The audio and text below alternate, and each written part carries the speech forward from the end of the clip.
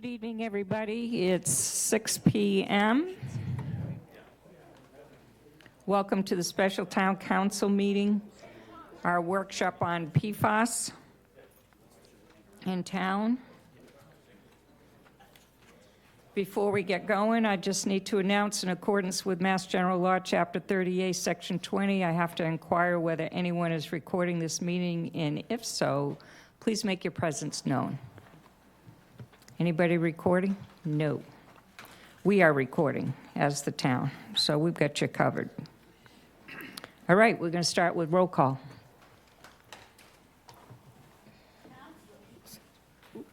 Councilors: Bloom, Here.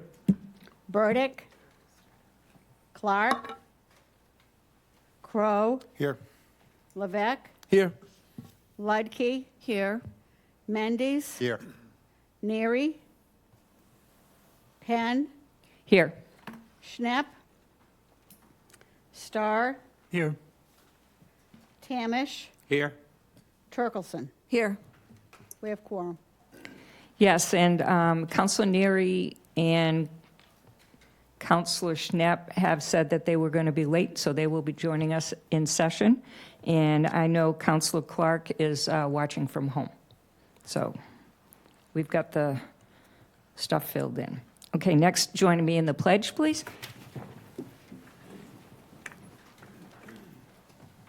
I pledge allegiance to the flag of the United States of America and to the republic for which it stands, one nation, under God, indivisible, with liberty and justice for all. And please stay standing for a moment of silence.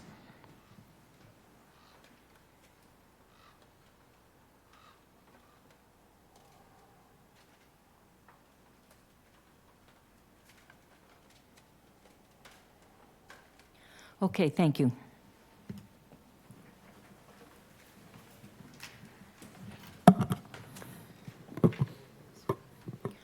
Welcome all, and I appreciate that the doors are open because of air circulation. I see that, but as you know, just in case, it's just for us participants, and the public, unfortunately, will need to be watching on television or the stream. So this is a workshop on PFAS contamination in Barnstable, and I'm going to introduce and ask Dan Santos to come up and start us off. Good evening. Dan Santos, Director of Public Works. It's great to be here tonight in the second of a series of town council workshops on water issues in the town of Barnstable. Tonight's workshop is on PFAS, which is basically short for per and polyfluorinated substances, PFAS, of which there are many, many, and you will hear more about that from our presenters tonight. I think it's very appropriate, obviously, that we're having this meeting tonight, given that this week the Environmental Protection Agency just created a standard for PFAS compounds in drinking water, a very rigid standard that the nation will need to comply with in the coming months and years. And again, we'll hear more about that from DEP and other speakers tonight. But I think PFAS in general, over the last 10 years, and probably more for some of the folks working on this that are here, it's really become the environmental issue for our time. And there have been various eras going back to the 1960s with Rachel Carson and DDT, and in the 70s with dioxin and Love Canal. You may remember reading about, hearing about in the 80s, polychlorinated biphenyls, PCBs, that were contaminating our rivers and streams and soils. In the 90s, ethylene dibromide was important and volatile organic compounds. And in the 2000s, is really going to be defined, I think, at least the early portion, as the PFAS era. And we have a lot of people throughout this country, and federal governments and state governments, working diligently to understand not only the health implications of the presence of these compounds in our environment, but what can be done about it and what we need to know about it to make good policy decisions as local policymakers, state policymakers, and federal policymakers. And so tonight, we've assembled a group of speakers as part of our role. My role in the Department of Public Works is to be responsible for all of the water resources in the entire town of Barnstable. And as you all know, that we have special districts, fire district and water districts in this town that have certain authority and jurisdiction, but that doesn't mean we don't work together, that they're not independent in the sense that they can't get assistance from the town and we from them. So we've been working together for many years, and I think this issue will bring us together even more and closer, because I think the consequences of this issue, the cost consequences alone, are so enormous that we need to work very closely together to make sure that we are making the best decisions for all of the town residents.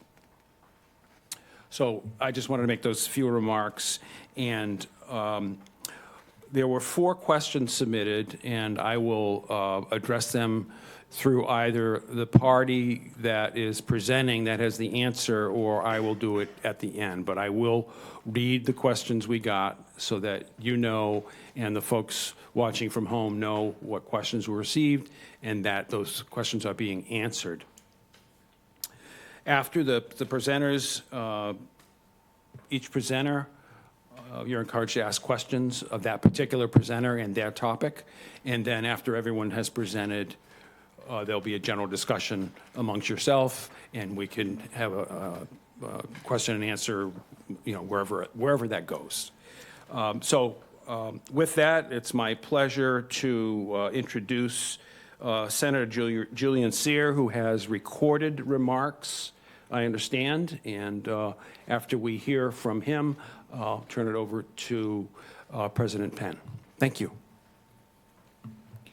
Thank you. Hello, thank you all for joining this special meeting. I'm Julian Cyr, as I hope you all know. I'm the state senator for the Cape and Islands District, which includes the town of Barnstable and 19 other communities across Cape Cod, Martha's Vineyard, and Nantucket. I'm sorry I can't be with you folks tonight, but I did wanted to just provide some information about forever chemicals, about per and polyfluoroalkyl substances, also known as PFAS, an issue that I've been working on certainly during my entire tenure in the legislature, and actually working on prior to joining the Senate. I worked for the Department of Public Health and the Bureau of Environmental Health when we were just getting our hands on these forever chemicals. So wanted to provide sort of an update on activities in Beacon Hill, discuss PFAS-related concerns relative to the Cape and Islands, and then update you on the roadmap forward, at least from a state perspective. As you're going to hear tonight from folks far smarter than me, per and polyfluoroalkyl substances, often known as PFAS, are known as forever chemicals because they can take over 1,000 years to break down. These products were first starting to be used in the 1940s, these chemicals, and really since they have become really ubiquitous.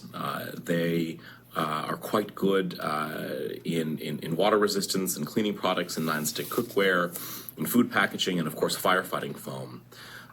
We also, unfortunately, have learned that PFAS has been linked to a number of health concerns and health problems, from thyroid disease to high cholesterol to certain cancers and diabetes. So this is something that we've been concerned about for some time. On Beacon Hill, I worked closely with my colleague, State Representative Kate Hogan, who is the Speaker pro tem in the House of Representatives, to find a path forward on addressing both PFAS contamination in Massachusetts and to stem and stop any further PFAS from entering our environment and from affecting human health. So we convened a task force in 2019. Representative Hogan and I launched an interagency task force that worked through about a year and a half with including 9 public hearings investigating the extent of PFAS contamination in Massachusetts, PFAS exposure to our health, the impacts of PFAS contamination on our communities, and also potential solutions for PFAS. We heard testimony from scientists, industry experts, government agencies, of course, and a whole host of other stakeholders to craft a set of policy recommendations and a unanimous interagency task force report. And that really led to, we completed those findings and a report in April 2023, and we organized those into 8 strategies around how we would address PFAS contamination in Massachusetts and how we would stem further exposure to PFAS. So first and foremost, the task force recommended that we would continue to fund PFAS detection and remediation to target cleanup, that we needed to provide additional supports, especially to EJ communities, environmental justice communities, right? These are the communities that have been really dumped on quite literally by industry, where we've located our power plants and such. We also wanted to, the report recommended that we expand PFAS regulation to limit contamination, that we focus in part on private well owners to encourage them to test for PFAS and install filters. Also, the report outlined how we can support firefighters who experience higher levels of PFAS exposure through their protective gear that has PFAS, and then to address public awareness, and then to ban PFAS in a number of consumer products that have really been linked to exposure. So that was in 2020, 2022, and then this last January 2023, Speaker Pro Tem Hogan and I essentially took that task force report and turned that into the Massachusetts PFAS Act, which we filed at the beginning of the legislative session in January 2023. And so that that bill establishes a fund for PFAS remediation activity, supports EJ communities with additional outreach. The bill phases out PFAS in consumer products. It supports private well owners with PFAS testing and remediation. We ban PFAS in firefighter turnout gear and also remove legacy firefighting foam that many fire departments have in their inventories. And really conducting a public awareness campaign to educate the public on PFAS contamination, its health impacts, and the state efforts for that issue. So that was filed earlier in the legislative session. It was assigned conveniently to the Joint Committee on Public Health, which I chair, and the co-chair, the Senate co-chair of that committee. We worked to further refine the bill, and this past February, we advanced the bill favorably out of committee. The bill is now before the Joint Committee on Healthcare, Financing, and I'm actually cautiously optimistic that both the House and the Senate will take up the Mass PFAS Act this legislative session, and we'll send this bill to the governor's desk for her signature. I want to close and really note that the town of Barnstable has gone to great lengths to address PFAS contamination and to ensure safe drinking water in the town, specifically in the Hyannis Water District. And this has included a myriad of activities, testing and monitoring for PFAS contamination, public outreach to affected residents in the water district, and really expanding and investing in wastewater and water infrastructure in the town to further ensure that we can address PFAS. Of course, all of you sort of know about these ongoing activities really, since 2016, where the town and the water district has really taken pretty robust action to really stem PFAS exposure for the water supply. Certainly that we all have constituents and members of this council, right, who had drank the water before 2016 and who have been exposed to elevated levels of PFAS. And we probably know that that's true actually for many of us. If any of us were to do biometric testing of our blood, we would find PFAS in our blood. We would find PFAS in our bodies. For some folks, that's from the drinking water supply. For others, that's through food packaging, through the fabrics we wear. Probably this 9-iron shirt I like to wear, which is very convenient, may have had PFAS in it. A whole host of textiles, products that we'll use each and every day. The Mass PFAS Act not only is going to provide additional resources to towns like Barnstable to remediate existing PFAS contamination, primarily in drinking water supplies, but really ensure that we no longer are using PFAS in any consumer products, and that we're really limiting ongoing exposure and risk. So the town of Barnstable's been leading the charge on this for a long time. I've been really proud not only to partner with the town and their steady hand here, but really in part because Barnstable has been in the vanguard of addressing this issue among municipalities in Massachusetts.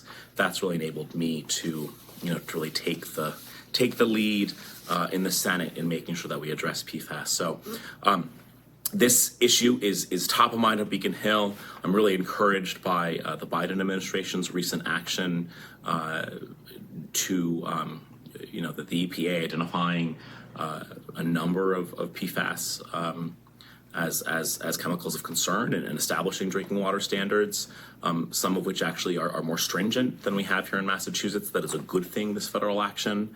And again, cautiously optimistic that we will get the Mass PFAS Act over the finish line this legislative session, which would be a tremendous accomplishment. So again, my apologies, I can't be with you in person, but through the magic of technology and video, I'm glad to join you.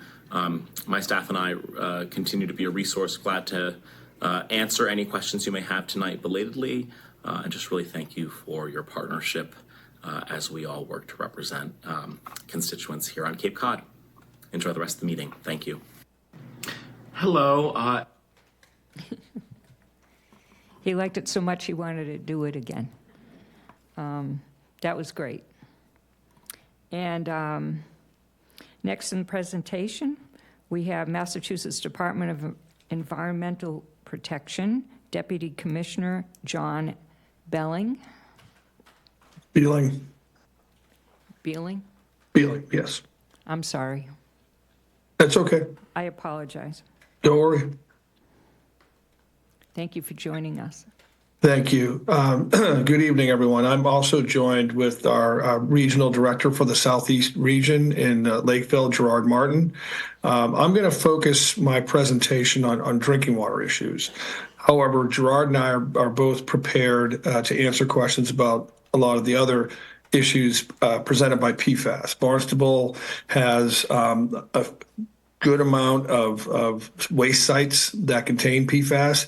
One thing to note is that that's not the only reason we have PFAS. I think, or PFAS contamination. I think a lot of people think about environmental contamination as coming from discrete locations. You could point to a disposal pit or a spill or something like that. PFAS is so ubiquitous and so widely used and widely spread, can show up in a lot of different places. I was previously the Vermont Commissioner of the Department of Environmental Conservation, and even in Vermont, which has very little industrial use, we get a lot of PFAS problems because it's in everyday products. It's in, as the Senator mentioned, it's in clothing, it's in cosmetics, it's in, just a wide range of products, which we've all used, all of us, and it's been around for 70 years. So you're not alone. You happen to have some locations that you can point to and say, yeah, the PFAS is coming from there. There could be contamination in Barnstable, as there is throughout the state. That isn't as obvious where the source is. So I'm just going to share my screen and go through a presentation. As I said, this focuses on drinking water, which is the most, frankly, dangerous path of exposure for PFAS chemicals, and something that we've been dealing with as a department for really about 8 years. So let me try to share my screen. Hopefully I'll pull this off. Can folks see that? Yes, we can. Thank you. All right. So the first slide, the senator covered a lot of this. I have to mention, I really appreciate the senator's efforts. He and Representative Hogan have really been doing a great job in representing the Commonwealth and trying to come up with some solutions. As he mentioned, one of the key elements of their legislation is to try to get PFAS out of commerce. And I think that's great. I also think that needs to be a national effort. We really need to just get it out of products because they're very persistent. And if we keep manufacturing things with PFAS, it's going to be that much harder to address them going forward. The senator covered a lot of what I have on this first slide, but just to review the bidding, they're widely used chemicals, have been around since the 50s, tons of different products used in firefighting foam, and I think that's one of the causes in Barnstable is some firefighting foam issues. They are extremely prevalent, extremely persistent in the environment. They're called forever chemicals. And as I mentioned, really the highest risk exposure comes from drinking water. And the senator went through kind of the types of health risks that have been associated with PFAS. It's noteworthy that there's a lot that are not cancer, right? I mean, we're used to kind of dealing with cancer risks. That's kind of one of the main objectives of environmental protection. But there's a lot of non-cancer risks that are associated with PFAS chemicals. Excuse me. So this is just to give you a sense. I'll note that I'm focusing on regulation here. This is like just government taking a look at PFAS. The health risks started to become known in the 80s. Both industry and I think it was actually the Department of the Navy really started looking at the fact that PFAS was dangerous for a lot of different reasons. And I think the very first studies looked at the harm it caused aquatic organisms. But in 2005, that's really the first time its impact on human health was identified formally by the government. It was the EPA. There was an advisory panel, and they studied the substance. This is really there's two substances that are the most prevalent, and it really were the first ones to draw attention to this class of chemicals. That's PFOS and PFOA. And in 2005, EPA identified those chemicals as likely human carcinogens. 2009, excuse me, again, this is non-enforceable. This is these are health advisories, just taking a look at these things, just making the public aware. And they recommended a lifetime drinking water health advisory, which recommended a maximum exposure of 200 parts per trillion for PFOS and 400 parts per trillion for PFOA. Those are very low levels. In my field, I've been doing this very long time. You don't see levels set that low very often. It's usually in the parts per billion range. The only other chemicals that I'm aware of that we regulate down to the part per trillion level are dioxin, which most of you have surely heard of, and certain types of PCBs. And it's the same. It's really for a lot of the same reasons. They're very both of those things are very persistent. They stay in your body for a long time, and they have effects at a very cellular level or even subcellular level. So they're regulated to very low amounts. 2012.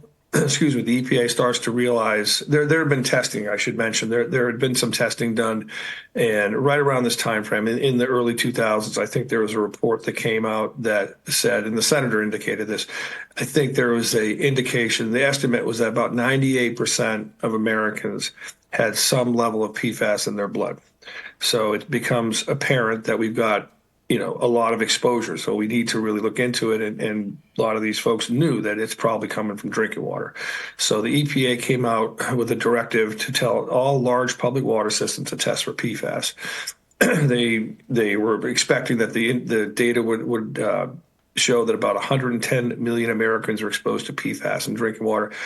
That's held true. I think the number is still right around 100 million, maybe more. So roughly a third of our country. 2016, more science, more data, and EPA lowers the number. And so it issues a far stricter lifetime health advisory for, again, just those two chemicals, PFOS, PFOA, 70 parts per trillion. Vanishingly small, right? That's a very low level, but it's indicative of the dangers that these chemicals pose. Really, the first official action taken by Mass DEP was not a drinking water issue. There was guidance issued for the cleanups. The Massachusetts contingency plan is what governs cleanups of waste sites. And so for the first time, DEP issued guidance saying you got to start sampling for this stuff at waste sites. So that was really our first touch of the PFAS issue. It took a little bit of time, but in 2020, Mass DEP was one of the first in the country. Where I came from, Vermont also had a standard, but very few states. But Mass DEP got out ahead of this, could see what was coming, and established its own standard. Now, remember that 70 parts per trillion from EPA, that was not enforceable, right? That's just an advisory. It's like, be careful if you're getting levels above this. This is an enforceable standard. So we're saying you got to keep your water below this level, or else you've got to put treatment in, either treatment or blending or some approach which gets the levels down. Excuse me. So where we set our standard was 20 parts per trillion. I'll use the same terminology.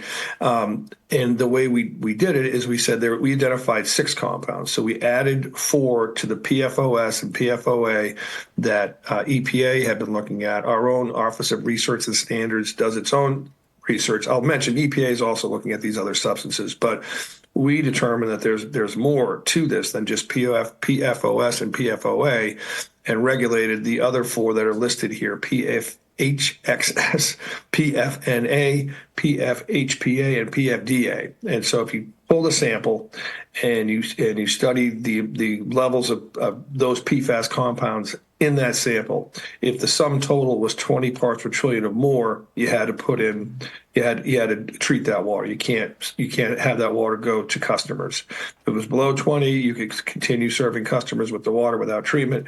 But if you were above the 20, you needed to treat it. So we've been at this for about 4 years. It was actually late 2020, so it was more like 3 years. But we've been regulating PFAS for a while now. So just yesterday, EPA released its maximum contaminant levels. These are the federally enforceable levels. And so they have gone, these are, again, quite low. So PFOS, 4 parts per trillion, that's down from the 70 in 2016. PFOA, 4 parts per trillion. And then there's 2 that Massachusetts regulates, PFHXS and PFNA. Those are at 10 parts per trillion. Now, the other chemicals that are listed here, they call these Gen X chemicals. I put that in bold because those are not presently regulated under Massachusetts law. And PFBS, that's not regulated under Massachusetts law. And it's a little bit confusing, but there's really 2 different ways that you can reach exceedance. One is if you pull a sample and any of those numbers are exceeded, the 4s and the 10s, then you got to put in treatment. And then another way of looking at it, and this is what EPA has established, it's a mixture. And because they found that a lot of studies, a lot of samples show that there's mixtures of these chemicals. If you add them all up, and then they use something called a hazard index of 1. And how that works is, I'll use a very easy example. If you had 10, let's say you had 5 parts per trillion of PFNA, that would be 5 over 10, right? So you'd have 5, and then you had 5 over 10 of PFHX, then you add them up, you have 10 over 10, you reach the index of 1. So you could be below the regulatory number of 10 parts per trillion for each individual compound. But if you add them up and doing the equation on the bottom, you get to 1, then you got to regulate. Did I skip one? Okay, so these just came out yesterday, and there's going to be some time to work on these. So I wanted to give you a sense of timing. And so the way this works, we have 3 years to do initial monitoring. The good news for Massachusetts, we've already done this. Right? We've tested every public water system in the state. So that really doesn't apply to us. You're gonna keep doing it as is required, but in terms of knowing what's out there, a lot of states haven't looked at this. It's a little bit of head in the sand. It's like, well, I don't have to worry about it, but they're going to start. So a lot of states are going to be playing catch up. We're in good shape in terms of knowing what the problem looks like. And then after So that's going on, and then you've got some reporting requirements have related to that sampling, and then and see, the thing is with us, this already existed, right? So public notification for monitoring and testing violations. So the difference now is that instead of using the 20 parts per trillion for the six, you have to provide public notification for the new standards, right? Doesn't mean you have to take action to achieve the new standards, but you're going to have to start reporting those standards. And then 5 years following rule promulgation, which is 2029, that's when we have to comply with these new standards, which I mentioned. So they've gone down. I will mention for the town of Barnstable, there is one public water supply that at present doesn't require treatment. It's the Marstons Mills Centerville system. If I get that wrong, Gerard, correct me. But there's one of the public water supplies in Barnstable is going to have to put on treatment based upon these new standards. So that's the only direct impact of these regulations on Barnstable. Barnstable is already treating 3 of their public water supplies. They're in compliance. Shouldn't have to do anything further for those. But there is one water supply that is going to be impacted by this rule. And just to give you kind of a sense, across the state, there's about 86 public water supplies that are treating for PFAS. And as a result of this rule, there's going to be an additional 95 that are going to have to start treating because the standards are lower. So that's the impact on our state. There's a lot of resources available. There are grant opportunities. There are loan opportunities. We have lots of different ways of helping communities deal with this. And I believe Barnstable got over $2 million. Was it a grant, Gerard? I can't recall if it was a grant or I believe they got a grant for one of their systems. So we're by a district, yes. Great. So that's that's another role that we play. We regulate, but we also are here to help guide you through these processes to try to help you get money. There's a bunch more money coming down to deal with this. I believe when they announced this, the new standard, they announced about $1 billion more to go into dealing with PFAS. Just last year, we awarded about $38 million for dealing with PFAS and small or disadvantaged systems. I believe we're due to get another $19 million for those communities this coming year, and I expect it's going to keep coming. It's one thing that the federal government is stepping up. They recognize that these are challenging numbers to achieve, and frankly, it's something that we all, as a country, need to address and not put it all on ratepayers or I mean, it's obviously taxpayers overall, but it's better if it's spread nationally than at the community level. So we will work with you to help you with this. Another aspect of the recent announcement is traditionally the grants that they provide to us go only to public water supplies, to districts, and to there's different ways to structure these things, but some of that $1 billion will also go to private wells. And so we're going to need to figure out how to manage that. I'm not sure how much we're going to get, but there will be some money available for private well owners, because I think I talked to Dan yesterday. It sounds like you do have at least one area of town with a fairly significant number of private well owners. And maybe they don't have PFAS, but some of this money could be used for sampling and then potentially for remediation. So it's something as former commissioner at a very rural state, which had lots of private wells, I'm concerned about, because I don't think it's equitable to address this problem only for someone who lives in a town that has water supply. I mean, if you have a well, you're just like anyone else, and you ought to have the same kind of protections afforded to other citizens. So that's my presentation. I'm pretty certain there's probably other things you want to hear from us, and I'm willing to take any questions you might have. Thank you for that. Very informative. Questions? Council Lutke. Thank you for that very thorough presentation. I had a question. You said that right now 86 public water supplies are treating, and an additional 95. Could you give that in a percentage? How many total are there in Massachusetts? What percentage of the ones in Massachusetts And you also indicated that Massachusetts is perhaps head of the other states. Are other states comparable? Do you know, are they comparable in terms of their percentage of municipalities that are treating?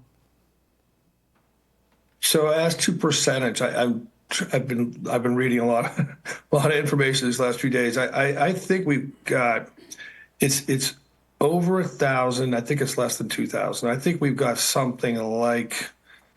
I mean, I'll check this, but I think we've got something like 1,800 public water supplies.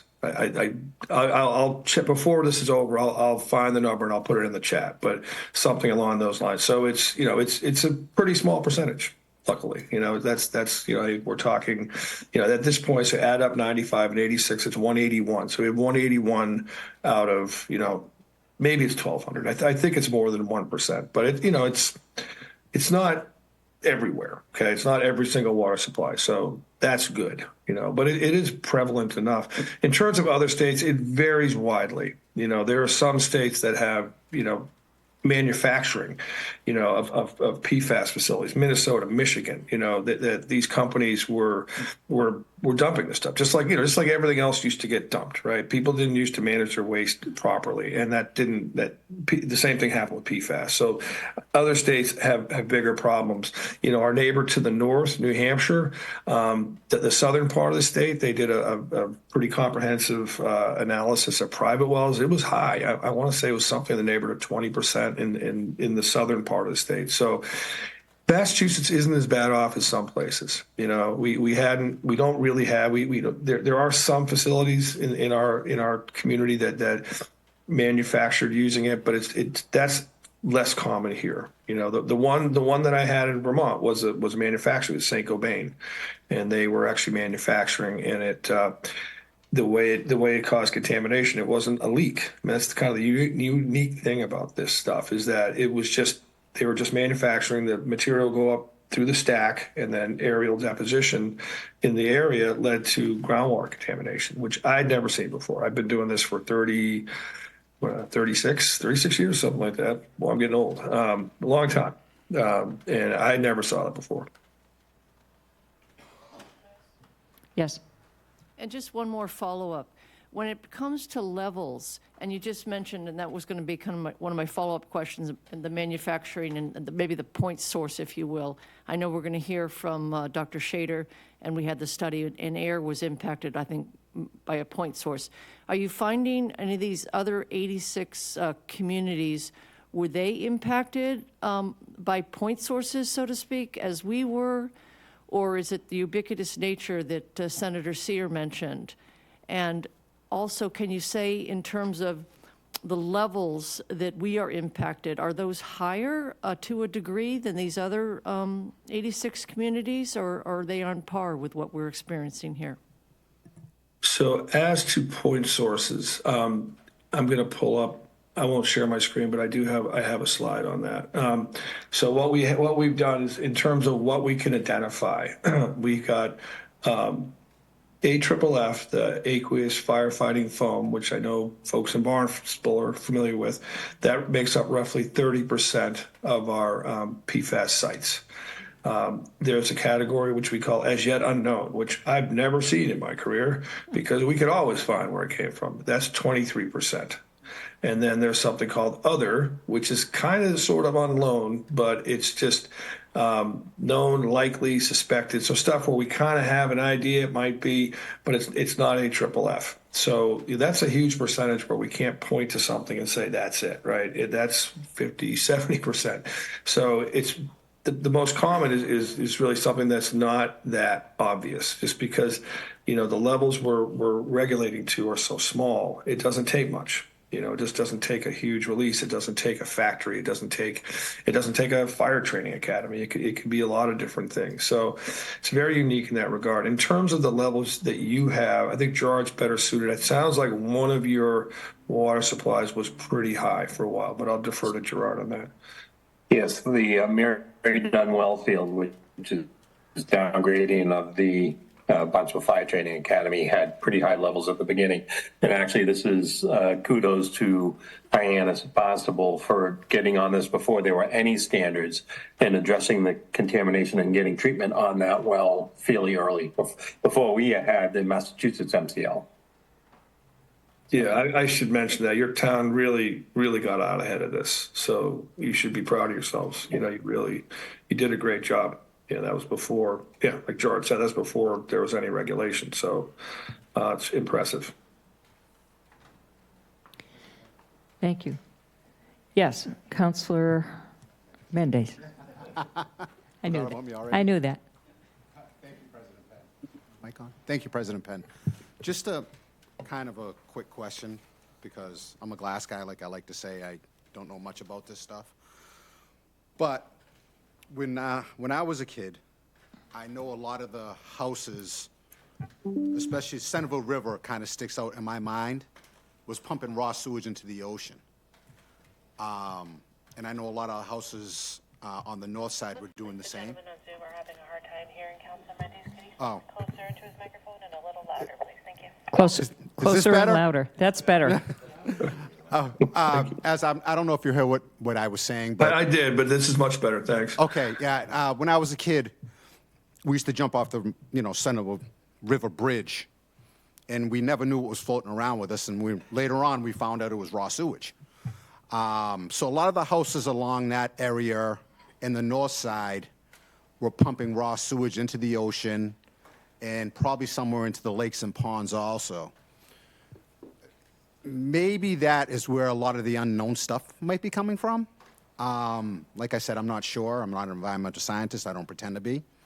But also, with our sewer system that we have going in, shouldn't that alleviate a good amount of it? Obviously not all, but a good amount of it?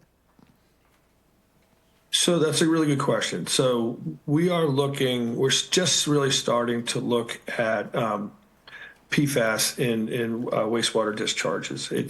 I should mention, it's not technically regulated because there is no surface water standard for PFAS. There's going to be, but there isn't one at present. But we're starting to look at it. And I could tell you from Vermont, for example, we commissioned a study to look at wastewater effluent, and not surprisingly, it's in there, right? It's coming from everywhere.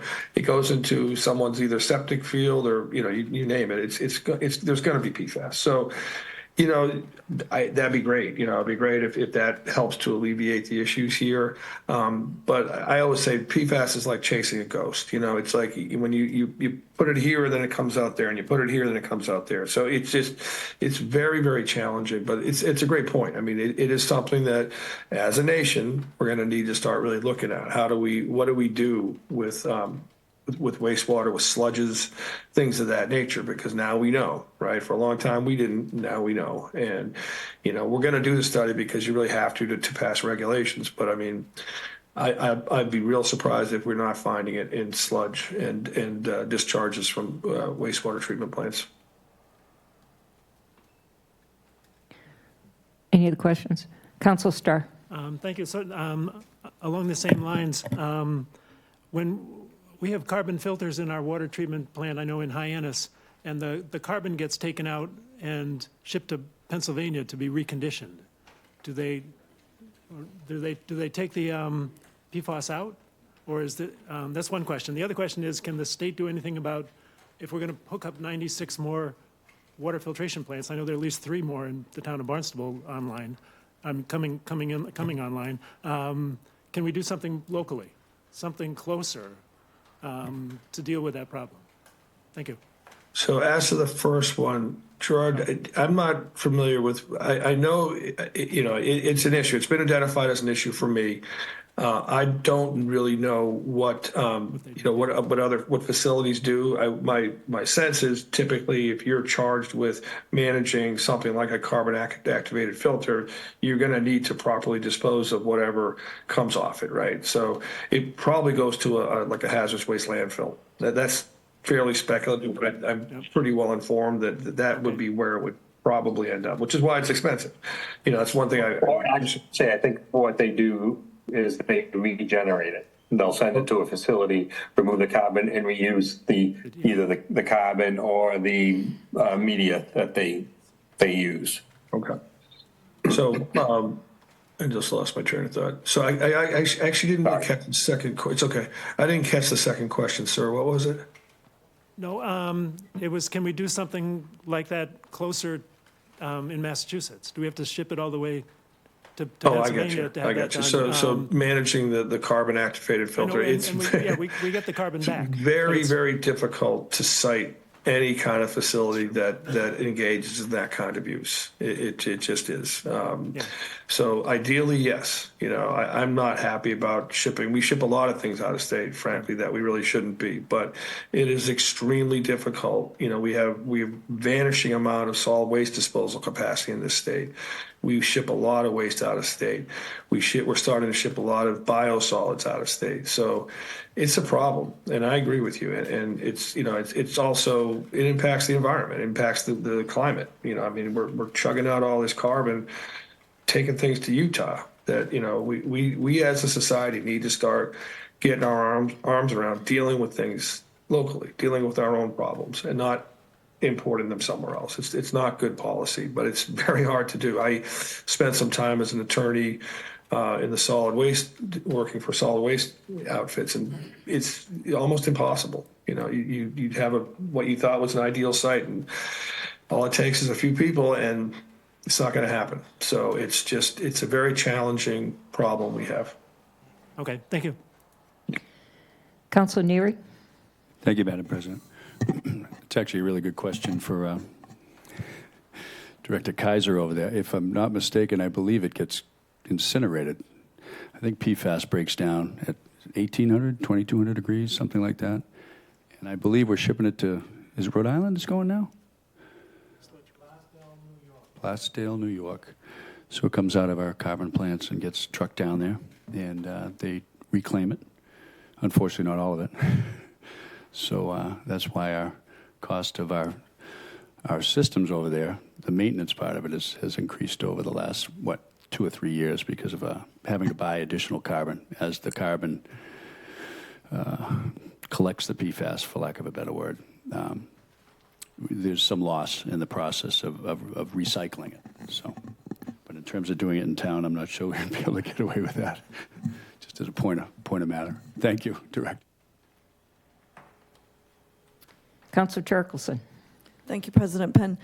So my understanding is that there's going to be more funding now for obviously containing and cleaning up, and we're ahead of the curve and have spent substantial monies already. How long will it be until we have access to these new funds so that hopefully we can defray some of the costs that we already know that we've been handling on our own? I'll have to get with my fiscal people. They just announced it yesterday. So I'll tell you, the last go around was pretty efficient. So I'm hopeful we'll start getting some money this year, but I'll have to, I'll get back to Dan on timing once I know anything. Frankly, we're going to work very hard at making sure everyone's aware of funding sources. So we'll be sending letters out to any affected community, just letting them know that the grants are available or they're coming, right? And just make yourself write a good grant application. So, the announcement was just yesterday, so it takes a little bit of time to dislodge those funds, but hopefully they'll start flowing this year. We already, even prior to this latest announcement, we were online to get another 19 million this year. So it's better than it's been in most of my career. Most of my career, we didn't see this kind of money. There would be standards lowered, and it really fell to the local community or the state. And so the feds are stepping up here, and hopefully will continue to do so. Thank you. Councilor Lutke? Yes, thank you. Just a final follow-up. John, you had mentioned the surface water standards. You said that they are not in place yet, but that you felt that they were coming. Do you have any insight into who's working that? Is that being worked at the federal level? And do you have any anticipated timeline for that, or what might drive that? What kind of process would be put in place to determine that? The last I heard, it's been a while since I've talked to anyone about this. It is being worked at the federal level. I want to say the last estimate I heard was a couple of years. These things take a really long time to establish. There's a very arduous process in looking at the impacts of these of any kind of chemical once it gets into surface water and the types of organisms it interacts with. So it's probably going to be a bit. We typically would tag along with the feds on something like that. It's very labor intensive. It's very complex. I mean, one thing just to be aware of, I mean, typically, surface water discharge levels are much, much higher than drinking water levels, right? I've never seen one approaching it. So it's going to be higher. The question is how low are they going to set it, So once we get there, I mean, I will tell you, just to mention, so you probably have heard that Massachusetts is not a delegated state for surface water discharges. It's still the EPA that manages surface water discharges in Massachusetts. And so one thing but we do have kind of parallel permitting for wastewater discharges. So both us and EPA have been requiring monitoring. We're ramping that up. So we're starting to look at it. I think the last I heard we had it in about 50 permits, but kind of those permits expire every 5 years. So anyone that expires now is going to have to monitor for PFAS. So the good news is we'll have a pretty good sense of what we got. By that time there is a surface water standard and have an idea of what type of treatment wastewater treatments, that could be really difficult and really challenging to treat wastewater to a low standard. But we'll have to wait and see. Thank you. Thank you. Council Bloom. Go ahead. Thank you, Madam President. I learned at the last meeting that we had that we tested for about 40 different types of forever chemicals. Also learned that there are 1,400 maybe to 1,500 of them, and so that's a lot of forever chemicals that we do not test for. And I'm wondering if you know have there been any? Is there any research done on how much of these untested chemicals are in our water? Will the carbon filters, can we assume that the carbon filters will take care of them? They take care of the other chemicals pretty well. Can we assume that they'll take care of these too, even though we don't test them, that they'll be filtered out? And I'm just concerned about if the carbon filters are taken somewhere and burned, is there a release into the atmosphere of PFAS chemicals, or do they deteriorate in the process of being heated up? I know we have a lot of experts ahead of us, but I don't know if anybody can answer that. If you can, I'd appreciate it. I'll try it. I might have to go back and ask you to refresh me, but I'll try to do them. So I believe there's almost 15,000 PFAS compounds. In terms of which ones are of concern to health professionals, that number is quite a bit smaller, but it's a lot more than the 8, right? We have 8 right now. We regulate 6, and there's 2 other ones that EPA added. There's going to be more. I can guarantee you that. Every day, they're looking at more and more compounds, and I could get, we have scientists who could explain to you why. I'm not a scientist, but there's a reason why some of them are more dangerous. So the list is going to get bigger. I think that is beyond shadow of a doubt. I've heard, I don't want to speculate, but I know they're looking at least 30 at this point. And so the list is not static, it is dynamic. So we will start finding more PFAS compounds that are of concern. And in terms of whether carbon technology will treat those, we'll test, right? We'll find out. So we'll be able to establish if that's the appropriate form of treatment for those compounds. On the question of incineration, EPA just issued some guidance on destructive technologies. I think I heard one member of your council mention 1,800. I think they're saying it's higher now. I think they're saying more in the 2,000s. There was a, excuse me, again, everything's far away. There's an incinerator, I want to say it's in Colorado, that is achieving about 99% destructive capabilities. But, we can't all ship our stuff to Colorado. I am concerned about using incineration at less than these destructive numbers, because that could potentially lead to further deposition, further contamination. So that's a concern of mine. It's something that I've asked my Office of Research and Standards to start looking at. We're going to start getting some data. There is it's called pyrolysis. It's very high energy, high heat process down in New Jersey that just started running this year. And they have agreed to share their data with us and see how their technique works. They had made some, overtures towards siting a plant here in Massachusetts. Hasn't really gotten anywhere, but we're starting to. Hopefully, we'll get some data. I'm always an optimist. I'm hoping that we're going to come up with something, right, that works, because the continued use of lower heat or lower temperature incinerators, I find worrisome. Did I answer all your questions? Yes, thank you very much. Thank you. Thank you. Mr. Martin, did you have anything you wanted to add, or are you just backing up? Okay. Yep, no, I agree with John. Okay, thank you. We appreciate you joining us, and you're welcome to stay on and listen to the rest of the program if you so choose. That'd be great. Great, I think I will. Thanks a lot. Thank you. Good luck, everyone. Thank you. Our next presenter is from Silent Spring Institute, Dr. Laurel Schaider, PhD, Senior Scientist in Environmental Chemistry and Engineering. Yeah, please. And if you're okay standing, that'd be great. Make sure the green light is on the bottom, okay? Great. Thank you. All right, well, while she's getting my slides pulled up, there they are. Great. Well, thank you so much for this opportunity to be here. It's great to see familiar faces and some new faces here on the Town Council. Thank you very much. It's a great opportunity to share with you the work that Silent Spring Institute has been doing on PFAS since 2009, and to put that in the framework of the evolving regulations as we've been hearing about.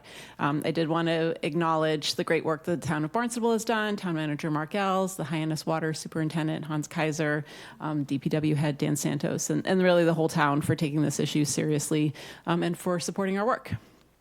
I know many of you are familiar with Silent Spring Institute, but I did want to start by telling you a bit about our organization. So we're an independent nonprofit research organization, and we're focused on understanding links between everyday chemical exposures and health, with a particular focus on women's health and breast cancer prevention.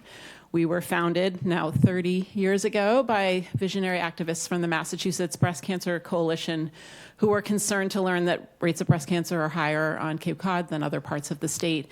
And they saw a need for more research to better understand environmental causes of breast cancer with the goal of prevention. I wanted to acknowledge Cheryl Osimo, who's one of the co-founders of Silent Spring Institute. She's our Cape Cod Outreach Coordinator and also the current Executive Director of Mass Breast Cancer Coalition. She's been an amazing partner on our 3 federally funded PFAS research studies. And our scientific research organization collaborates with MBCC and other advocacy groups to extend the impact of our work. So since the 1990s, researchers on our team have been studying endocrine disrupting chemicals and other unregulated drinking water contaminants here on Cape Cod, with the goal to try to address the question of whether water may be playing a role in the elevated rates of breast cancer here on Cape Cod. So I started working at Silent Spring in 2009, so I came partway through this trajectory of research. Our earliest work, dating back to the 1990s, focused on hormones and hormone-disrupting chemicals in septic systems and groundwater. We've looked at hormones and pharmaceuticals and consumer products in ponds and estuaries. And then our most recent work has focused on public and private drinking water wells. So for tonight, I had prepared a PFAS 101. I think maybe I'll skip over most of that because we've had a great introduction from the previous speakers. And then I prepared a timeline to share about the work that Silent Spring has been doing since the 2009 when I started working at Silent Spring, and we started to investigate PFAS and kind of overlaying that with the evolving landscape of regulations and other actions at the state level and the federal level. And I'll conclude with some resources for learning more information. So your event tonight is well timed with EPA's announcement yesterday of the first federal enforceable drinking water standards for PFAS. This is really a big deal. It's taken a lot of work from scientists and advocates and regulators to get us to this point. So it's great to see EPA is taking action across the country to address PFAS. Of course, here in Massachusetts, public water supplies have already been addressing this issue for several years already. Of course, it's not just about drinking water. Regulators and scientists are concerned about exposure or accumulation in fish and exposure through fish consumption. There are efforts, as Senator Sear mentioned, to turn off the tap and to reduce our reliance on products that contain PFAS to avoid future contamination, and seeking to understand all the different ways that PFAS can get into the environment. For instance, a composting facility that was a source of contamination in the town of Westminster. So yes, PFAS are a broad family of chemicals. It's not just one thing or two things. It's over 14,000 different compounds. Some of these are large polymers that are embedded into products and maybe not all that mobile in the environment, but others are smaller molecules that can move through the environment, get into water, and get into our bodies. Some PFAS can accumulate in our bodies for years. They have an extended half-life. So that means even if we stop being exposed, it can take years for the amount of that chemical in our blood to go down by half, and then that same amount of time for it to go down by half again.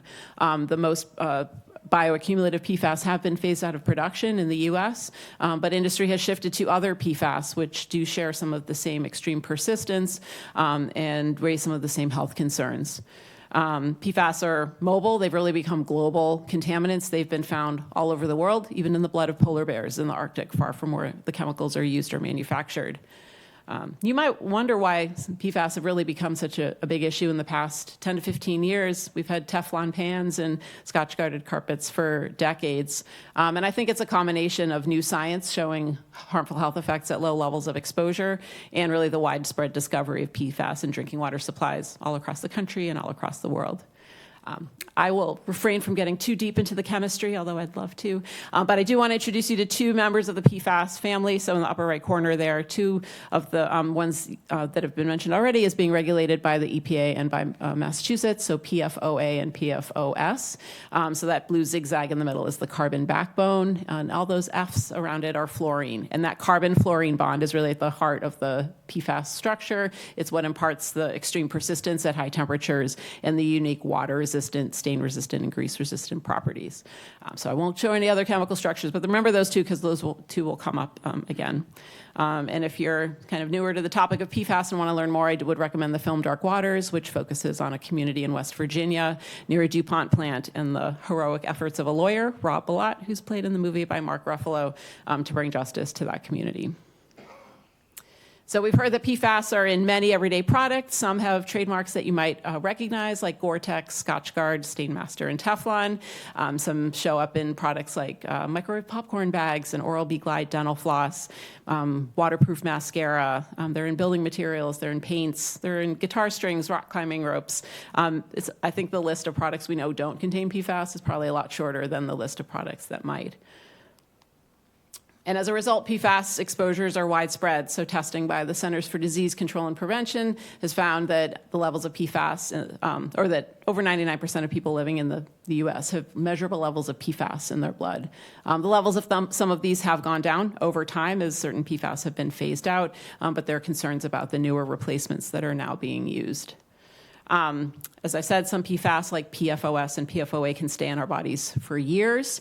The newer replacement chemicals can stay in our bodies for weeks to months. So that sounds better, but that's still not rapid clearance. So these are chemicals that do really stay around in our bodies. And many of the newer PFAS haven't been studied, so we don't have a good understanding of how long they can last in our bodies.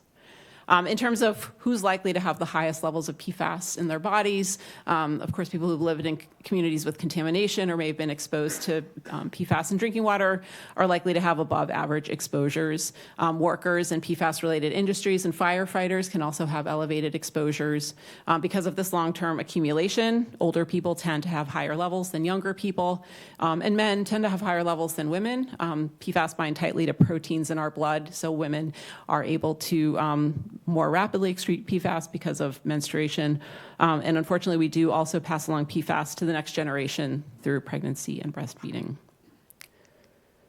And all of this put together is hugely concerning because exposures to PFAS have been linked to numerous different harmful health effects. And we've heard about some of these already. So increased cholesterol and risk of obesity, decreased antibody response in response to routine vaccinations, particularly in children, effects on the thyroid, liver, and kidney function, reproductive effects such as decreased fertility, developmental effects, small changes in birth weight, changes in bone density. For us as a breast cancer organization, we're concerned that some PFAS have been found to impair mammary gland development in laboratory animals because we think that may indicate a risk of breast cancer and other types of cancer as well. Kidney, testicular, and prostate cancer have also been linked to PFAS. So really, if you think about our bodies, like every major organ system has been found to be linked to PFAS exposure. There's a lot that we do know, but there is also a lot still to learn, particularly about the newer PFAS that are currently being used in products. I'm mostly going to talk about our water quality research, but I did want to note that our research has also added really important information to the body of knowledge about PFAS exposures from food packaging and from food, consumer products like dental floss and stain-resistant carpets. Last year we did a study where we found PFAS in many stain-resistant and waterproof products marketed for children and adolescents. With respect to environmental contamination, there are thousands of known contamination sites across the country and likely thousands more that where we suspect there may be PFAS contamination, but there hasn't yet been testing. This is a map that our PFAS REACH team has developed in collaboration with Northeastern University, showing known and presumptive contamination sites all across the country. So Hyannis is certainly not unique in facing these kinds of challenges. How do PFAS get into water? We've heard some of this already. Where we tend to see the highest levels in the environment relates to AFFF firefighting foams, fluoropolymer production facilities, so 3M DuPont plants where these chemicals are manufactured, and other industries. And then more common sources that are likely responsible for lower levels of PFAS in more areas include discharges from wastewater treatment plants and septic systems. PFAS don't break down readily, so wastewater treatment plants and septic systems aren't designed to handle these types of chemicals. Some of them will end up in the effluent, and the rest will accumulate in the sludge, which may be applied to land. And leachate from landfills can be another source as well. So here in the Cape, and I know we'll hear more about this tonight in terms of where the highest levels of PFAS have been found. These include fire training areas at Joint Base Cape Cod and here in Hyannis, close to the Fire Training Academy and the airport. And then through our work and other studies and testing by public water supplies, lower levels have been found in many other places around the Cape from some of the types of sources I mentioned. So now I'm going to go through a timeline to tell you about our work on PFAS and to overlay that with other local Massachusetts and federal benchmarks and events that have happened related to PFAS. So Silent Spring Institute was actually the first to test for and find PFAS in public drinking water wells starting back in 2010. This was part of a broader investigation of unregulated contaminants in public drinking water on the Cape. We were also looking for pharmaceuticals and flame retardants, and we tested for PFAS and PFOA among the other contaminants we looked for. Through this work, we tested 20 public wells in 9 water districts, including the 4 water districts here in the town of Barnstable. At that time, the lab we worked with was only testing for PFAS and PFOA. This was back in 2009, before there was the availability of as many analytical methods as we have now. 8 of the 20 wells had detectable levels of PFAS, and 2 of the 20 wells had detectable levels of PFOA. And the highest levels that we saw were here in Hyannis. I'll note that we didn't didn't test the Mary Don wells specifically, which were later found to have the highest levels. So I'll just draw your attention to the 4 water districts here. In Barnstable, again, the Hyannis results really stood out as being higher than the other water supplies we tested. The Barnstable Fire District also had some detections, and one of the COM wells that we tested did as well. As a second phase of the study, we also looked at PFAS in private drinking water wells. So we were also the first to test for these types of contaminants in private wells. So a subsequent study included 20 private wells throughout different parts of the Cape. And PFAS were among the most frequently found contaminants in that study, second only to an artificial sweetener called acesulfame. We found a combination of legacy PFAS, like PFOS, as well as the newer replacement compounds that are now being used in products. So over half of the wells we tested, or 4 chemicals were found in over half of the wells that we tested as part of that study. We've done some additional private well water testing as part of the STEEP Superfund research program, which we're conducting, which is led by the University of Rhode Island, and that we're also partnering with Harvard University on. We've done 2 rounds of private well water testing as part of this study. And one trend that we've noticed is that wells with higher levels of nitrate also tend to have higher levels of PFAS. So this was our most recent round of testing. And what we found was for the PFAS-6, that the higher nitrate wells had about 3 times the PFAS-6 on average as the low nitrate wells.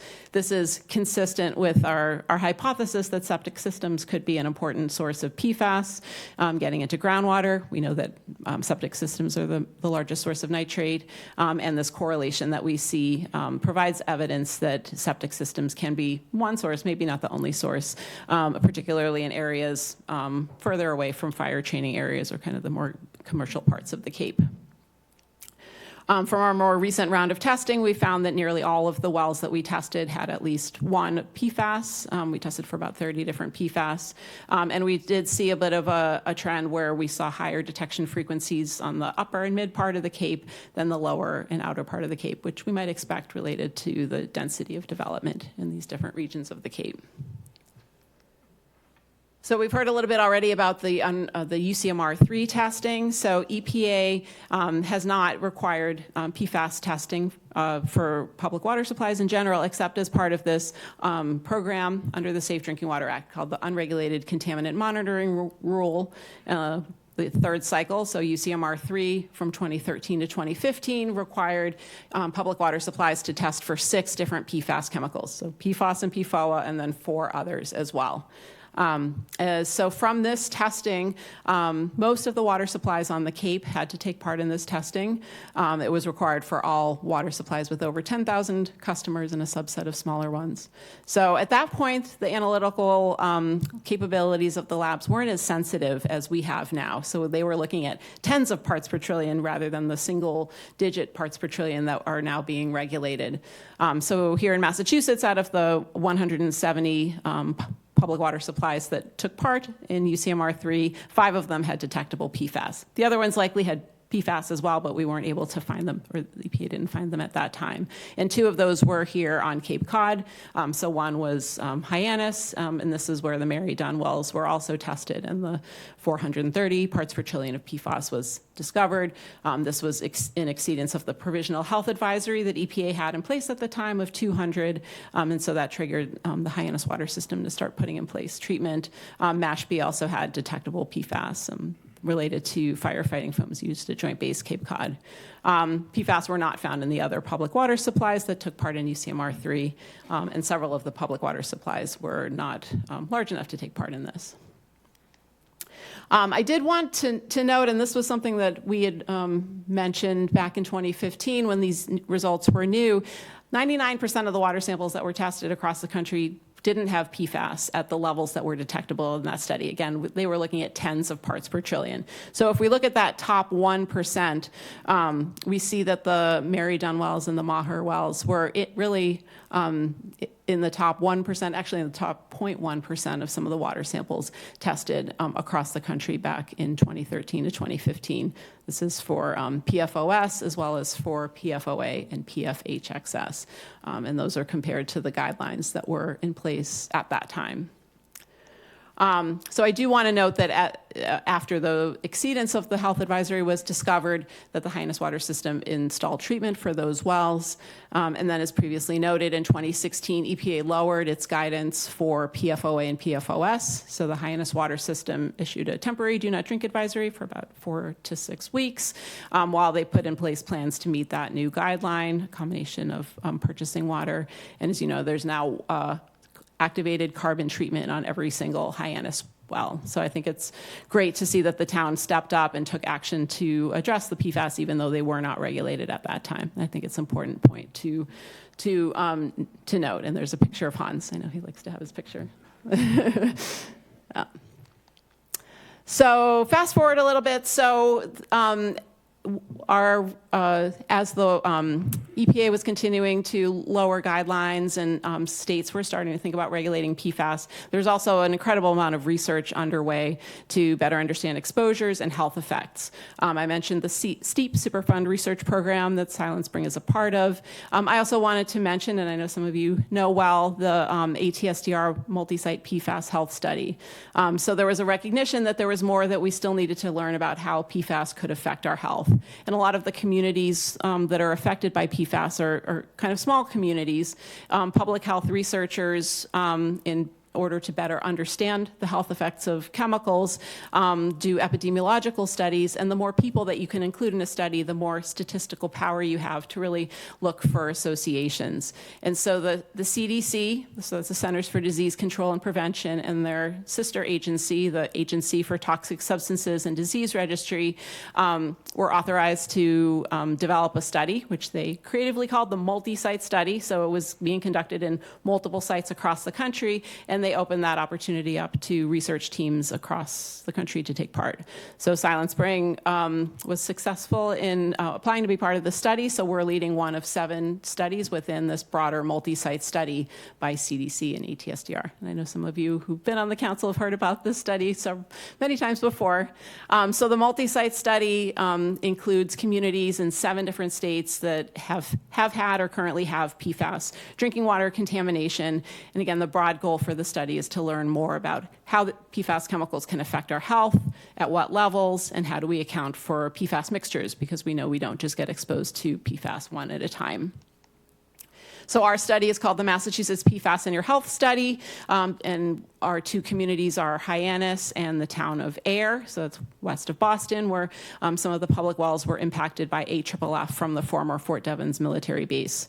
So Silent Spring Institute is leading this effort in collaboration with other researchers from Harvard School of Public Health and with the Eastern Research Group. Locally, we're proud to be partnering with Cheryl Osimo and her team at Massachusetts Breast Cancer Coalition, and we also worked with a different environmental group in Ayer for our recruitment and community engagement in that town. So just a quick timeline to remind you of the major benchmarks for the study. So the study was announced in September of 2019. COVID happened, so there were some major delays with that. So it took a couple of years for CDC and ATSDR to receive the approvals for all the protocols and for the study to be launched. We launched our recruitment here in Hyannis in November of 2021, and then a second phase in Ayer in 2022. We kept recruiting here in Hyannis, and then in September of 2023, CDC and ATSDR ended data collection for all the sites so that we could move on to the next phase of the study, which is to analyze the data. So in case you're curious what the study included, our study included adults and children ages 4 to 17. Each of the 7 sites had a goal to recruit 1,000 adults and 300 children for each. So that was our goal across our 2 communities. The study had a couple of components from the perspective of participants. Participants were asked to come to our study office for a blood draw and for a clinical visit where we collected height, weight, blood pressure, and other routine clinical measures. We administered a questionnaire, and then we had a set of neurobehavioral tests as well for children to complete. We hope to have another community event within the next couple of months to share what we've learned so far about PFAS levels among our participants.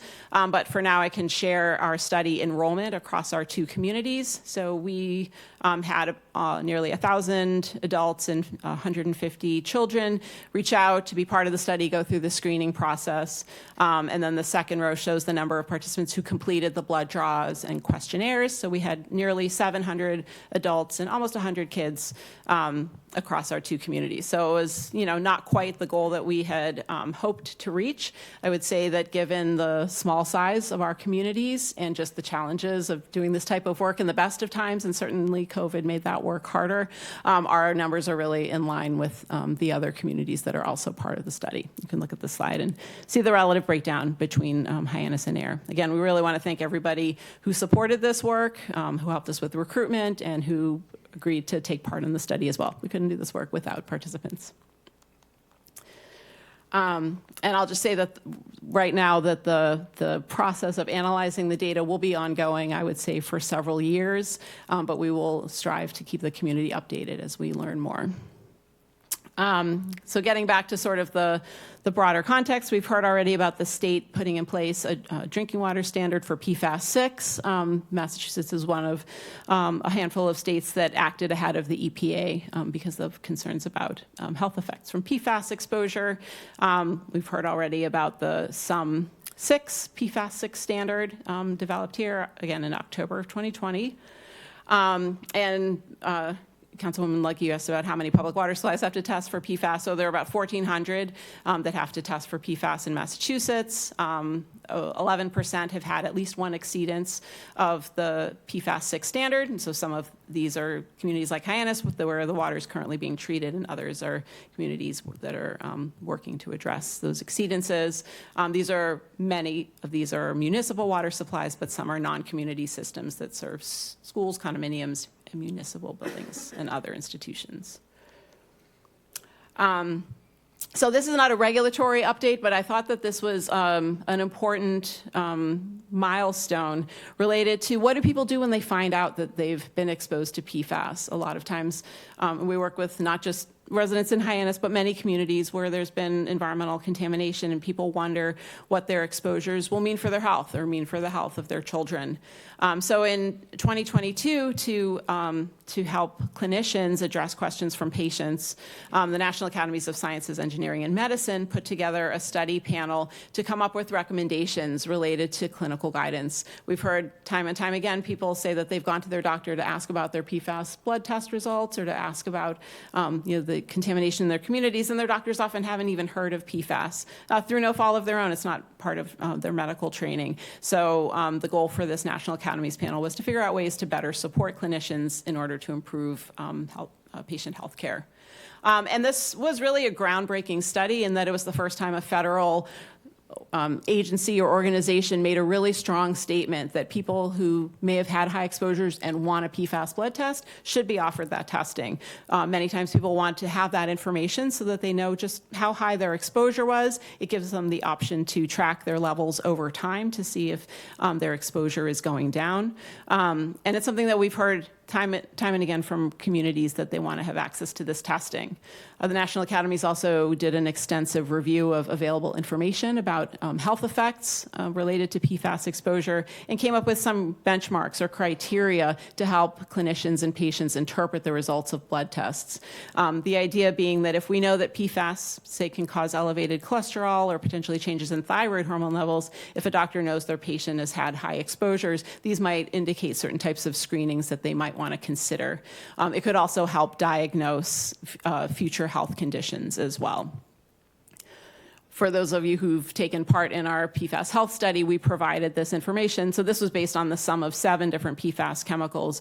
And so we added this onto the report back for our participants in our study to help with that process of interpreting the results of the blood tests.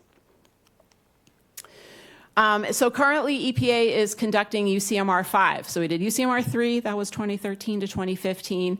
UCMR 4 didn't include any PFAS. So we're on UCMR 5, which started last year and will end next year. So again, all large water systems and some small water systems are now testing for 29 PFAS, and the detection limits are lower. So these are now more sensitive tests that are more informative with respect to the current guidelines and standards.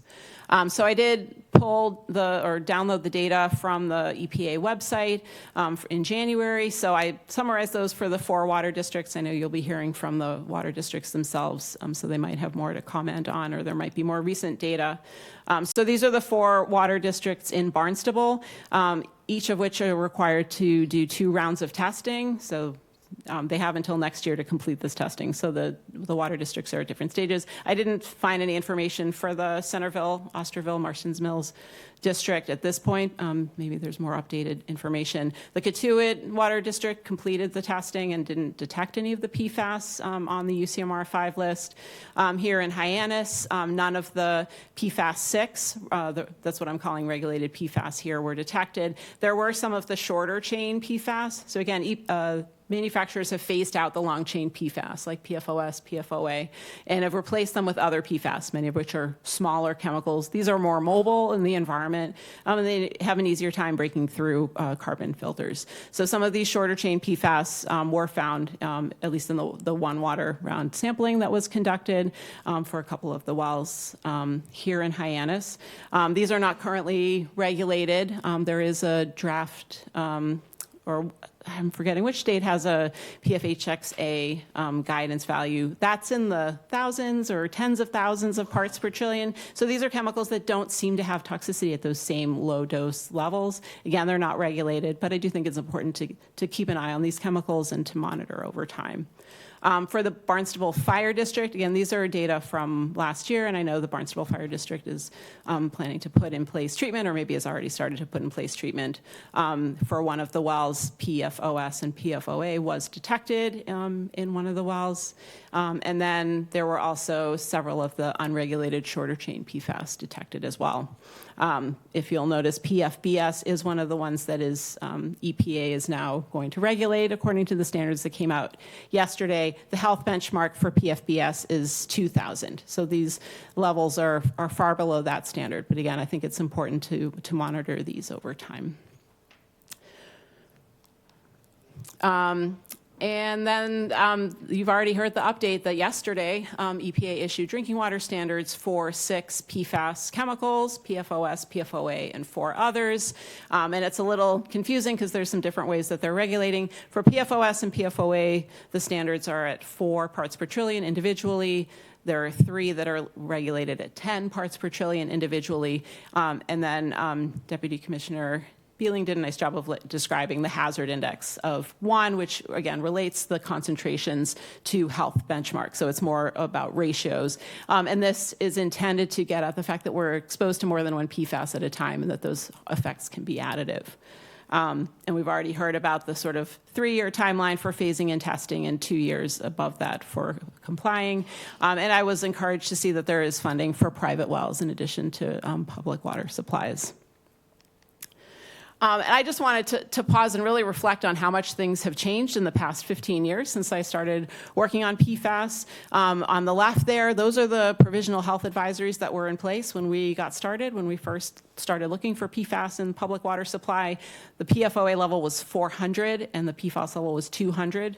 Then they lowered it to 70. Last year, EPA released health-based guidelines, so not thinking about practicality or cost or anything, just what should be the level, the appropriate drinking water level, just thinking about health. Those are actually less than 1 part per trillion. But in developing the standards, they also had to create levels that could be measured so we could ensure compliance. So, but looking at those levels being at 4 parts per trillion, which is basically 100 times lower than where we started, I'm really encouraged to see that EPA is taking this strong action. I wish it hadn't taken so long. And it does really point out the challenges with our chemical regulation policy where we presume the chemicals are safe until proven otherwise. PFAS will be with us for generations given their extreme persistence, and I hope that we can learn and do a better job in the future to keep chemicals like PFAS out of the environment. So with that, I just wanted to point you to some resources in case you'd like to learn more about PFAS. Our PFAS Exchange website is developed by our PFAS Reach team.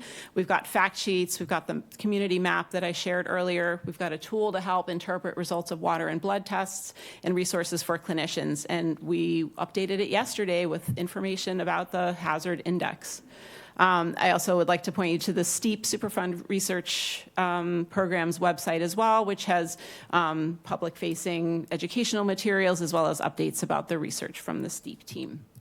And if you'd like to learn even more, there's additional resources here as well. I did want to highlight the Mass Breast Cancer Coalition's page. They're doing a great job staying engaged at the state level. There are 2 bills that are currently being considered. You heard about one of them, the Mass PFAS Act, that would restrict PFAS in products. So I think that's a great resource, and they've done a great job at elevating and advocating for stronger regulations here in Massachusetts. So thank you very much for having me here. I'm glad you're having this discussion to get educated, and happy to answer questions. Questions? It's a great presentation. Thank you. Very thorough. Thank you. Council Mendez. Thank you, President Penn. First of all, a comment and a question. I would really like to congratulate our DPW and our water commissioners for being on the forefront of this, not only in the state, but it seems like in the country. Absolutely. I would definitely agree with that. Yeah, but a quick question for you. Besides limiting exposure, is there anything we can do as individuals to get our PFAS levels down in our own bodies? That's such a great question, and a question that we often hear. Unfortunately, there is not much that can be done. There are a couple of things that have been shown to lower the levels of PFAS, but we're not really at the point where they might be used, not something that your doctor would prescribe. So one is phlebotomy, so donating blood. Again, we know PFAS accumulate in our blood. There was a study of Australian firefighters last year or the year before where they showed that blood donation or plasma donation lowered the levels of PFAS in their bodies. There's still a lot that we don't know about how much blood someone would need to donate and over what period of time. And if you donate blood, are there PFAS in other parts of your body and that sort of go back into the blood? So that in theory would work, but that's not really something, I guess, that, again, I don't think doctors would recommend, at least at this point. And the other is a cholesterol medication called cholestyramine. So in the C8 study, if you've watched Dark Waters, the large health study that was conducted in West Virginia that was focused on one PFAS chemical called PFOA. People who took part in the study provided information about medications that they were taking, and their blood was also tested for other PFAS. People who were taking this medication, which is a cholesterol-lowering medication, people who were taking that just for their health, for their cholesterol levels, turned out to have non-detectable levels of PFOS in their blood. I guess it's not a medication that is used as widely anymore for cholesterol. There was just a small clinical study where it was shown that people who are given cholestyramine do have lower levels of PFOS in their blood. Again, I don't think we're at the point of, sort of routinely prescribing that for people who have elevated levels of PFAS in their blood. But especially for people who have really high levels, it is a huge concern, and I think that there will be more research in this area. So thank you for that question. Sure. Your organs, your heart, your lungs, your kidneys, how does PFAS affect your organs?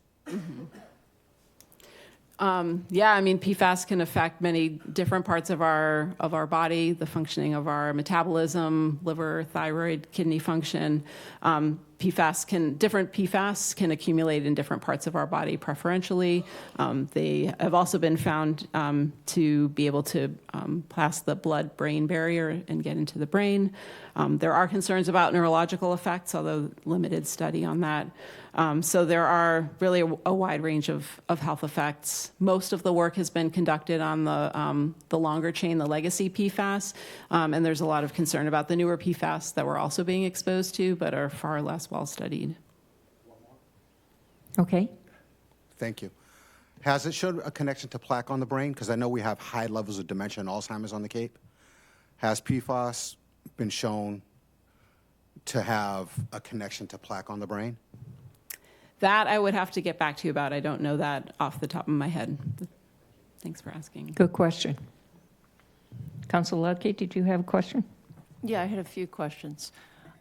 First, you'd mentioned that you're going to be doing this multi-site study for a couple of years. When do you think you might be having some initial results that you can provide to our Hyannis residents? Do you have any kind of timeline?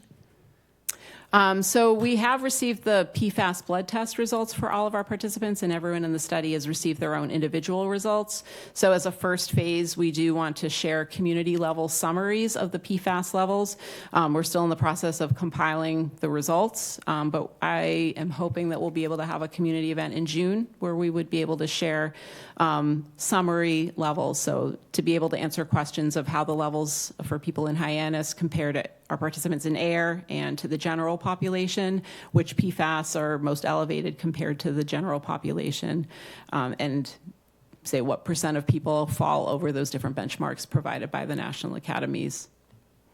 Okay, and then those who did not participate in the study, because I've had quite a few inquiries and folks who've already gone to get tests, can they go to their doctors, like some have done and gotten their own tests? Can they then kind of fold in their results when you compile the study? Can they get a sense based on their own results that they obtained through their own doctor? By sharing our results aggregated across the community, people would be able to get a sense of how their results compared to other people in the community. And on our PFAS Exchange website, we have a tool where people can type in results of PFAS blood tests, and the tool will provide graphs and headlines to compare their results to the general population. So they'll be able to get a sense of where they fit compared to other people in the community and to the general population. The tool also calculates the sum of the 7 PFAS that the National Academies focused on in their study. Again, there are the different ranges and different recommendations for health screenings and tests that clinicians can consider, so they can bring that information to their doctor. We would like to launch more outreach to doctors and other clinicians in the area to help them respond to questions from their patients. Okay, and then the final thing, you mentioned that UCMR5 testing that you did, and you did I didn't do it. It's, Well, the EPA is requiring public water supplies to do. You saw the results, and you said it was 0 for the long chain in Hyannis, correct? Non-detect. Or non-detect, okay. And you said long chain were the ones that lasted for years. Does that mean that what is being detected now is the shorter chain that's not going to have the duration that some of us were exposed to for earlier? You mean being exposed to from water or? Yeah.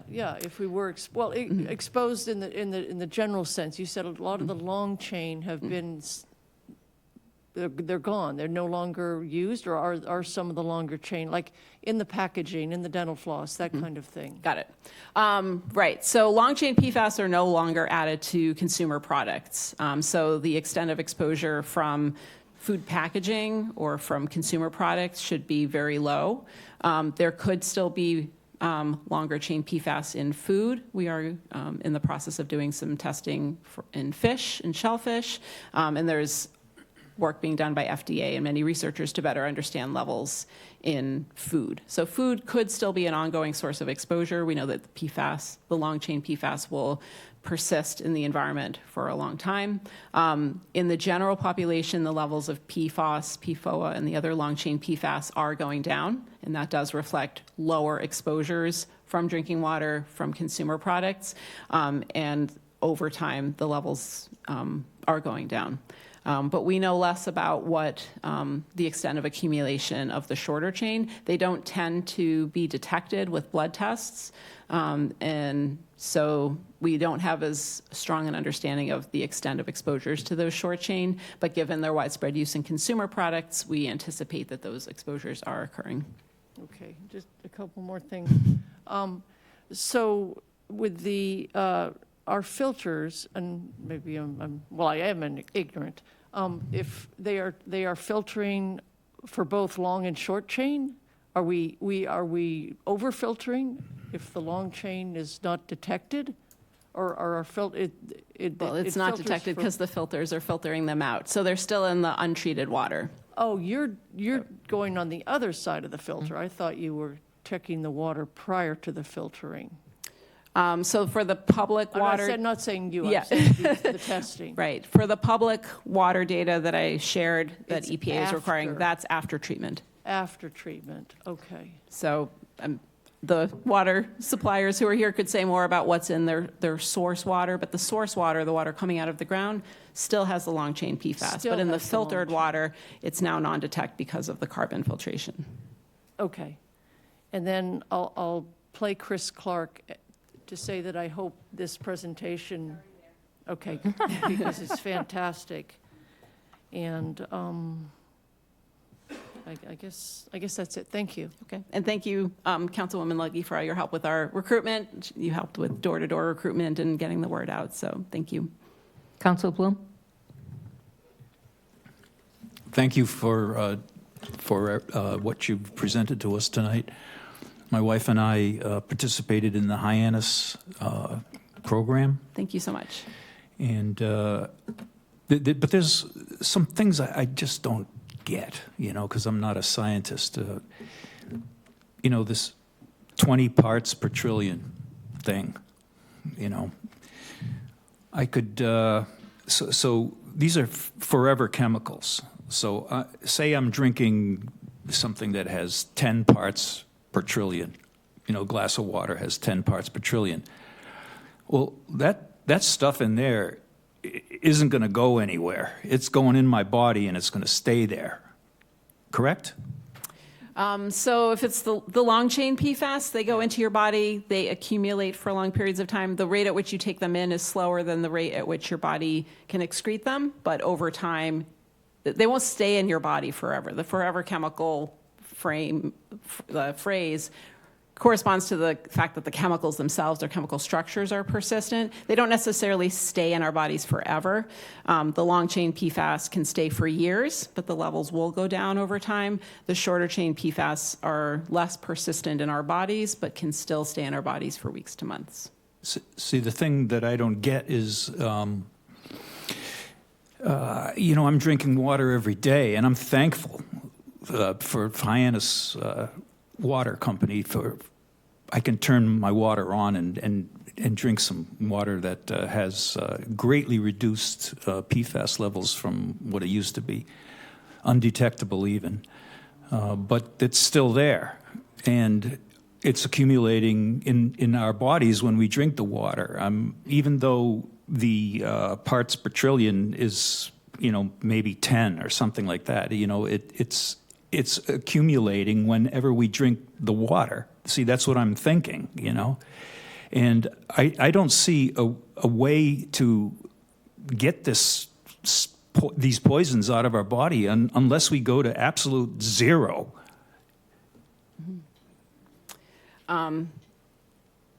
I totally understand what you're saying. That's... Does it make sense to you scientifically? Well, fortunately, the Hyannis water is being filtered so that the levels of those PFAS are non-detectable, so far less than the 20, even far less than the new EPA standards. So people's exposures to those PFAS from the drinking water is now negligible. There can still be exposures from food or from consumer products, but the contributions from water for those PFAS is negligible. You can drink as much as you want. The treated water in Hyannis isn't at 10 for those PFAS. It's below. Well, we can hear from Superintendent Keijser, but it's being filtered out to non-detectable levels. Any other Does that questions answer on the your right? question? Councilor Schnapp, welcome. Thank you, Dr. Schaider.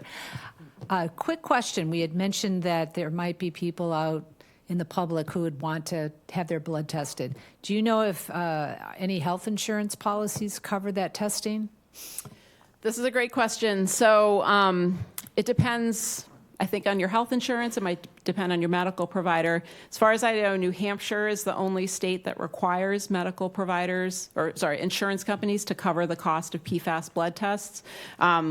We hear from lots of people who want PFAS blood tests, and some have the experience where their doctor is able to order the test, and their insurance may or may not be able to cover the cost of the test.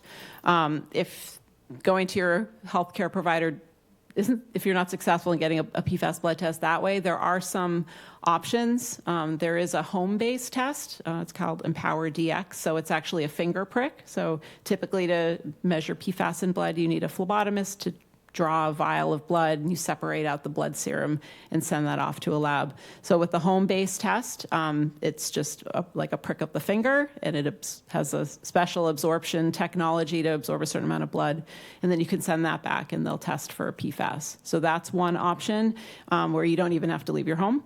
And then there's another option that's now available from Quest. So Quest and LabCorp are kind of the two big diagnostic companies. Quest Health now provides the option for people to order a PFAS blood test and go to a local Quest office, even if they haven't ordered it through their medical provider.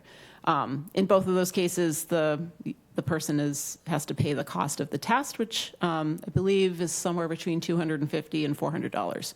So that's not an option that's available for everyone, but some people have the ability to get testing that way.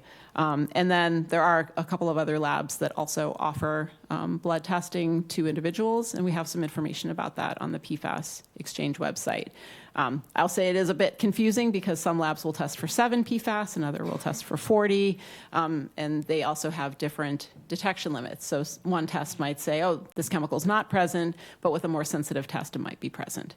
And we know that there are PFAS we're exposed to that aren't captured by these tests. So it's not everything, but it's a good starting point, and I know people want to have access to that testing, want to be able to track their levels over time. You mentioned that you're just getting results back, or you've just recently gotten results back from the study. Does it take a certain amount of time before you would get results back if you got privately tested? Those are commercial laboratories that usually can turn those around on the order of weeks. Okay, thank you. Thanks. Okay. Councilor Turkelson? The sensitivity of the testing for the shorter chain chemicals is not as advanced as the longer chain testing. Is that correct? So for blood tests, it seems that the levels, that those chemicals don't accumulate as much in blood. So the sensitivity of the test is the same for the short and the long chain, but the short chain don't accumulate to the same levels. So currently they tend not to be found. In the ability of us to test in our drinking water, we have that ability right now to test for those shorter chain chemicals. Yes. So that's part of the UCMR5 testing that's currently underway and other EPA methods that are being used. And I think I heard you say that the carbon process we use for the long chain does not always apply or is effective for the shorter chain chemicals. Is that true? So it depends a little bit on the water chemistry and the exact type of water filter. What I'd say is that an activated carbon filter, when it's brand new, does a good job of removing both short chain and long chain PFAS. Any filter over time will degrade in its ability to remove chemicals. That's why if you have a home water treatment, if you have a Brita filter in something in your fridge, there are guidelines about change it out every 3 months or 6 months. And that's because if you keep going after that, the filter, initially will retain any chemicals that are in the water, but if you keep using it for too long, then the chemicals won't be filtered out anymore, and in fact, the filter could release them, right? So that's why you have to change out the filter. So same thing for public water supplies. They need to continually change out the carbon filters, and we heard questions about what happens to the filters and how they're regenerated. The shorter chain PFAS will start to break through those filters before the long chain PFAS do. Thank you.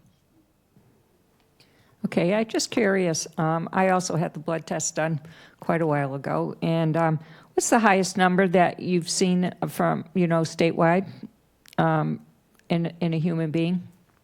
Oh, in blood samples? Yeah. I don't have that Don't number know? off the top of my head. When we do a community presentation, I'll be happy to, that'll be part of the summary of what the highest levels are. I don't have that number off the top of my head. That's fair. Thank you. Council Lucky? Yeah, just a final question. We started off with the presentation from Senator Sear, and he talked about his act that he's co-sponsoring, and he talked about part of that was going to be banning the products. And we've heard about the ubiquitous nature from several speakers, and you had photos of various products. And we've also heard that Barnstable was out in front on, doing filtering for our wells. How about if Barnstable was to get ahead of Senator Sear's bill and ban some products? We hear people, different municipalities banning plastic water bottles, plastic bags, things like that. Would there be a product that we could help our constituents with? Is there something, they say you've provided photos. Is there one or two products that maybe Barnstable could lean forward on, get ahead of Senator Sear's bill, and try to lead the way on that? I think that's a great question. I mean, as one town, it's hard to restrict access to certain types of products. I guess one suggestion I might have, so when I give many talks to people and I talk about sort of different levels that people can engage so we can make decisions as an individual, like I'm not going to buy microwave popcorn, I'm not going to buy a certain type of carpet. But that's just me and my house and my family. I think that at a larger institutional level, that there are procurement policies, so in the workplace and school, in a town, the town has a lot of purchasing power. So I guess the thing that would come to my mind is whether the town has opportunities to change procurement policies, say to not allow PFAS in food packaging that's purchased. That might be easier than trying to say we're not going to sell microwave popcorn in the town of Barnstable anymore or something like that. That's, if you ask for an example of something specific, microwave popcorn is like one that comes to my mind. But I think with the interrelatedness of our businesses, I think that might be hard in practice. But I think that voting with our dollars and phasing out our reliance on PFAS-containing products is really important, and that retailers listen to that. Even before any states were putting in place regulations, retailers were starting to make pledges to stop selling products with PFAS. So I think finding voices as individuals and as larger communities is really effective. Then who was it that did the effort to ban the long chains? How was that accomplished? Who did that? So the EPA led a stewardship program in 2010 to 2015. It was never actually an official legal ban. It was sort of a voluntary agreement. And the chemical manufacturers knew for decades before regulators did just how toxic their chemicals were, and they didn't share that information. So once the regulators sort of caught on to that, the industry shifted away from those and shifted to the shorter chain and the alternative technologies. So some of that work was from the EPA. Some of it was from the lawsuit. In West Virginia, there was a farmer who worked with Rob Balot, the lawyer, to highlight the harms from PFOA.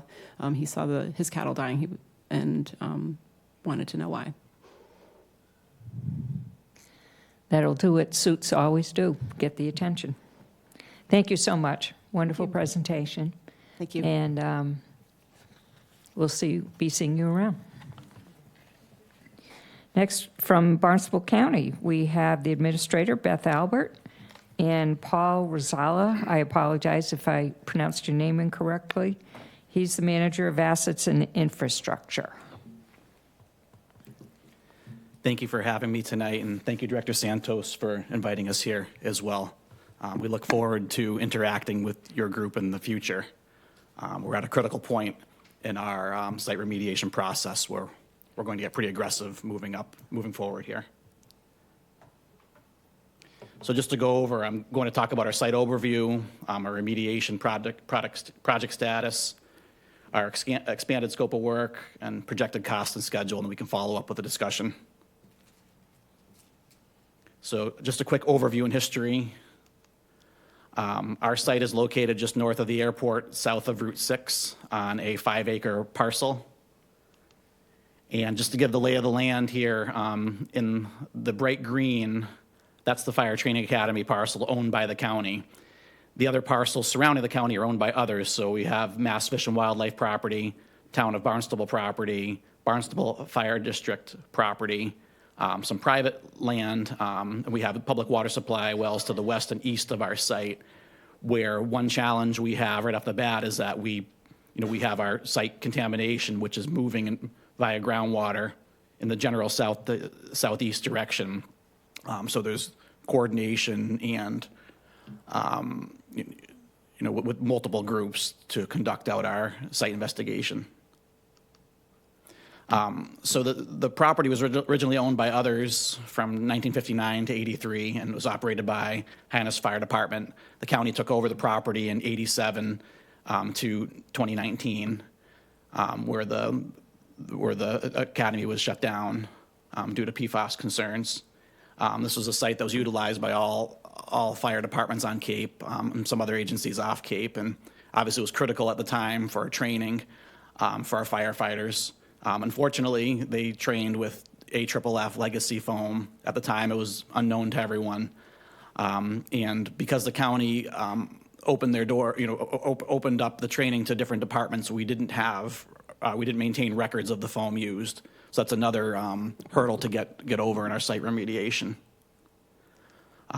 So as mentioned, unknowingly, from the 70s on in particular, this AFFF was used, and we didn't realize the magnitude that it would cause down the road.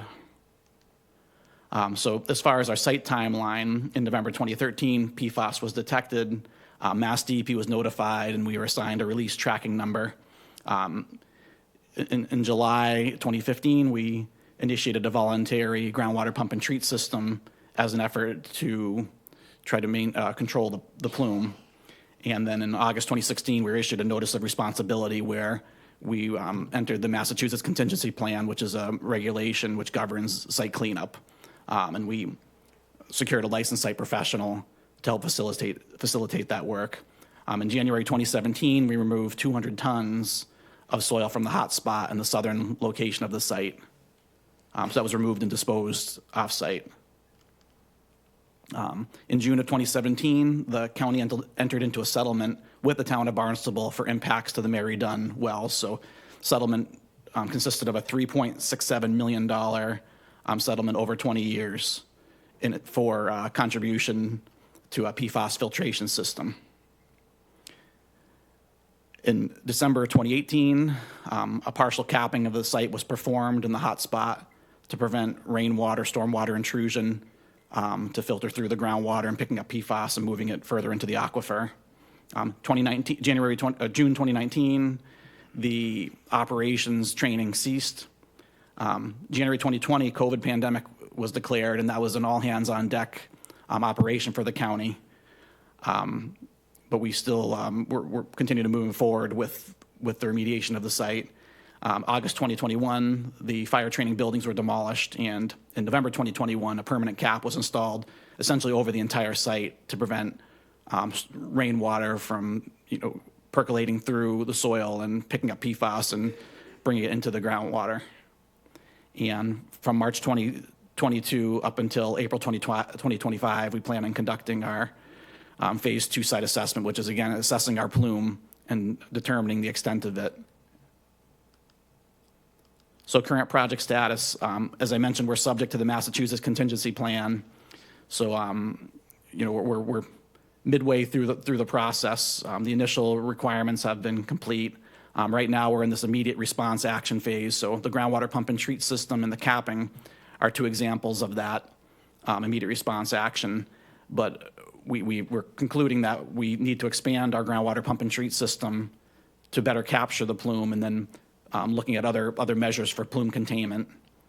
And then also our phase 2 site assessment is underway, so we're doing groundwater exploration to determine where the PFAS originated from, which we know is a fire training academy, but where it's heading and how it's traveling in the aquifer. That's part of the requirement with the MCP.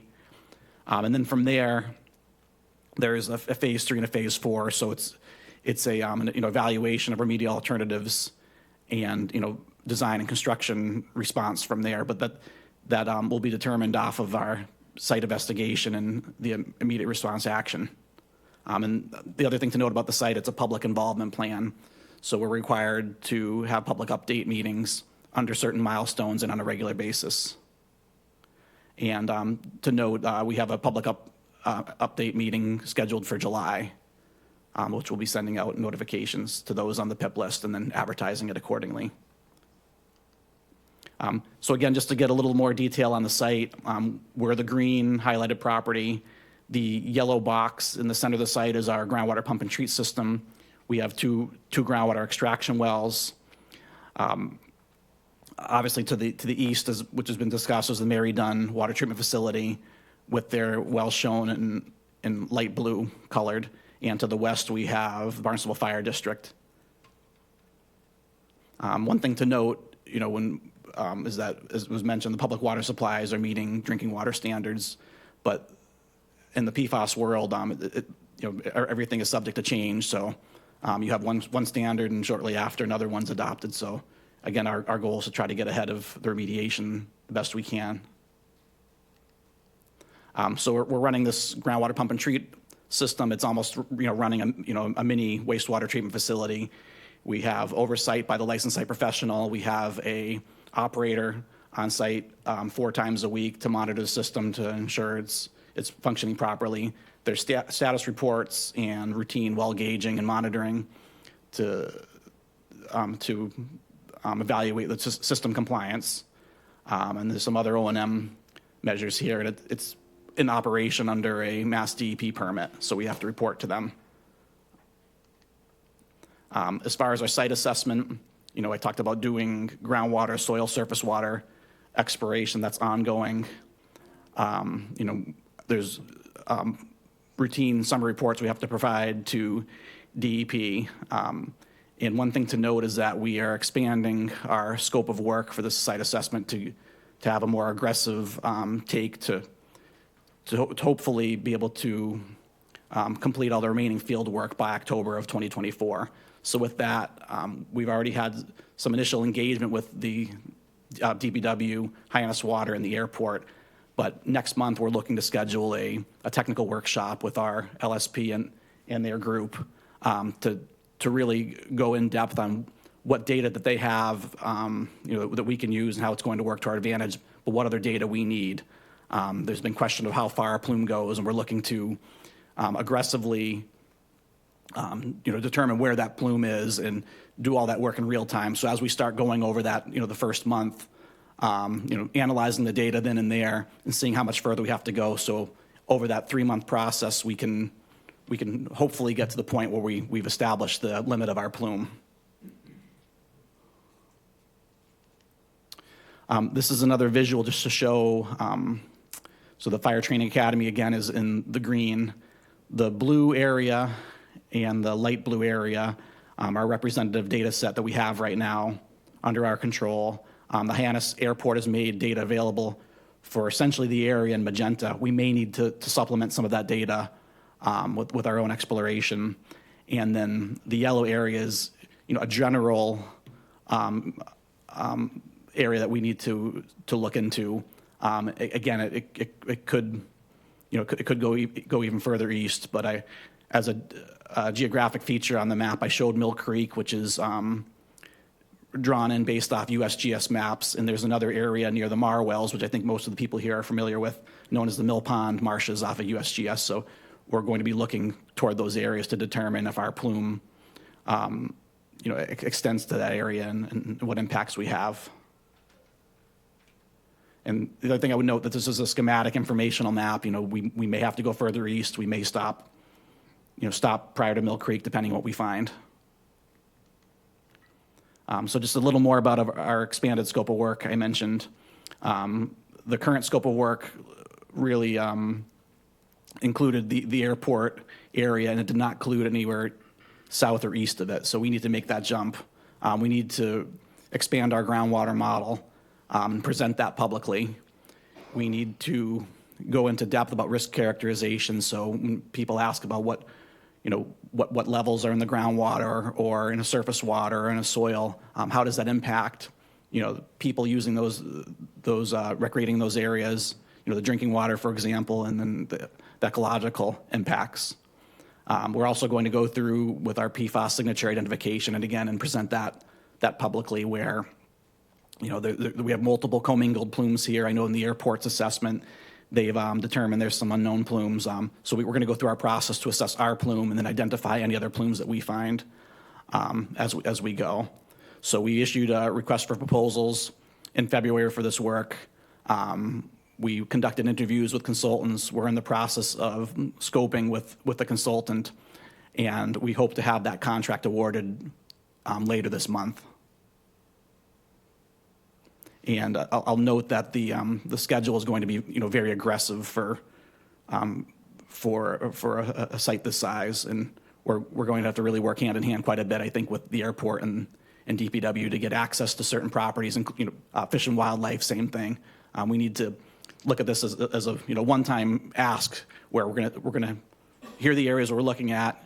We have to write up license agreements, access agreements accordingly, and we need to go. And if we realize that we have to go further, you know, we're going to jump right on, again, coordinating with town land, airport, or, you know, whoever else to get that done in a relatively short period of time. And during that same time, looking at how can we upgrade our groundwater pump and treat system to contain the plume and other measures we need to take to stop the plume. At this point, getting into the cost and schedule, where our capital plan this year included a $15 million ask for PFAS groundwater treatment system and you know, site assessment work. We have $4 million we secured through ARPA, which is a significant amount of money to keep us moving here.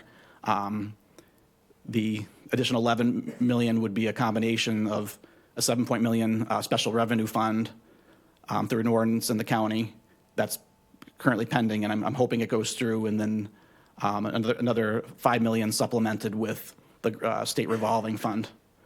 We're also looking into any other measure we can, whether it's through EPA, manufacturer property damage settlement, and you know, legislation or Mass DEP. Our goal is to keep ahead of the funding, so we don't come to a hard stop, because funding, the engineering and the construction related to these sites is very costly. So we want to make sure we move forward and stay ahead of the funding component. Just to summarize what we've spent to date, the total anticipated cost currently is in the $20 to $59 million range. That could change based on, you know, regulations, the extent of our plume. So that's the order of magnitude we're in right now. We have some recurring costs that are ongoing. As I mentioned, the settlement with the town of Barnstable, Mary Dunwell impacts, the capping cost of $1.4 million, which is through a state revolving fund loan, and then just our annual operations to run the groundwater pump and treat system, which was $640,000 for FY24. And as we expand the system, that cost likely could increase. We're also coordinating routinely with Mass DEP to comply with the Massachusetts contingency plan and our administrative consent order to move forward with the site as quickly as we can. So this summarizes what I spoke about, but I included it with a slideshow for later review. But we're looking to move, you know, aggressive, you know, short term with the site assessment to get our hands around where the extent of our plume goes. And from there, I'd like to open up the discussion. I would note that, you know, right now I'm up here as a representative for the county. We don't have a consulting group with us, so I don't have a toxicologist or a risk assessor or LSP here with me, but we plan on having a full team readily available in July to really talk about our new aggressive schedule and the plan and how we're going to handle the site moving forward. Okay, but we can ask about the slides that you showed us. You Absolutely. certainly- I just wanted to forefront that where I Sure, we get it. Yeah, Yeah. okay. We'll start over here. Anybody? No. Council Bloom. Thank you. I'm gratified for what you've done, and I'm gratified what the town has done. It seems like there's some real aggressive movement here to solve this problem, and I really appreciate that, and I'm sure that the citizens of Hyannis are especially grateful, and even the citizens of Yarmouth potentially are going to benefit from this. But I just have a question about capping. Mm-hmm. You know, when you remove the hotspot soil, is there soil underneath the cap now that still contains a lot of PFAS? That's correct. So the 200 tons we removed, which is a significant portion, is a small fraction of the overall site. So the way the regulations are heading, where, obviously it would be great to take all that material out, remove it, and dispose of it elsewhere. That would take care of the problem. That likely won't be a possibility. We're hoping in the future there's some new again, PFAS is evolving, there's some new technology evolving. We're hoping that we can, contain the site in the short term. In the meantime, some new technology comes through that we can adapt to maybe treat some of that soil in situ. But again, that's unknown at the time. But we're trying to be optimistic and about how to handle that in the future. So the site cap covers that whole entire area that has obviously been impacted by the foam PFAS in the effort to prevent that rainwater intrusion. Again, carrying more PFAS into the aquifer and moving down gradient. So we have caps at the county site, and we have a cap at the airport. Is there a chance that the water table can rise into the contaminated area and just pull some PFAS out and then go along the plume and put additional pressure on our Mayor well treatment facility? And yes, I mean, I know from my understanding, Cape Cod has an ever-changing groundwater level. It goes up and down with season fluctuations, and that is a concern that we have, where areas that might be dry are now wet, and that PFAS is moving with the water. So the goal that we have is to expand our treatment system, looking into different kinds of plume barriers to contain that and keep, so no matter what happens with the aquifer, we're essentially putting a circle around our site and keeping that PFAS from moving down gradient. Great. Thank you. Which is thank you. Yep. Councilor Neary, did you have a question? Just as a follow-up, and it's kind of a continuing chain of thought. So unfortunately, when this stuff gets in the ground, it's, the horses have left the barn, so to speak. And I know that we've had some presentations by the airport. So I guess back to the capping, which thank you, Councilor Bloom, for bringing up. So there's still contaminants on site. It's, I guess, unreasonable to even consider or think that soil could be remediated in some fashion by extraction or whatever. And over time, the county has, these events occurred prior, so I assume that the plume is deeper.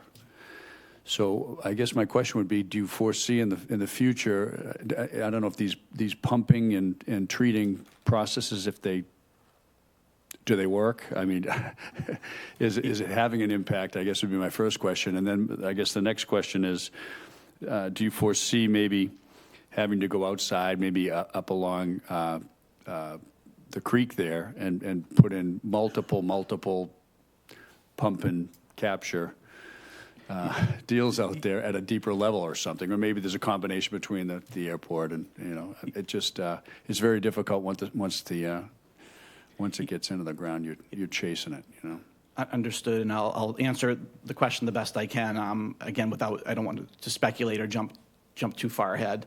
But the groundwater pump and treat systems have, a proven track record of working, in similar sites. It's just an order of what is your well depth, where are your screens oriented, what's the capacity that you're going to pump, and then what's the cost associated, where you could put, a plethora of wells in the site, but you need the pumps, electricity, and the cost. So what we're looking to do, with our initial, immediate response action is upgrade the system where we get, you know, a solid balancing act where we can control our site.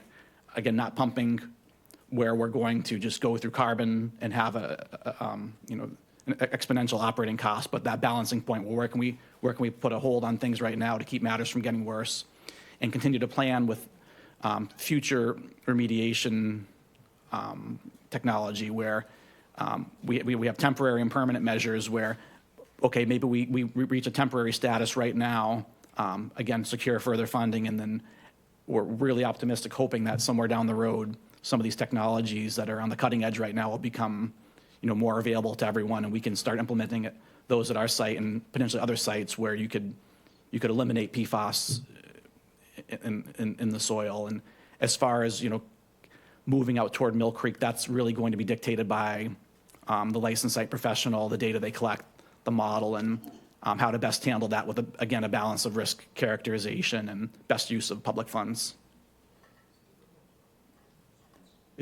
It's a difficult and concerning problem, yes. Councilor Schnapp. Thank you, President Penn, and thank you for the presentation.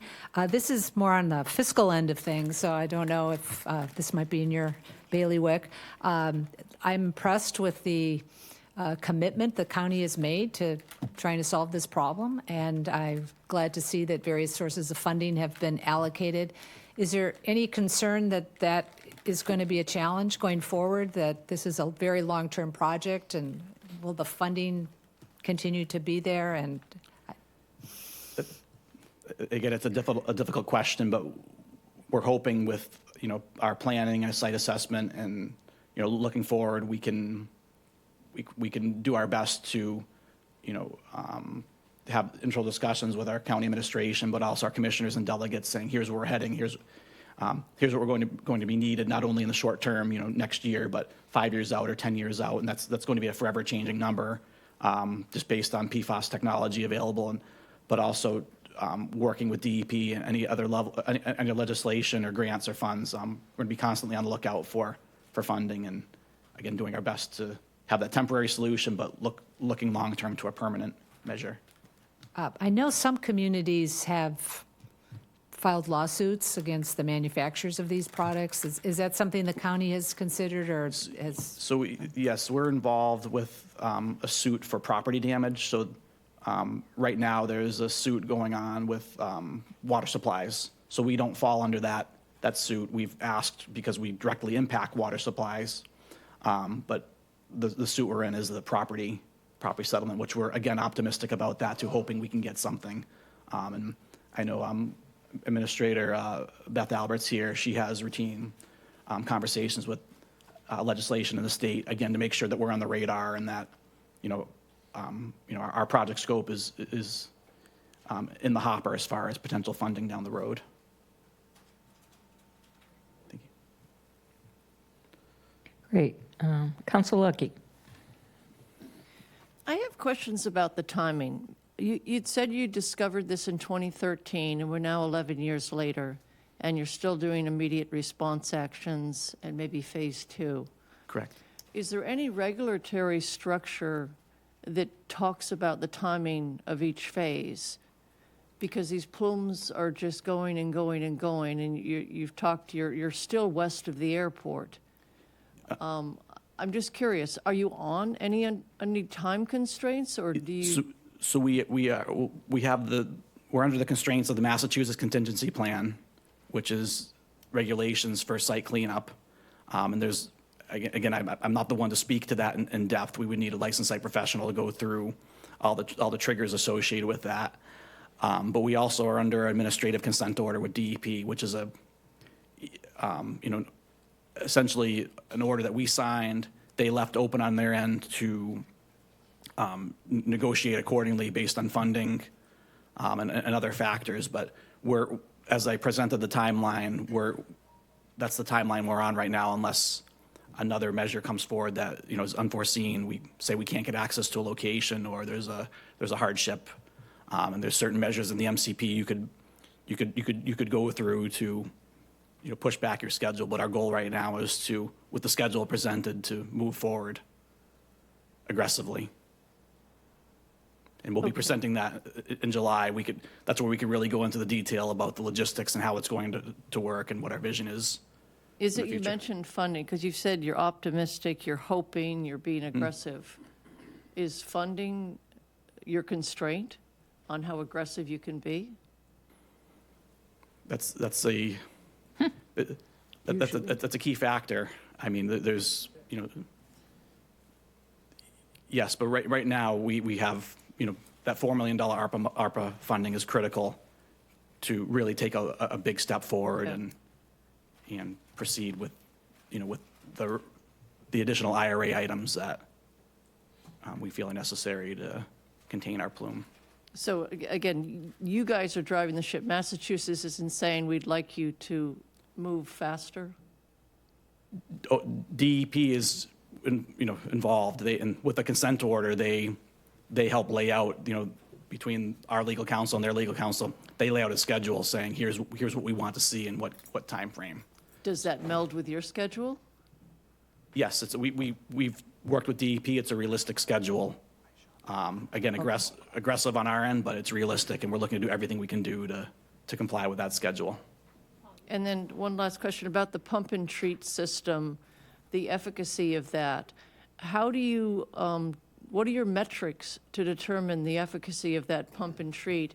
And do you move it periodically? Is it a stationary system, or when you achieve a success or a metric is achieved, do you then relocate it? How are you doing that? And again, this is a technical question.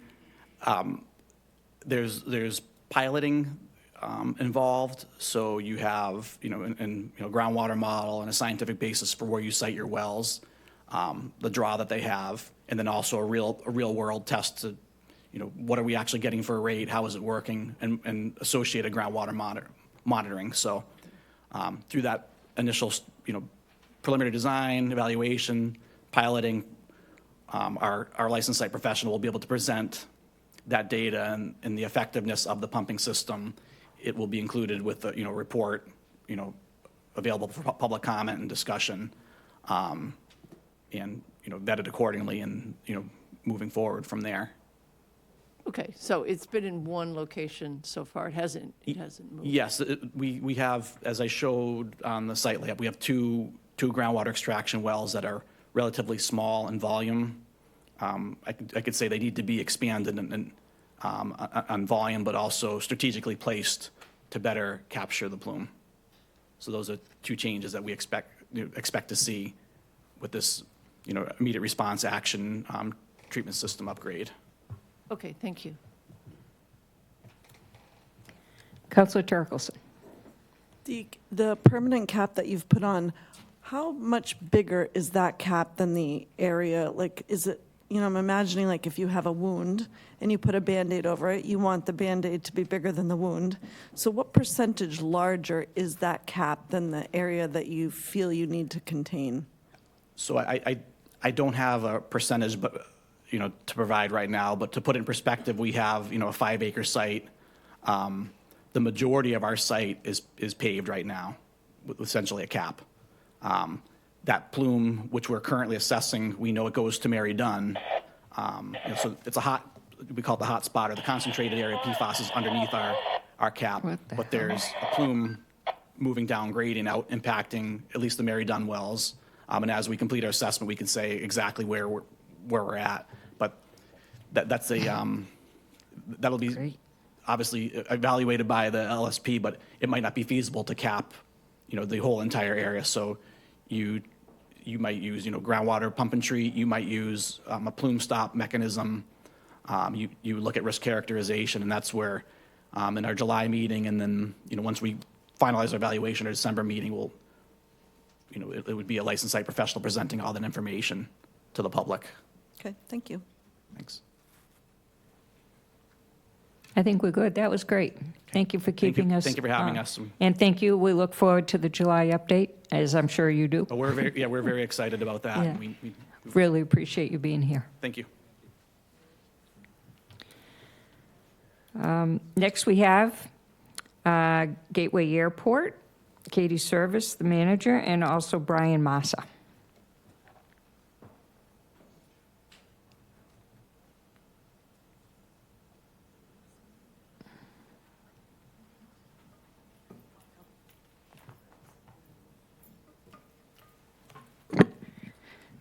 Good evening. Katie Servis from Cape Cod Gateway Airport. I'm the airport manager. Thank you very much for having me here tonight. I appreciate it to go over where the airport has been in regards to PFAS. Obviously, we've heard from many here tonight. Significant issue that we all have to deal with in regards, especially with Barnstable Fire Training Academy as well as the airport, in our regards to the use of firefighting foam. With me tonight is Bryan Massa. Bryan Massa is with HRP Associates. He is the airport's licensed site professional. Bryan has been our project manager for several years in our response to PFAS. He is our lead scientist and researcher. He also is the lead person that is reporting to DEP on behalf of the airport in regards to our PFAS response. So for today's discussion, we're going to go through the airport's investigation timeline. Just to let you know, the airport has completed just recently as last week our phase 4 reporting and final closeout. That's available on our website, and I'll show you our website in a moment. So we're at the phase 4 closeout and then reporting, and Bryan will go over that as well. Aqueous film-forming foam is used at the airport. Obviously, PFAS-containing firefighting foam is what we have at the facility. For many years, the airport only has one choice of firefighting foam to use. It is regulated by the Federal Aviation Administration. The FAA is looking at other opportunity to use some other types of firefighting foam. What they have investigated thus far, however, is not PFAS-free. So we're hopeful that at some point in time, they will have a firefighting foam that is approved for use at the airports across the nation that will be PFAS-free, but at this point in time, it is not. Airport PFAS investigation, we're going to go through that, where Bryan's going to provide you the nature and extent of PFAS impacts that we've identified on airport property, completion of the protective caps in the areas where PFAS was used, PFAS plume modeling, and then go over our next steps so that you're aware of our timeline. The airport began investigating PFAS in 2016 at the request of Mass DEP. We were notified in 2015 that we would need to investigate our use of firefighting foams and how they were used at the facility. We've done so between 2016 and 2023 by testing over 131 soil samples, 210 groundwater samples, 8 fire truck spray samples, and 3 surface water samples for Uppergate and Lewis Pond for our PFAS analysis. This is our website. We have a dedicated PFAS page. So if you go to flyhya.com and you go to where it says airport information, if you scroll all the way down to the bottom of that slide, you can go to our PFAS page. Our PFAS page has all of the information for reporting that has been provided to DEP to date. Obviously, we started that in 2016, so all of our reports are available for public consumption and have been for quite some time. We also identified all of our public meetings that we've had to date. We've had 4 to date in regards to PFAS and our response to PFAS, 2 of which were public information participation meetings that we held at the airport at various times to meet our PIP requirements. In preparation for tonight, we did receive 2 comments that were directly related towards the airport PFAS, so I'd like to read both of those. Bryan has prepared slides that will respond to this, but I just want to read both of those that came in. This one is from Chris Pawicki. The county has removed contaminated soil and installed a cap and pump treat system at its PFAS contaminated site in order to help reduce the potential for downgradient contamination, and a larger on-site treatment system is planned. The airport has installed caps over its PFAS contaminated sites, but has no plans for on-site removal or treatment, even though its planned expansion project involves the heavy machinery to move hundreds of thousands of cubic yards of soil, including in locations coincident with and adjacent to its caps.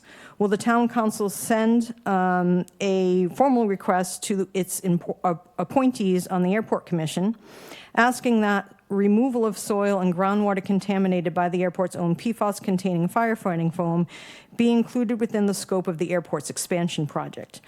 And Bryan will respond to that as to why we chose caps versus pump and treat. However, I will let you know that any construction on the airport that we have done, in particular, runway 624, which is a project that we rehabilitated that runway. It included us getting into the side safety areas, the grass areas that surround the runway. We tested the soil for PFAS prior to that project because we needed to know if we had to remove the soil, does it have PFAS in it, do we have to contend with it? We tested that soil, it was indicative to background levels, none of the levels were higher over drinking water standards or surface water standards. And we'll continue to do that with each project that the airport works on. The second question came in from Betsy Young. Again, this will be responded to in our slides that we'll provide you tonight. As the Gateway Airport is going through the process of an expansion approval, would the town push the airport to clean up the PFAS plumes as a requirement of the expansion going beyond the existing plan of capping the site and filtering the water at the well site? Again, Bryan will get into the details a little bit more about why we chose capping versus a pump and treat system similar to what the Barnstable Fire Training Academy has done. I will say that, we continue to be very strong in our approach to how we're dealing with PFAS and our cleanup efforts. Bryan will go over some more technical details. I'm not a scientist, so I have my scientists doing that for us on our behalf. But he'll go over some more of the technical details and what we have found on the airport site to date. So with that, Bryan, if you could come on.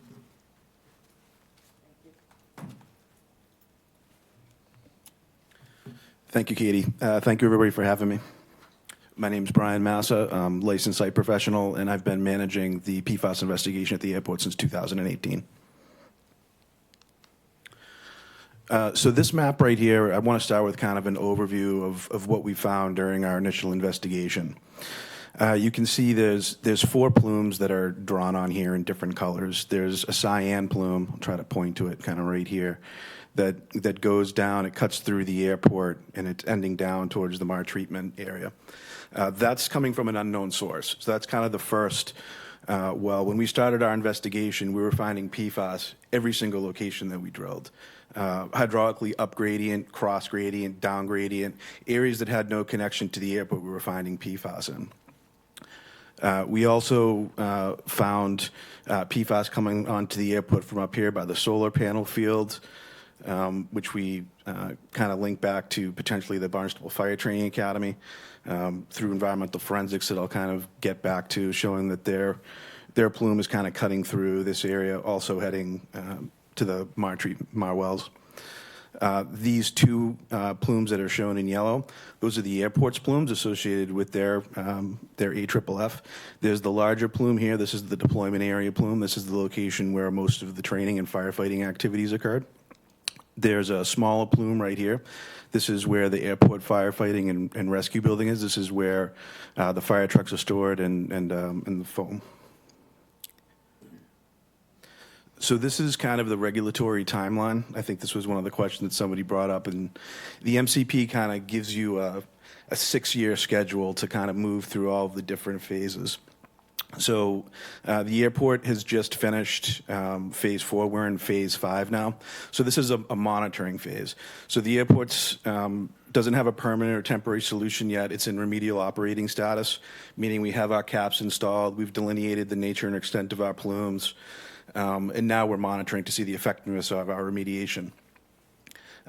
So we're right here with that star right there. Barnstable Fire Training Academy is moving into phase 2, which is right here. So they're still doing their delineation for the nature and extent. So the source of PFAS at the airport is from aqueous film-forming foam used in emergencies at the airport, required by the FAA. Like Katie said, they're testing, the FAA has been testing foams, but they're still finding that there's PFAS in it. So currently, there's no safe alternative for the airport to use.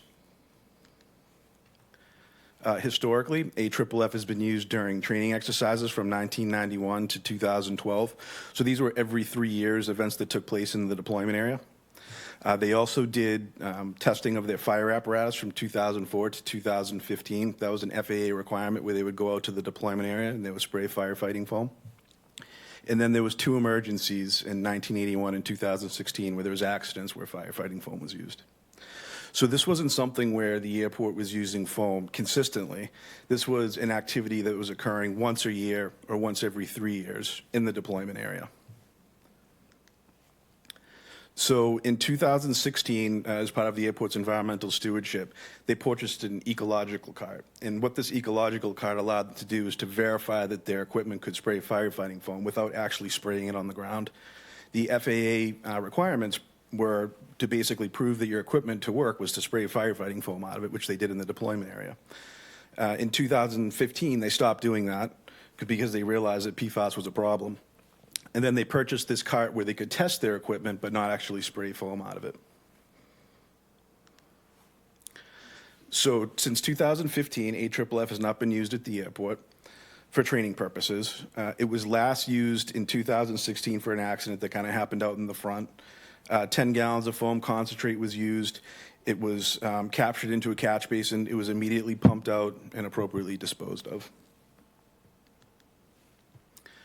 So like Katie had said, the airport's collected over 131 soil samples. So when we started our investigation, we needed to figure out where the sources were at the airport. We didn't know exactly where they were. We interviewed airport staff who'd worked at the fire prevention area since the 1980s. They indicated that they had used the same type of foam and where those locations were. We drilled all over the airport, and we identified 2 areas where there was the impacts, and that was the airport firefighting area and also the Barnstable, the deployment area. One of the things that we used was the environmental forensics. So when we started our investigation, we were seeing that there was PFAS everywhere, and it was very difficult to distinguish, was this PFAS coming from the airport? Was it coming from the Barnstable Fire Training Academy? Was it coming from industry? It's ubiquitous, like everybody has said. You find it in everything. So we took a step back and we said, well, we need to really look at this holistically. We need to come up with a way that we can look at the data and determine, is this from the airport? Is it not? So one of the things that the airport had was purchase records going back 20 years that documented the same type of foam that they had used. It was a fluorotolerant-based foam. So that was kind of a key thing to this. We also came up with a very distinct signature, which I'll get to in a minute, that was symbolic of the airport's firefighting foam. And then we saw other signatures that were different. So when we looked at the data set, we could really see differences in the chemistry. This is kind of a depiction of what these signatures look like. So the airport signature is up here. This is based on 6,2 fluorotomer. So their purchase records that go back about 20 years indicated it was a fluorotomer-based foam. And 6,2 fluorotomer is the classic analyte that you would expect with this type of foam. So that's the signature right there. Barnstable Fire Training Academy has a different signature. You can see it right here. You can also see the signature there. And you can see the Barnstable Fire Training Academy and the Mar Wells, the signatures are the same. Then in 2022, you can see that there was a distinct change in the signature at the Mar Wells, and that signature matched the airport and the Barnstable Fire Training Academy. So it showed that there was a commingled plume. So this right here kind of shows the soil sampling work that we had done. This is the deployment area. This is where the soil caps are. You can see that we had soil borings kind of used all around this area to delineate the nature and extent of the impacts. And we identified the impacts within this yellow area. The deployment area, right here, you can see this is the cap over this area. We also had soil borings all around that area to delineate the boundary there in yellow. So to prevent the further impacts at these areas, we installed 2 caps.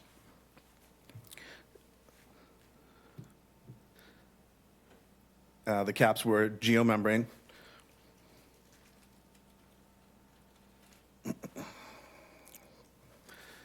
The caps were chosen in the Phase 3 remedial report. So I'm just going to grab a drink. I got.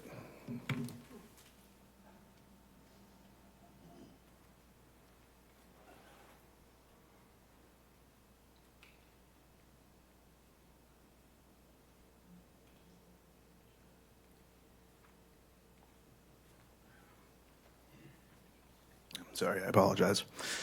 So we installed 2 caps in 2020 as the way to mitigate the impacts there. The reason that we didn't do large-scale soil disposal is primarily because of cost. It's extremely expensive to get rid of PFAS.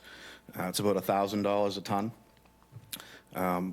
200 cubic yard areas is kind of what the Barnstable Fire Training Academy did. That's, feasible, but anything more than that is very, very expensive. These are pictures of the caps that we installed.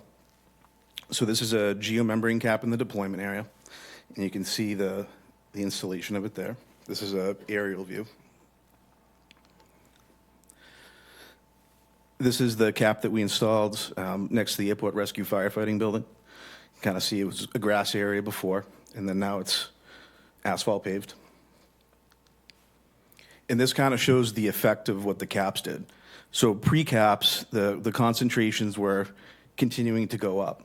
When we installed the caps, there was an immediate reduction in groundwater concentration, and you see this kind of going up and down. So what that is that's as the contaminants flush out of the capillary fringe zone. So there's a contaminant load that stays in place. Once you cap it, the further infiltration of groundwater stops. But there's an area that gets affected by groundwater going up and down, and as that flushes out, the concentrations continue to drop and drop and drop as it flushes. So as you see over here, you can see it correlates with the groundwater. So groundwater is, relatively low, comes up, drops down, you see a spike.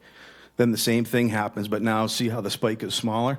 So as that continues to happen over the course of a couple of years, it steadies out and drops off.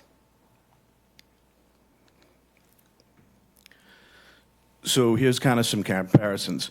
So like I said earlier, the fire training at the airport was only conducted once a year and then once every 3 years.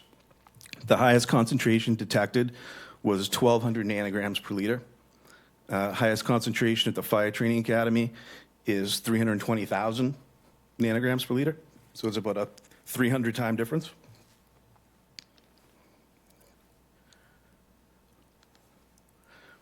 Again, this is kind of the map going back to our investigation work. So, all of the monitoring wells that we installed identified plumes, coming up this way, plumes kind of coming down this way, all converging on the drinking water supply.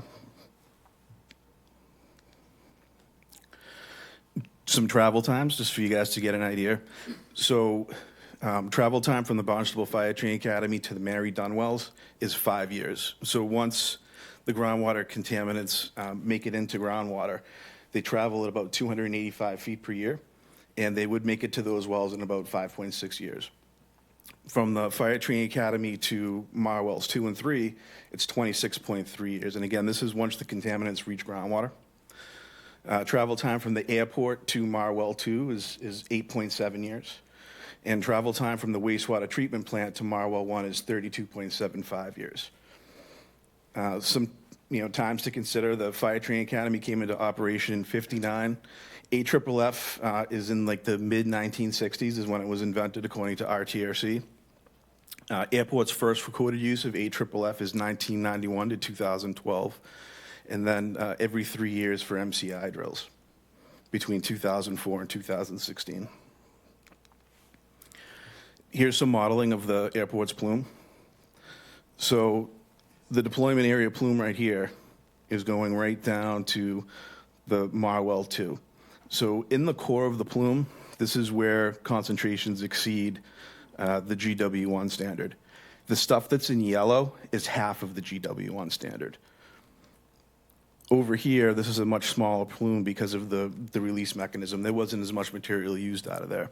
So what this model basically shows is that after we've capped the sources, that over a period of time in the flushing up and down, the concentrations in groundwater will dilute and disperse. And we use the highest concentrations that were detected, and we really bias the model extremely high. And basically what this shows is that by the time it gets down to the drinking water supply, well, my well 2, it's just under GW1, but, you know, it could go a little bit more. But then by the time it goes down to Mill Creek, it's half of the drinking water standard. This is kind of a three-dimensional view of the plume, kind of as it goes. You can see it. It gets pulled in basically by the operation at Marwell 2, right into the corner there, and then kind of goes around. So the model uses the worst case scenario. It's an overestimation, and we did that because we wanted to find out what would be the worst case. We're aware of the new PFAS standards that just came out, and we're evaluating it. But again, this model used worst case scenarios. So I think from the airport's response, it's probably not going to really change anything. I know that there's been some discussion on the Harvard work that was done in Mill Creek that identified PFAS in there. The PFAS plume by the airport didn't impact the Mar wells until recently. So one of the things that makes PFAS very interesting is it's hydrophobic, and it takes an extremely long amount of time to work its way through a soil column. So if you have sandy material and you spray foam, it actually wants to stay in the surface of the soil, and that's because of the pore space. So as it rains, you know, the water brings it down a little bit, but it wants to stay at that surface. You know, one of the things that's different about the airport is that groundwater is very deep, and the foam wasn't applied to surface water bodies. So once firefighting foam makes it into a surface water body, it's going to immediately charge into groundwater. But the airport was spraying it on soil, and it was taking years. So it took about 20 years for the airport's plume to actually hit groundwater and then to start moving. And this kind of all correlates with the environmental forensics that we have done. So in Mill Creek, PFAS was detected. There's no real standards yet, as DEP was saying. There's an advisory by Mass Department of Health for 23 nanograms for individual PFAS analytes. The highest concentration that we've modeled at the extent of the airport's plume that's going to Mill Creek is half of that. It's about 10 for the sum. These are individual. The concentrations of the samples detected from Harvard were about 5.5 to 45 nanograms per liter. So this is for the sum of them. And again, the airport's concentration was significantly less at the head of its plume than what the regulatory standards are at this point. So this is kind of some more of the forensics work. Again, the airport signature is over here. Mill Creek is over here. Marwell 1 is over here. And then the Fire Training Academy is over here. So you can see Mill Creek has other things detected into it. It's a mixed symbol, but it's not consistent with the airport. It does have 6,2-fluorotolymer in it, but 6,2-fluorotolymer is not only associated with the airport's firefighting foam, it's also associated in other types of foam and electroplating industry. Isn't that consistent with that? So next step moving forward, the airport has money in its budget to continue its work.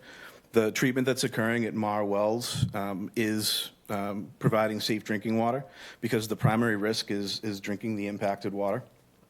And as a final restitution towards this, the airport is contributing financially to treatment at Mar Wells. Town of Barnstable meets the current new MCLs for PFAS, which is very good. And then the highest concentration detected at the airport is less than the GW3 standard, which is protective of surface water. That's it. Thank you for that. Questions? Yes, Council Lucky. Sure. Okay, yeah, a few questions. How did you, I asked the question of the county about the timing, which it seems like their timing is a little slow, and I suspect it has to do with funding. How did you accomplish your timing to stay within the Massachusetts requirements? So the airport was very aggressive in the beginning of the investigation. So we did a lot of investigation upfront, widespread. So we didn't focus a lot of our investigation in one spot. We immediately jumped out and we said, all right, well, we know we did investigation with the firefighters, we did records review, and we knew that there was the deployment area and the airport rescue firefighting building area were the locations where the sources were. We drilled them. All right, that's there. Next step is we kind of went out regionally. We started looking, all right, well, what's PFAS coming onto the airport property? So we looked hydraulically upgrading to the airport in like the industrial park where like Cape Cod Gun Works is. And we looked there and we found PFAS there. Over regulatory standard, that's hydraulically upgrading to the airport where there's no connection. We went hydraulically cross gradient down by Wendy's, and we installed cluster wells there, and we found PFAS, 110 feet into the groundwater.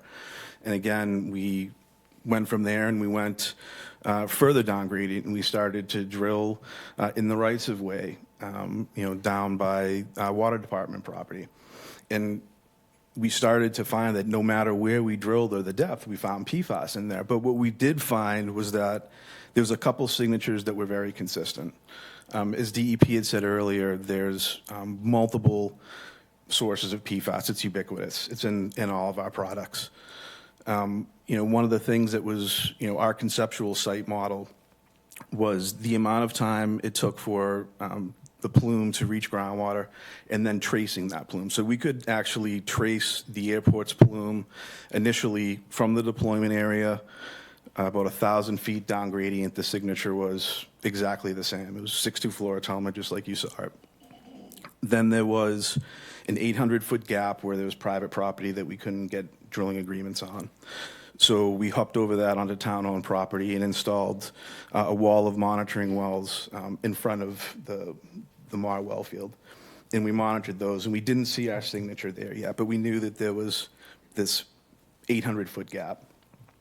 So we said, well, we think that in 2 years, based on the groundwater flow of about 300 feet a year, that if the airport's plume is continuous, that this is where it'll be in 2 years. So we started monitoring the Mar wells to see if we would see that plume there. And then 2 years later is when we saw the mixed plume. All of a sudden, you saw the airport signature show up. And then when we look around the airport, you can see very consistent signatures that are similar to the Fire Training Academy and others. So what was said earlier was that Mary Dunn wells were impacted in 2013, and they had extremely high concentrations. I think it was 400 nanograms per liter of just PFAS. So that water was likely circulated around town into the wastewater plant, and then would come, kind of where like that blue area was, and all converge kind of at the wells. So you see this very strong background signature that's stable and consistent. And then the airport signature, you can kind of, track along and see as it hits that well. And now it's there, and that's what we're monitoring. And just to follow up, the county said they were going to look to you to share data. Are you sharing your data with the county? Yes.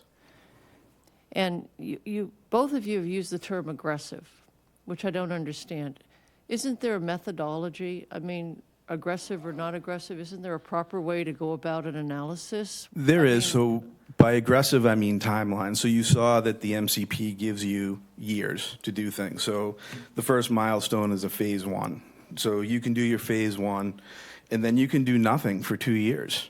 And then you have a phase 2 report that's due. And some people will, not do anything the first year because there's no reason to. The airport spent the resources and just investigated.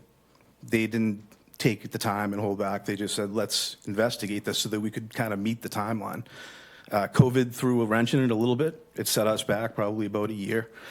It was tough. It was hard to do things, but the airport, continued. We installed the caps. The caps went in 2020, which was extremely important because that's what stopped the plume from continuing to leach. And how much money have you spent to date? That would be a question for Katie. Sure. So I don't have the exact numbers for you, but it's right at this point in time, about 2.5 million is what we've spent. I can get you the exact numbers, though. And is your problem simpler than the county's? Yes. Much simpler. Much simpler. I think that, like the county was saying, they have no record of what the foam usage was. They're not sure. The airport wasn't a consistent use. It was a once in a year use and a once every 3 year use. So it wasn't a consistent use. They weren't going back to the location and spraying more foam and spraying water on it. So the way that the PFAS from those areas made it into the groundwater was through precipitation. And because there's new studies out now, I think originally the thought was that PFAS would move extremely fast through soil. You have a sandy material, you spill it on the ground surface, and it's going to move very quickly. That's, I think, what people initially thought, but column studies and research now are showing that that's actually not what happens. It's very difficult for it to move down because it's hydrophobic and wants to stay at the surface. It does move down, and it did, but it took a number of years. I think the big difference here is the Flint Rock Pond, where the airport doesn't have any pond area where they were using their firefighting foam. So it had to move down, 20 feet to make it to groundwater to then start to leach, and that took, 20 years for that to occur. But if foam is introduced into a water body, it's already there. It doesn't have to migrate through the soil. It can start to percolate immediately. And can I ask you, you said you were aggressive in the beginning, you did a lot of sampling, and you showed that on the map.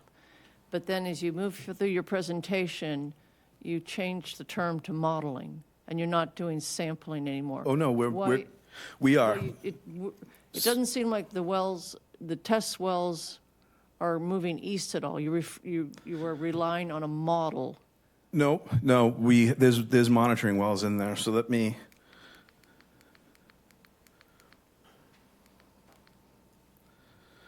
So the airport monitors maybe 15 to 20 wells every 6 months, and they're key wells because we are tracking the plume.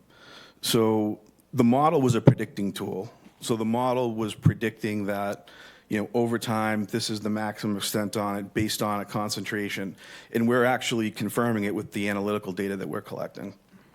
So You have monitoring wells at the end of your model? we use MAR wells. You use the Mara wells. You're not going beyond. No, because our plume, by the time it gets to MAR wells, it's below the regulatory standard. So we've already delineated the nature extent of the plume for the airport's responsibility. So the airport's plume, let me go back to this. So you're supposed to delineate the nature and extent of the impact that's over the regulatory standard. And that's what this is. So this right here is the higher concentration of the plume. And then what you see on the outskirts of it is as dilution and dispersion is occurring, the plume concentration is dropping and dropping and dropping. What you see right here, that's the end of the exceedance. That's the end of where the plume exceeds GW on the drinking water You're standard. 100% sure of that. Based on the modeling and what we've seen in the correlation, that's what it's showing. The thing that makes this difficult is that you have a mixed plume. So when we did our model, the only way that you can do this is if you use the highest concentrations that were identified, and then you bias that even higher. And then you check that with analytical data that we have. So we have monitoring wells in the source. We got monitoring wells right here. We've got a whole cluster of monitoring wells through here. We got monitoring wells in here and then over here. So we could check the concentration of this model versus our actual analytical data to do a check. And that's what we did during this modeling process. So this model is quite representative of what the airport's plume would be. Again, we used the highest concentration. We didn't look at what the other PFAS analytes were in the area because there's exceedances here from non-airport related sources. There's this huge plume right here from unknown sources that's also impacting the MAR wells. There's a plume coming up here that's impacting the MAR wells. And then there's the airport's plume. So the county will be able to access all that data or continue to use your wells for their purposes? Oh, absolutely. The data is all available online, too. Okay. And I'm just curious about that, 32.75 years for that wastewater plume. Yes. So So if you do the math, if the All plumes end at the Mahar wells? I know the airport's plume is basically, by the time it gets to Mill Creek right there, it's diminished to, it's basically nothing. But do other plumes keep going? I don't know. That was beyond You the just are requirements. aware of that plume, but you cannot, No, so the airport is required to delineate the nature extent of its impacts, which is what the airport did. And during the course of our investigation, we identified all of these other plumes, that were all converging onto the same area. and the final question, will the caps remain in place for eternity? So the caps, for now, they get monitored every 6 months. They get inspected every 6 months. They were constructed as permanent caps as you would for a landfill with engineering designs. The intention is to continue to monitor them, and then once a permanent solution is made, an activity and use limitation, a deed restriction would be put in place, and monitoring would continue in perpetuity, basically. So the answer is yes. That's what the solution would be until there's some technology change that maybe makes it feasible to do something else.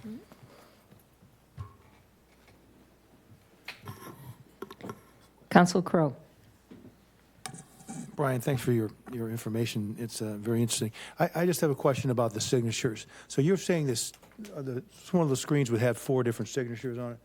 Those are chemical signatures of the different plumes, chemical makeup signatures. Yes. So there are, say, you used one chemical on the airport. There's different signatures because you use different concentrations or different chemicals in the other areas. Is that what we're looking at? Yeah, so what the airport was doing is when they started their investigation, we were looking at the entire suite of PFAS analytes that the labs could report. It's about 40 now. It's gone from, I think initially it was like 5 or 6, and then the labs got better and better, and the list got bigger and bigger. So when we did our forensic evaluation, we didn't just look at the airport's data. We looked at data from other release sites, and we did forensic signatures for probably 400 wells, 400 groundwater data points, and went through them to kind of look to see what was consistent and what wasn't. This signature right here is extremely consistent in the area.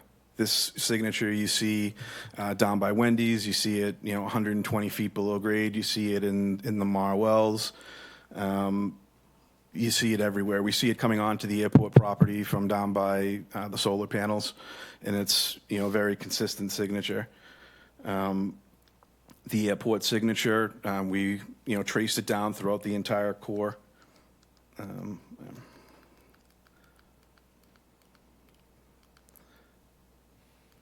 So that signature that you saw, the straight up line, that's very distinctive. That starts right here and continues to move right here. It's clear as day. That's all you see is that straight line up. You can continue to follow that down here. And then we had this, there was a gap originally right here. So this is the gap that I was talking about. Our last monitoring well was there. And then I have a whole row of monitoring wells there, and then there's this gap because it's private property. We couldn't get right-of-way access points, where up here it's a town-owned road, so I got monitoring wells there. And we waited because we saw the consistency of the signature and that there was no change. It was so overwhelming that it you could see it was clearly that signature.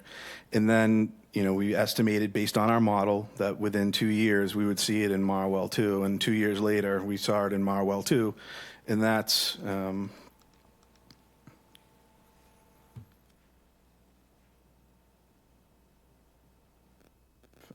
this guy right here. So you can see here's Marwell 2 during like that gap I was talking about. So Marwell 2 looked like this. This is the, that's Fire Training Academy. This is Marwell 2. This is the airport. We traced this exact same signature, hydraulically downgrading with the airport. We had it about 800 feet away from Marwell 2, and based on our modeling, we said, well, it's going to be there in about 2 years. And then in 2022, you can see now all of a sudden you have the very distinct airport signature there. So these two right here. And so what that shows is that now you have a mixed plume. You have the source that was originally there, this guy right here, that's now commingled with this guy right here, and you get a change in signature, which is that right there. And we've been monitoring that now for the last year and a half. And that signature is still there, and the concentrations are dropping slightly because, again, the mass, if you go back to the first slide, the highest concentration detected at the airport was like 1,200 nanograms. That was in the source area. Fire Training Academy, it's 300,000. So there's a 300% difference in concentration. So that's why you see kind of this signature, and then you bring the airport's concentration, which is, it's a mix of regulated and unregulated analytes. So fluoropolymer-based foam is about 90% 6,2 fluoropolymer, and the other 10% has your regulated analytes that are in there from contaminant purposes, so PFOA, PFAS, all the ones that are regulated by Mass DEP, but they're not what you have in like your legacy foams, which are primarily a different chemical signature. So just to make it clear, those, like, say, for example, on the bottom left, each of those data points are a type of chemical that is in PFAS-related.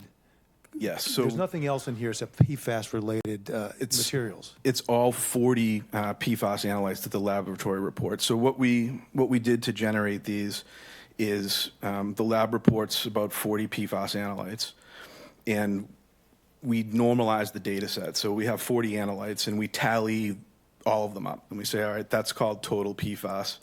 Let's say it's 100. You sum up every single analyte, and it comes out to be 100. Then you go back and you divide each detection by that 100 to kind of get what a percent contribution was to normalize the data set. And then you map it. So you can see, like, certain PFASs will have a certain signature. A fluoropolymer-based foam is going to primarily be a fluoropolymer analyte, which is what 6,2 is.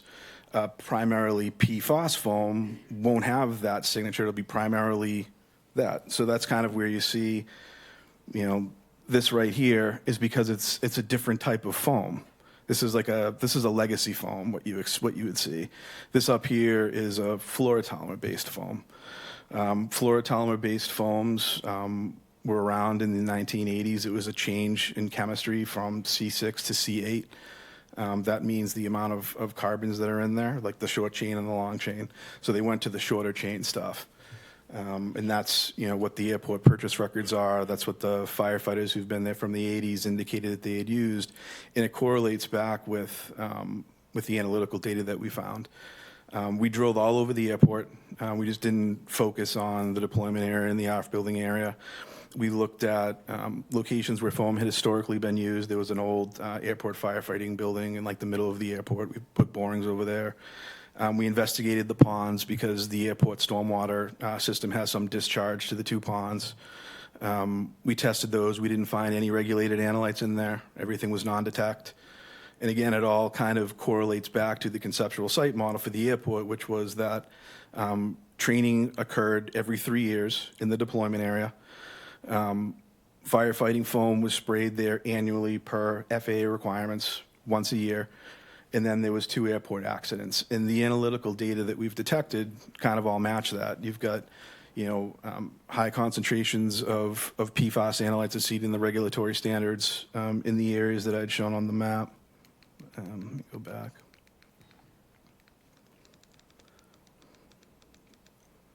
So right here. So this is just zooming in on the 2 areas where we found PFAS impacts. There's soil borings installed all over. And what Katie had said too is during their runway expansion project, we installed soil borings all along here. They're not even shown on this map, and all over here. And all of the concentrations were not exceeding Mass DEP regulatory standards that were consistent with what we call background, because PFAS are ubiquitous. And you find them everywhere. And just because you find PFAS doesn't mean it's from a release. It could be from atmospheric deposition or other things. So, we started to focus on these 2 areas because they were the sources of where we were finding PFAS and soil consistent with what the fire folks had told us. And then you see our caps, they're like more than 90% of the source area.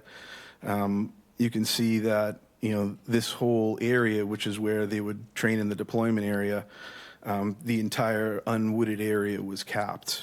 And then there's monitoring wells. You can see this kind of cluster. There's a cluster of monitoring wells down there. There's also monitoring wells up the road there where we monitor it consistently to kind of see the effect of what the cap was. And that was shown by this. So this red line right here is when the cap got installed. So you could see before the cap was there, the concentrations were, ticking up. Then the cap was installed, and you see this drop down. And then the way that caps work is when you cut off the water recharge to it, there's an area where groundwater goes up and down called the capillary fringe zone. And there's impacts that stay in that zone. And as the groundwater drops below that, you have contaminants that stay in there. And when it comes back up, it rinses out. And then over the course of a couple of years, the rinsing finishes. So that's kind of what this is showing, is that now since the caps have been there, the ups and downs have happened, and now we're trending towards lower concentrations. Thank you. Councilor Turkelson. Thank you, President Penn. You mentioned the areas related to the solar panels. So do solar panels cause a release of PFAS into the soil? No, this was tracing a plume coming onto the airport property. So the monitoring wells that we installed by the solar panels were to see what PFAS concentrations were coming onto the airport. So to give you some context, when we installed monitoring wells in the deployment area, it was a multi-clustered well. So in the shallow groundwater, we had the airport's chemical signature. When we went deeper than that, there's a totally different signature there. And what that means is that somewhere far away, there's a PFAS source, because as PFAS works, it continues to move down. So you get these plumes that are extremely, extremely wide and deep. And if a release happens shallow, as it continues to move further and further away, the concentration will drop and drop and drop. So we started to look back and say, well, what would be 3,000 feet away? So as part of our conceptual site model, we needed to see, well, what's coming on to the airport? Is this what's going on? So that's what those wells were for, to see hydraulically up gradient what was coming on to the airport. So that's a cluster grouping of wells too. So that was kind of all part of our way to really hone in on what the airport signature was and what the background signature was in the area. All righty. I think we beat the heck out of the airport here. Quickly. So what do you think this unknown plume, where is this coming from? So something should be done about it. It's hard to say, and it goes back to it's ubiquitous. It's in all of our products. It could be, again, speculation. It could be from septic systems. It could be from wastewater plant discharge. It could be from industrial sites in the area that we don't know about that had a release. It's just, again, it was something that we identified, and it could also be a cycling effect. It could be that impacted water impacted these wells, was circulated around town, and then it comes back and converges to the same point. With septic system usage, if you're using contaminated water, it's going down into your septic system or it's going to the wastewater treatment plant, it's going to do a whole nother circle back. So that's, what those timelines were. The 30-year travel time would be if, PFAS was released at the wastewater plant, it would take 30 years for it to get down there. So if you backplay that calculation, sometime in the early 1990s is probably when it would have made it onto the wells. Okay, thank you. I have one question. Bryan, could you explain a little bit the cap versus the pump and treat? Because I don't think we hit that question Absolutely. Square on, and it was asked by two people. Absolutely. So during our remediation analysis in phase 3, so phase 3 is when you look at various remediation options and you evaluate them to determine what's going to work best for this particular site. We evaluated multiple scenarios. We evaluated excavation. Excavation was economically infeasible, over $75 million to do. We looked at capping, which was what was ultimately chosen. We also looked at doing injection, plume stop, and we also looked at pump and treat. So the injection work wasn't done because of the proximity of injection to Mar wells. So if we went in and if we did a round of injection, the chances were that the injection would actually get sucked into the Kona depression and wouldn't necessarily be extremely effective. The pump and treat system, we looked at if we were to install pump and treats, that we would actually divert available water away from the drinking water well supply, and we would probably exacerbate the plumes, because if you extract all of this water, it needs to go somewhere, and if you mound it on top of a plume, you're going to spread it out even further. So that was evaluated as well, and then it was determined to be redundant. This treatment is already occurring at the Mar wells, so contribution was determined to be the best alternative. We evaluated what the concentrations were at the edge of the plume, and we've been monitoring them. And the concentrations as they get down that area are below the regulatory standard and are currently what you'd consider at a level of no significant risk. Should the regulations change, then obviously we would reevaluate. Okay, thank you. Thank you very much. Thank you very much. We've had a request for a break. I hate to do this to everybody who's still waiting to present, but we're going to take a, I guess, 10, 15-minute break, and then we'll reconvene. Thank you.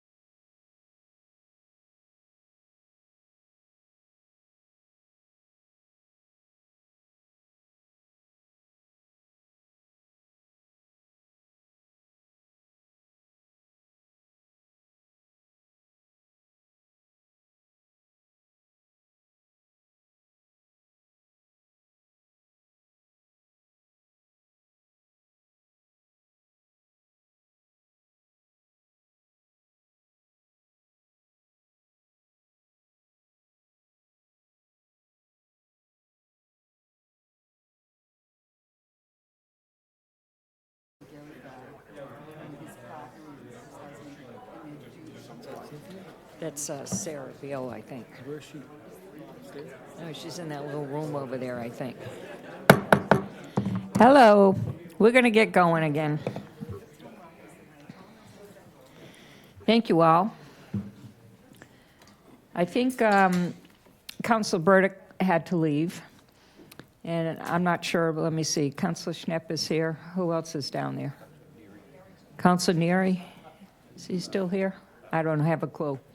We'll figure it out as time goes on. So, welcome back. Next on our agenda is Tom Cambareri. He's a hydrogeologist. He's the former director of water resources for Cape Cod Commission, and he's also the founder and owner of Sole Source Consulting, LLC. Mr. Cambareri, welcome. Thank you very much. It's been a most informative evening. I want to thank the town council for inviting me. I was asked to give a bit of background and a timeline of my work in regards to PFAS, and I'll finish up with some remarks.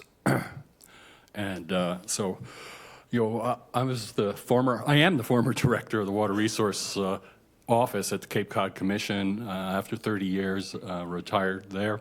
I'm a citizen. I live here in the town. I live in Centerville, voted Precinct 4. I was on Laurel Schaider's advisory committee to Silent Spring when she was the first person to discover PFAS in our water supply in 2009. You heard the whole story from her. I don't need to go into that, but that was 15 years ago. I'm presently working with her in Silent Spring on the mass PFAS study to evaluate a reconstruction of PFAS in the Hyannis area, and reconstruct the history of that. Well, for 32 years, from 1986 to 2018, I managed numerous cleanups at the Barnstable County Fire Training Academy. I was their sole hydrogeologist, and I was their LSP until 2018. I installed the pump and treat system at the Fire Training Academy in 2015, and for those questions, the pump and treat system was pumping probably about 10,000 nanograms per liter at that time. By the time presently, I think it's pumping several hundred. So there's been a vast improvement there. I also did a number of the site remediations, the removal, and the concentrations by the time I left reduced to 90% from that value of 320,000. During the first of those years of scrambling for PFAS response, I worked in close collaboration with the Hyannis Water Superintendent, Hans Keijser, and Superintendent Dan Santos, providing them with real-time data from the site. They undertook active treatment of the Mary Dunn impacted wells in 2015 and sued the county for restitution. We heard that from Paul. I was a technical expert for the county to resolve the $3.6 million settlement agreement with the town. I was also asked to give testimony to EPA's first national fact tour on PFAS contamination in 2018. And since retiring from the county in 2019, I've had the opportunity to work with the Water Supply Division on a survey of PFAS in the town on surface waters and supply wells. The study documented a cluster of ponds in the Hyannis area with significant PFAS concentrations. The highest one was 230 nanograms per liter. And while those levels don't provide any toxicity, human toxicity values, and that the Mass Department of Public Health has issued warnings for consuming fish out of ponds with PFAS levels even less than that.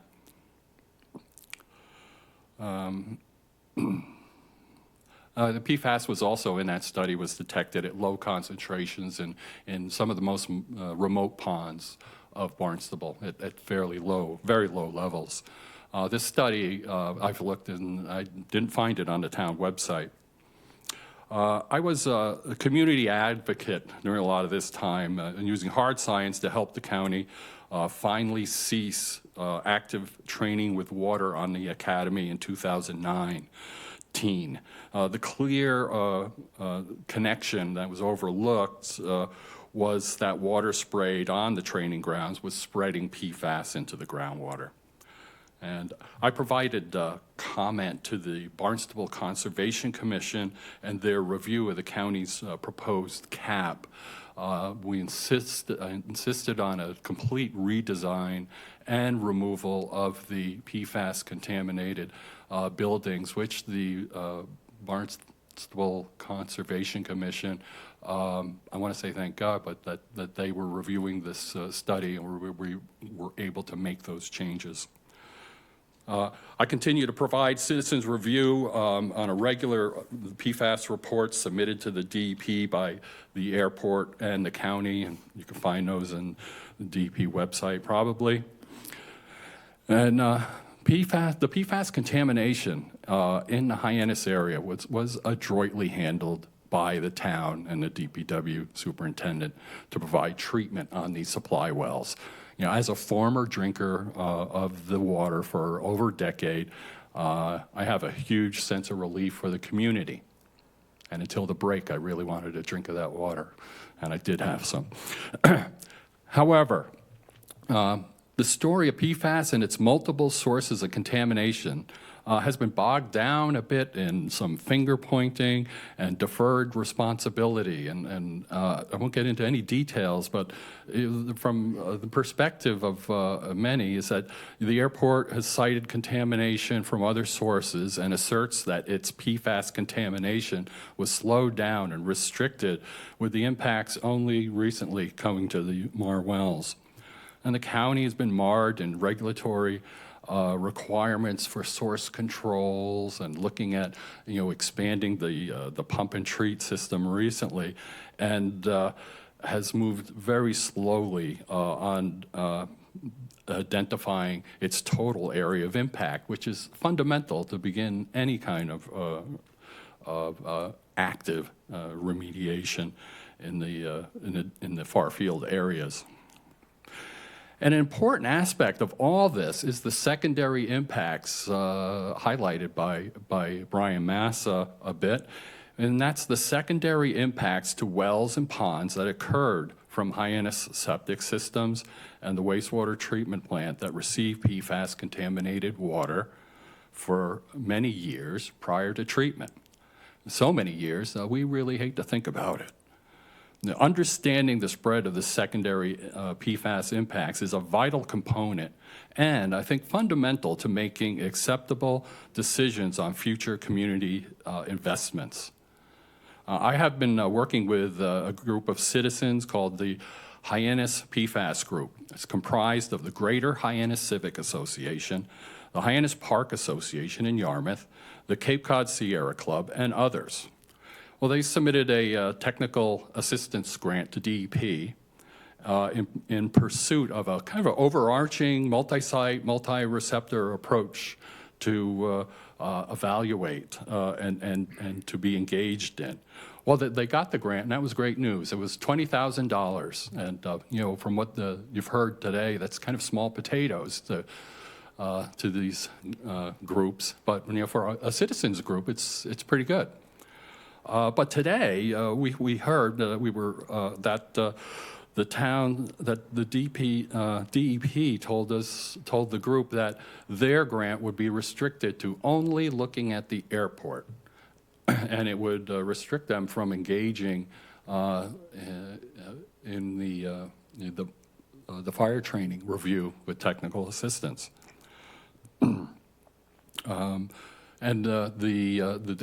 The fact is that we didn't know it, but Barnstable DPW had applied for the grant for the Fire Training Academy, and DEP in its wisdom said, well, we'll give one to the other and one to the Hyannis group. And normally that would be fine. But in this case, we find that it is undermined. We feel that it's excluded us from a pivotal review that's going to be hitting hitting the ground rolling, as you just heard. So the grant decision, essentially divides, it creates two separate entities with two separate, technical experts for two separate sites for a single community on a sole source aquifer with multi-sites and multi-receptors. This situation was communicated to DPW and the town leaders. The group is weighing its option and is hoping to work towards a sensible solution on this. And lastly, just coming to terms with PFAS in the Hyannis area is bigger than the county. It's bigger than the airport. The Hyannis PFAS group is calling for the town council's support of a community-based review with an overarching approach to help resolve the critical PFAS issue and to put it into a proper perspective for all. And that's my comments. Anybody have any questions for Mr. Cambareri? Don't see any. Council Lucky. Well, thank you, Tom. I'll just speak for myself. And I know that some months ago, I put forward a request to certain officials that essentially your entity, I mentioned specifically the Greater Hyannis Civic Association, the Hyannis Park Civic Association, and yourself be included at this, what was then known as the summit, where DEP was going to get the two entities together, the airport and the county. And again, I will only speak for myself, but I will reiterate that I believe Barnstable, as you said at the end so well, this is bigger than all of us. And if we would, as a municipality, push for this, not ask to be invited, and I kind of think of our forays into the wind farm, trying to get intervener status and trying to get a place at the table, and we're always told, no, you don't need a place at the table. Perhaps we could insist as a municipality to get these citizens involved now to help with transparency and help move this process forward for the greater good. And I'm personally aware, because I've worked with you and all the people, and of the amount of work you've done, and I think it would make us a better municipality and rise our stock with the state if we did step forward forcefully and say these citizens are going to be involved in the process going forward. Thank you for the remark and voice of support for a citizen-based approach. It's multi-site, multi-receptor, and just trying to look at the whole picture, because we've heard, from the airport, from the county, this is pretty big, this is pretty complicated, and the citizens are asking, are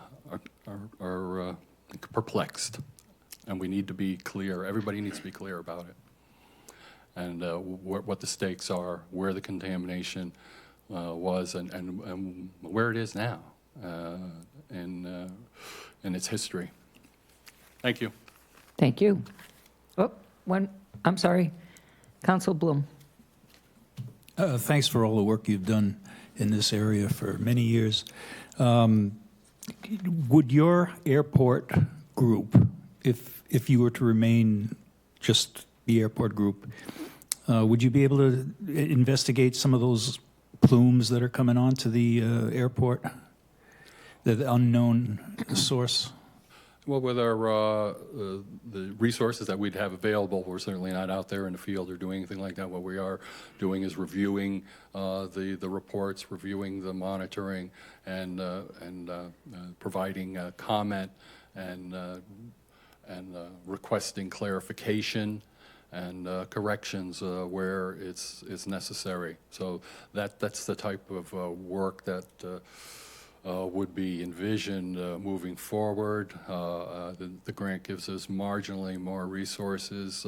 We submitted the grant to evaluate the airport, the fire training academy, and to be aware of the secondary PFAS impacts that have resulted to other area ponds and supply wells. Thank you.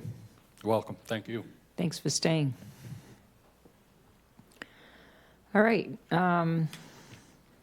Next, we have Barnstable Municipal Water Board. Sam Wilson, who's the chair of the board, and Hans Keijser. We've heard his name several times this evening. Water Division Supervisor for Town of Barnstable. Sit wherever, whatever's comfortable for you. Just make sure the green lights are on. Thank you.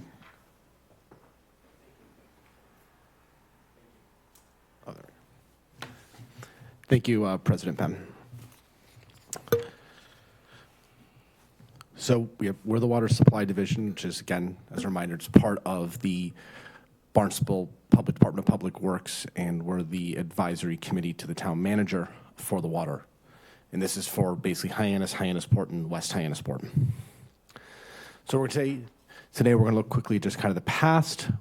First, PFAS detection. We've talked about this a lot already, so I don't want to repeat things too much. Talk a lot about our most advanced treatments that we're using today, and then the future of continuing treatment expansion. So in the past, Hyannis Water System is the most PFAS-impacted water system in the town. We have a number of different sources. The Fire Training Academy and the Barnstable Municipal Airport have been talked about extensively so far, but there's other ones as well. Firefighting foam, obviously talked a lot tonight about, big contributor to all this. We wish we could share a map of the plumes, but as you've seen tonight, there's only one of those two main sources have actually mapped their plumes so far and provided it to us.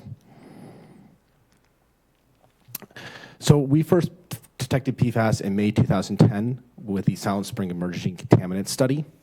This is available on our website. And then during that time, EPA had a health advisory of, provisional short-term of around 22 parts per trillion, 400 parts per trillion for PFOA and 200 parts per trillion for PFOS.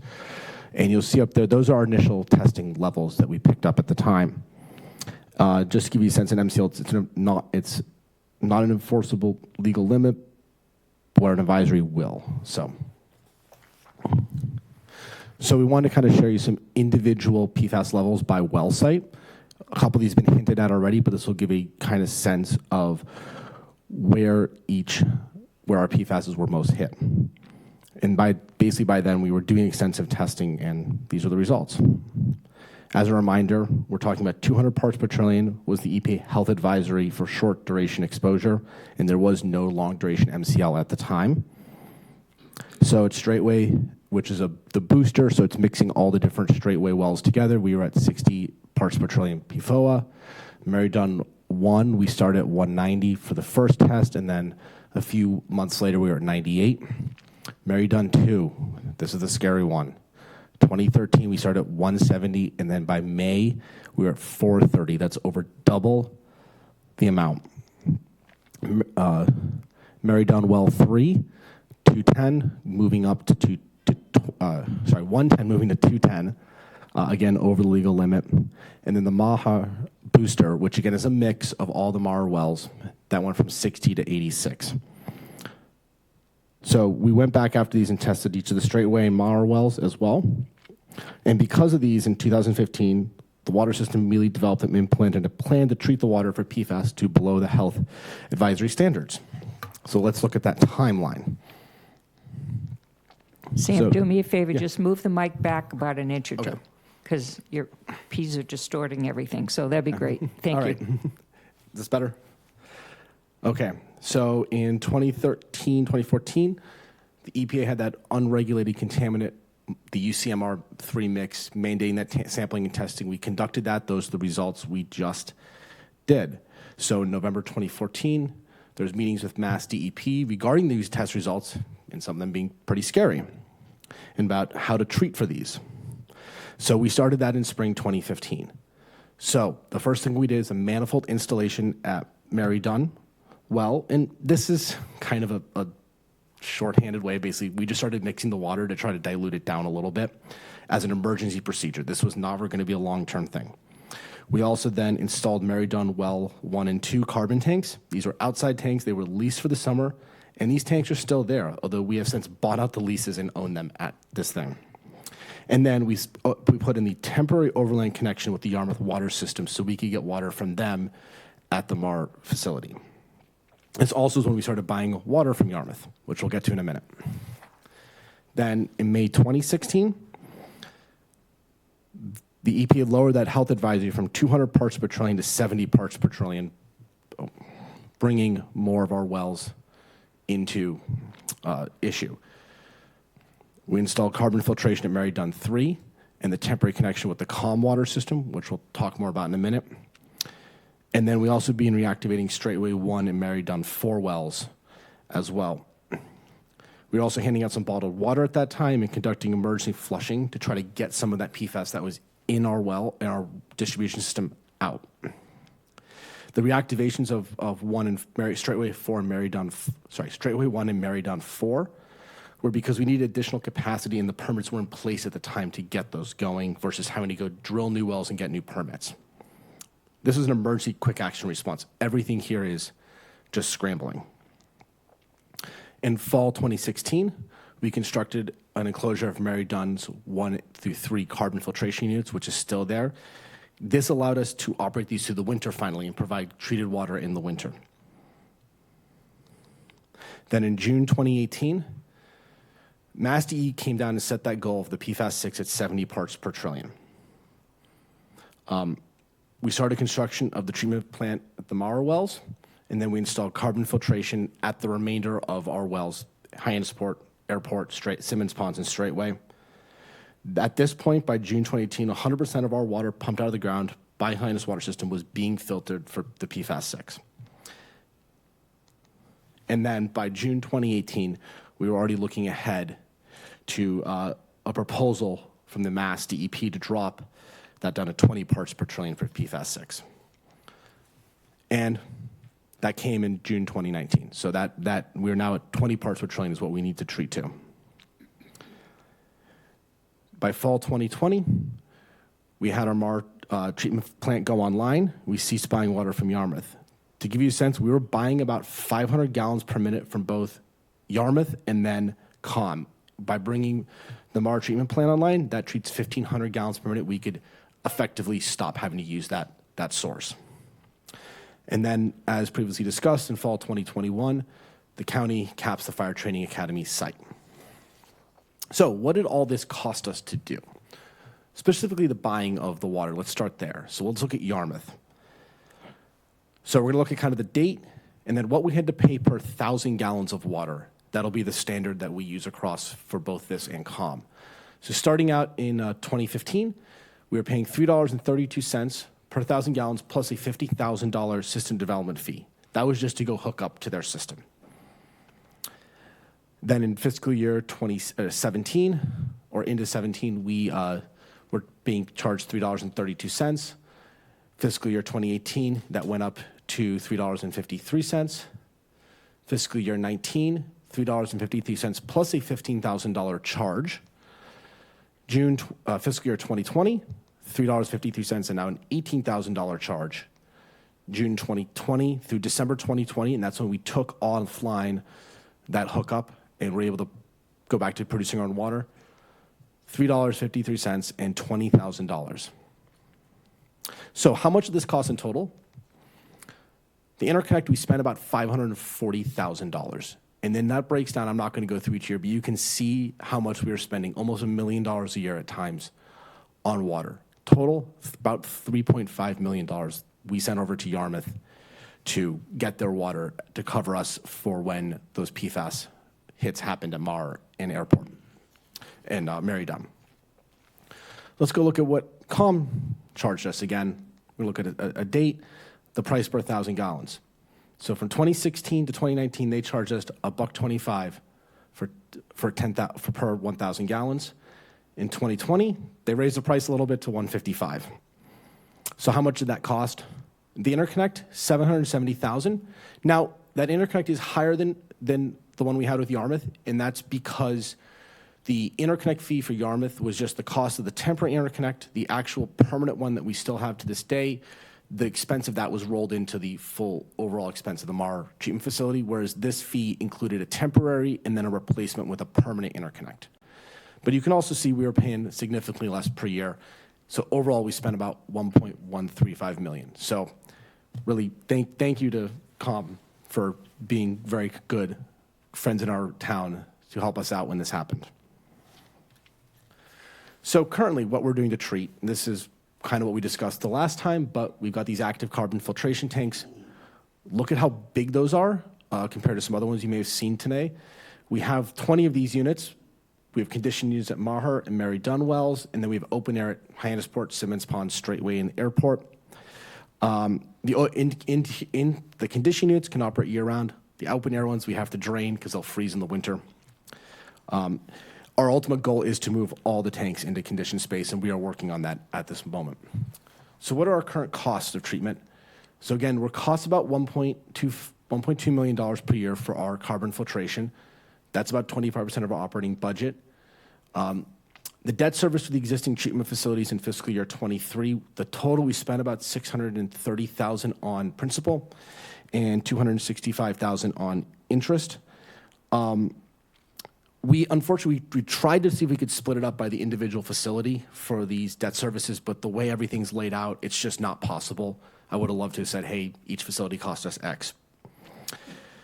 So what are we getting to help pay for all this? So the county's payments for treatment.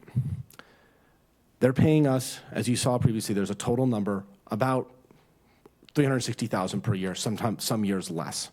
And they'll continue to going forward at that. So far, that is all we received to help defray our expenses for our PFAS treatments. So what are we are at PFAS levels? So this is taken straight out of our 2020 water quality report. So that gets published in the spring of 2023 and gets approved by our board. We'll actually be approving the next one within the next week or so. So yes, this is a little bit old, but the system's basically been the same since then. So what you'll see for the PFAS 6, which is the first line, we are at a no detection. We are not picking up PFAS at a detectable level in our system. For the PFHXA, we are picking up a bit of that. It ranges from no detection to 4.3. That will depend on when it's sampling because there's seasonal variations with well pumping activity, water table levels that can affect that a little bit. But as you can see, our treatment, all that money we spent is very effective. We are pulling out the PFAS 6 to a non-detection level. So what's going on to happen in the future? So we've got our combined Straightway and Hyannisport treatment facilities. That's in the design phase. That's about $36 million with an expected delivery in a couple of years in 2026. That debt service will cost us about $2.35 million per year over 20 years. Again, we get to take advantage of state revolving funds money, which has an interest rate around 2%, which obviously is great because that's below inflation. So it's money you have to spend. It's the best way to spend it, to get it. And then our Mary Dunn Airport treatment plant, that's in the preliminary design phase. We're expecting it costs about $27 million for that in a delivery in 2028. And so that'll be about $1.55 million per year in 20 years. So, in conclusion, we're leading the treatment here of water on the Cape. We were the first to be impacted by PFAS. We took quick action to shut off affected wells, add treatment systems. And now we treat 100% of the wells for PFAS 6 today to below detectable limits, which I'm extremely proud to say. And that's the hard work of my predecessor, Stephen O'Neill, and Hans. So we meet all federal and state standards at the moment. And then we're continuing to expand and improve our treatment facilities. So, any questions?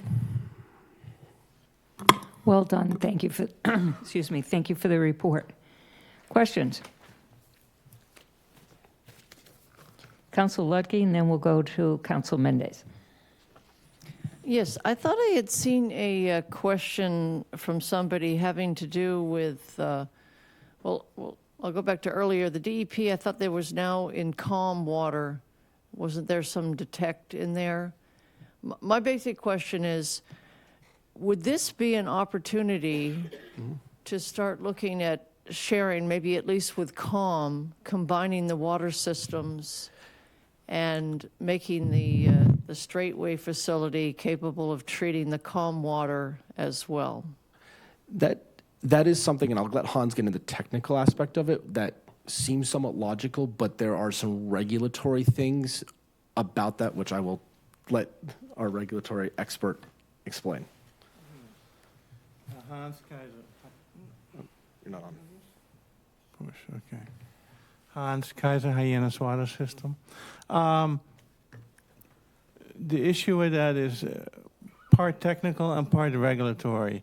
You basically can't have two different water systems, different regulatory entities share a treatment plant. It doesn't work. You're not allowed to do that. That's the short answer.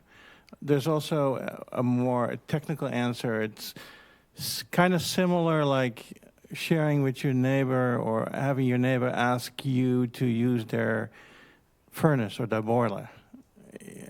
You can't. It's, it's part of your system. It's like having, there's no technical way to do that. What you can do is have the total responsibility of your drinking water till it hits the distribution system, and then sell finished drinking water to a neighboring water system. You can do that.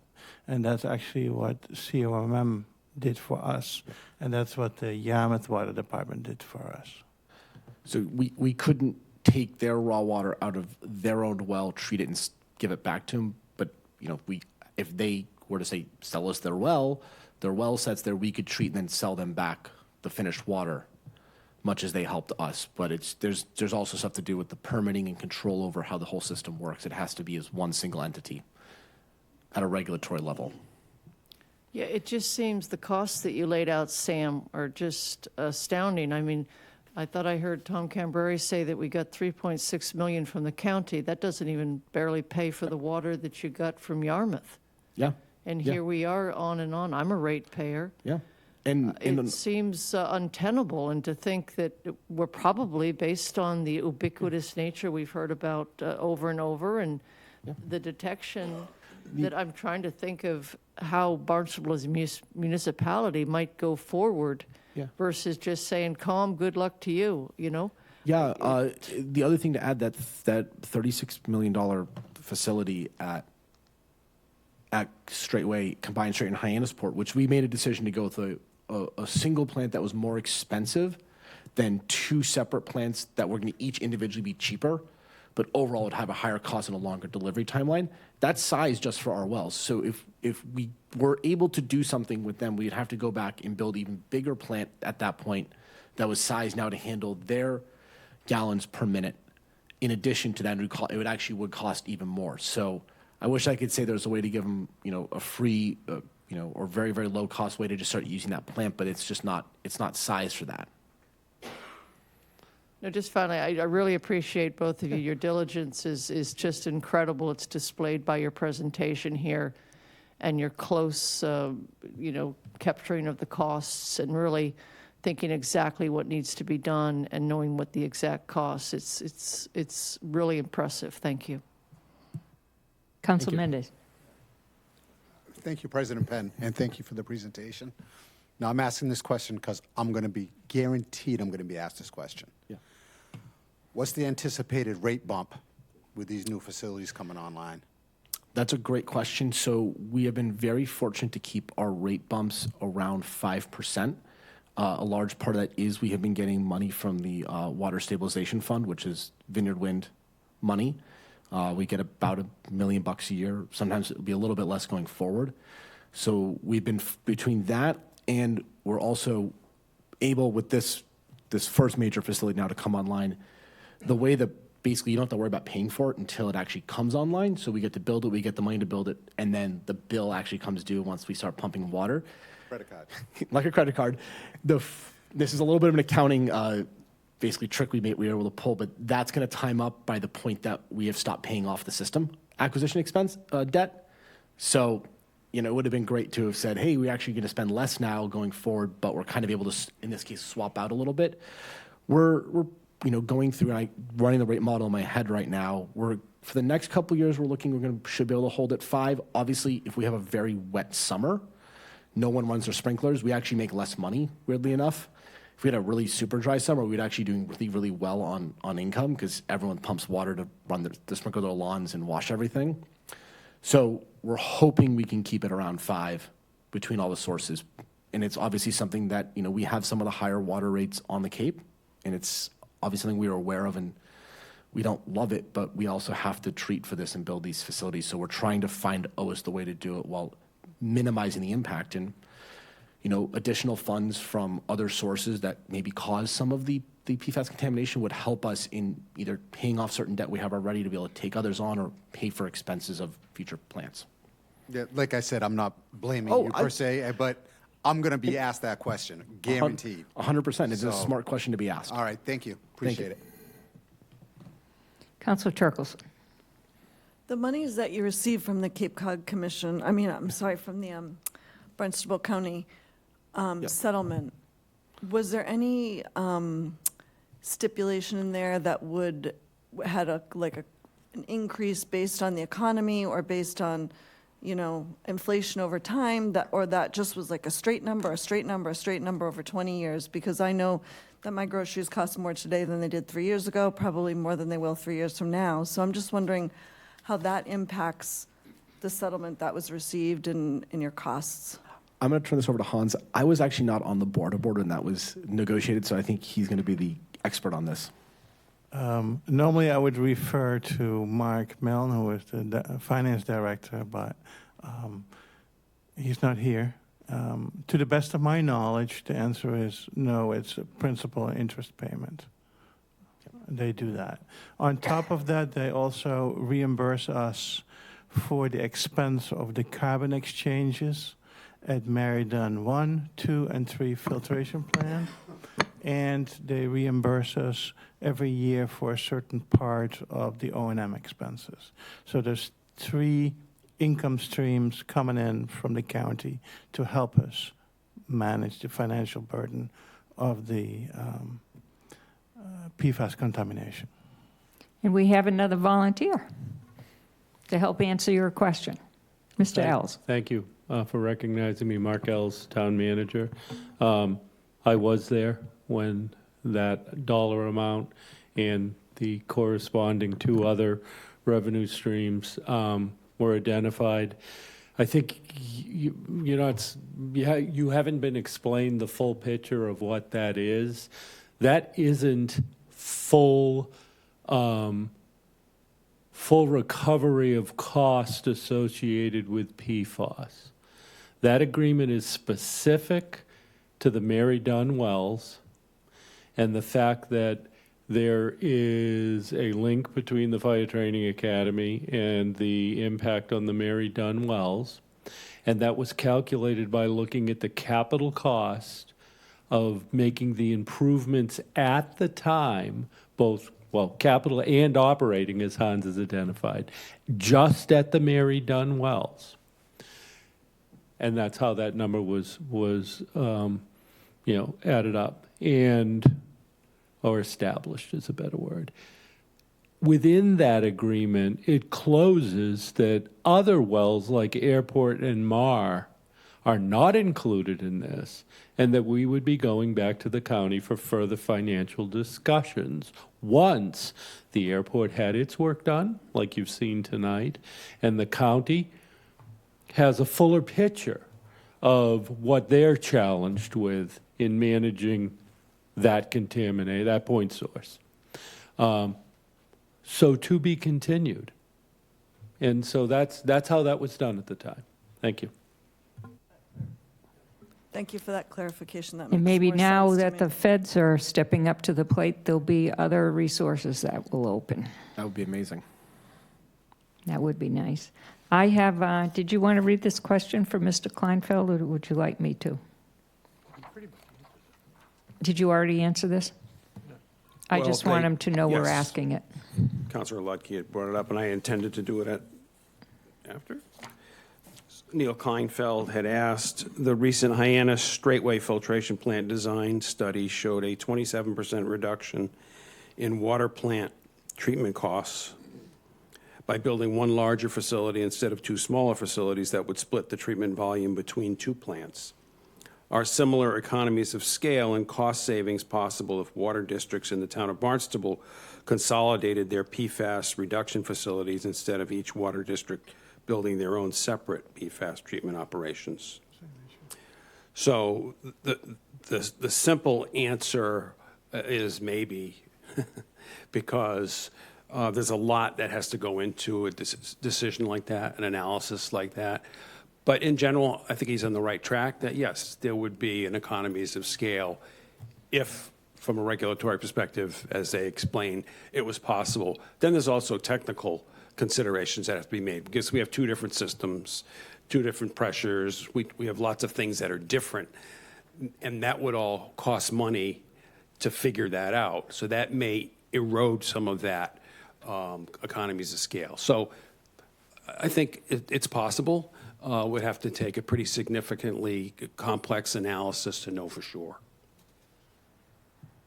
Yeah, there's kind of two questions in one in his question. The first one was about straight weight being 2 versus 1, or 1 versus 2 to save 27%. The other one was more systemic-wise, yeah. Right.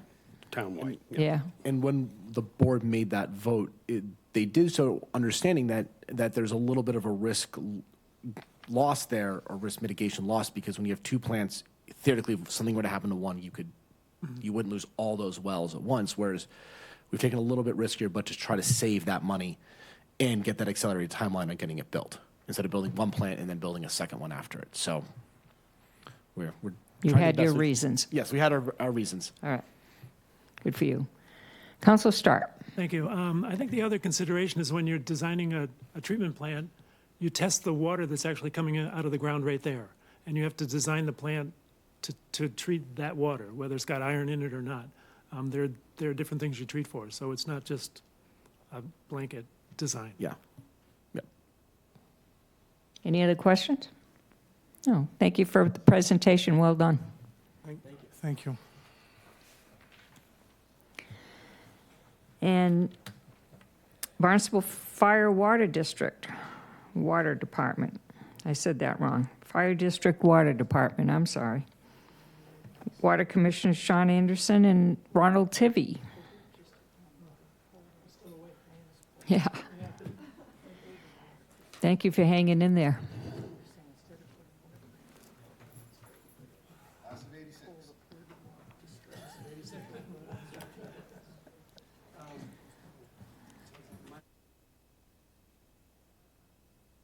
Is your mic on, honey? Oh, sorry.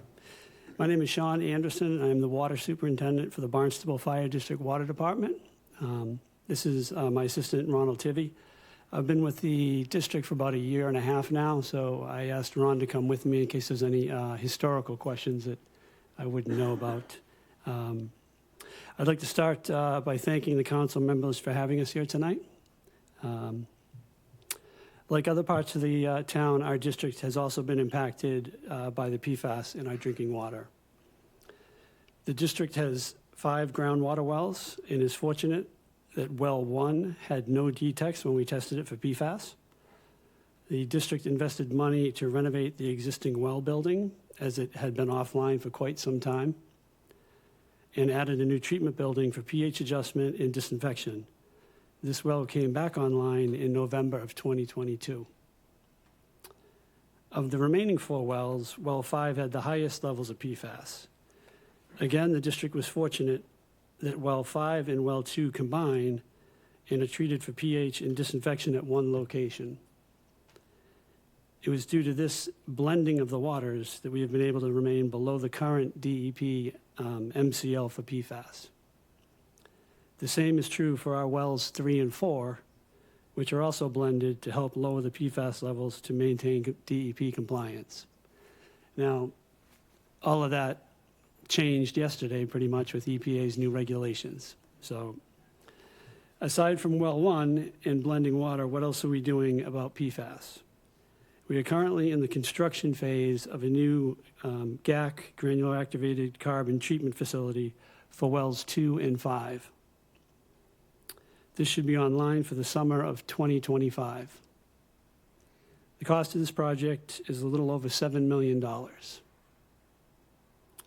We are also asking the residents at this upcoming annual district meeting for $100,000 to do a pilot study at wells 3 and 4. The pilot study will address the best method of treatment to remove iron and manganese from the water. This will affect the overall design of our future treatment for PFAS at wells 3 and 4. And before I wrap it up, to talk about some cost factors, I'm happy to report that the new treatment plant project for wells 2 and 5 was awarded 31.6% loan forgiveness from the Massachusetts Clean Water Trust. This amounted to a little over $2.2 million.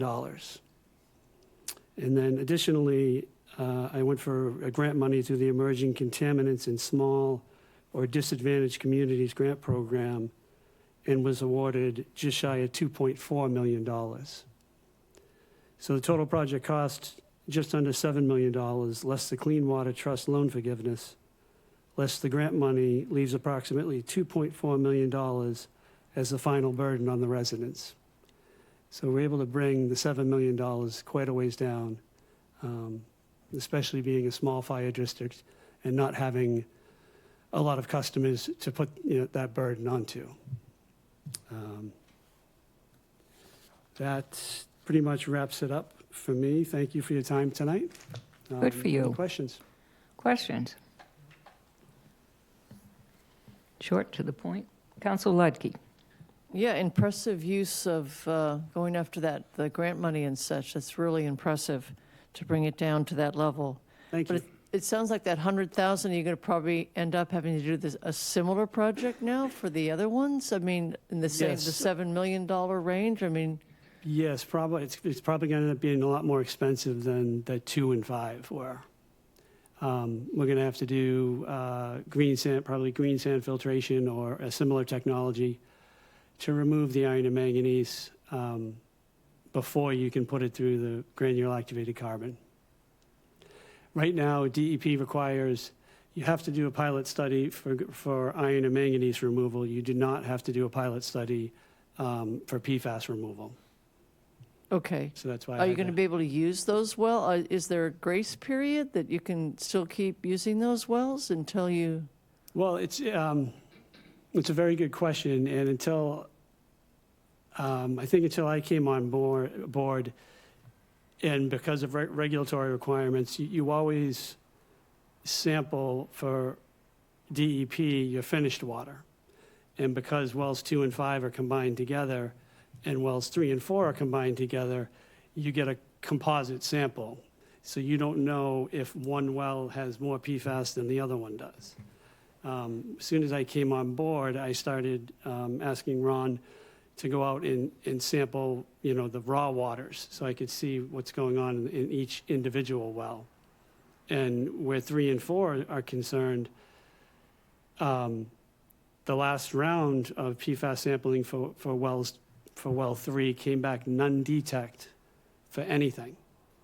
Now it's been as high as 7 or 12 in the past, but we have seen a slow a reduction slowly over the years.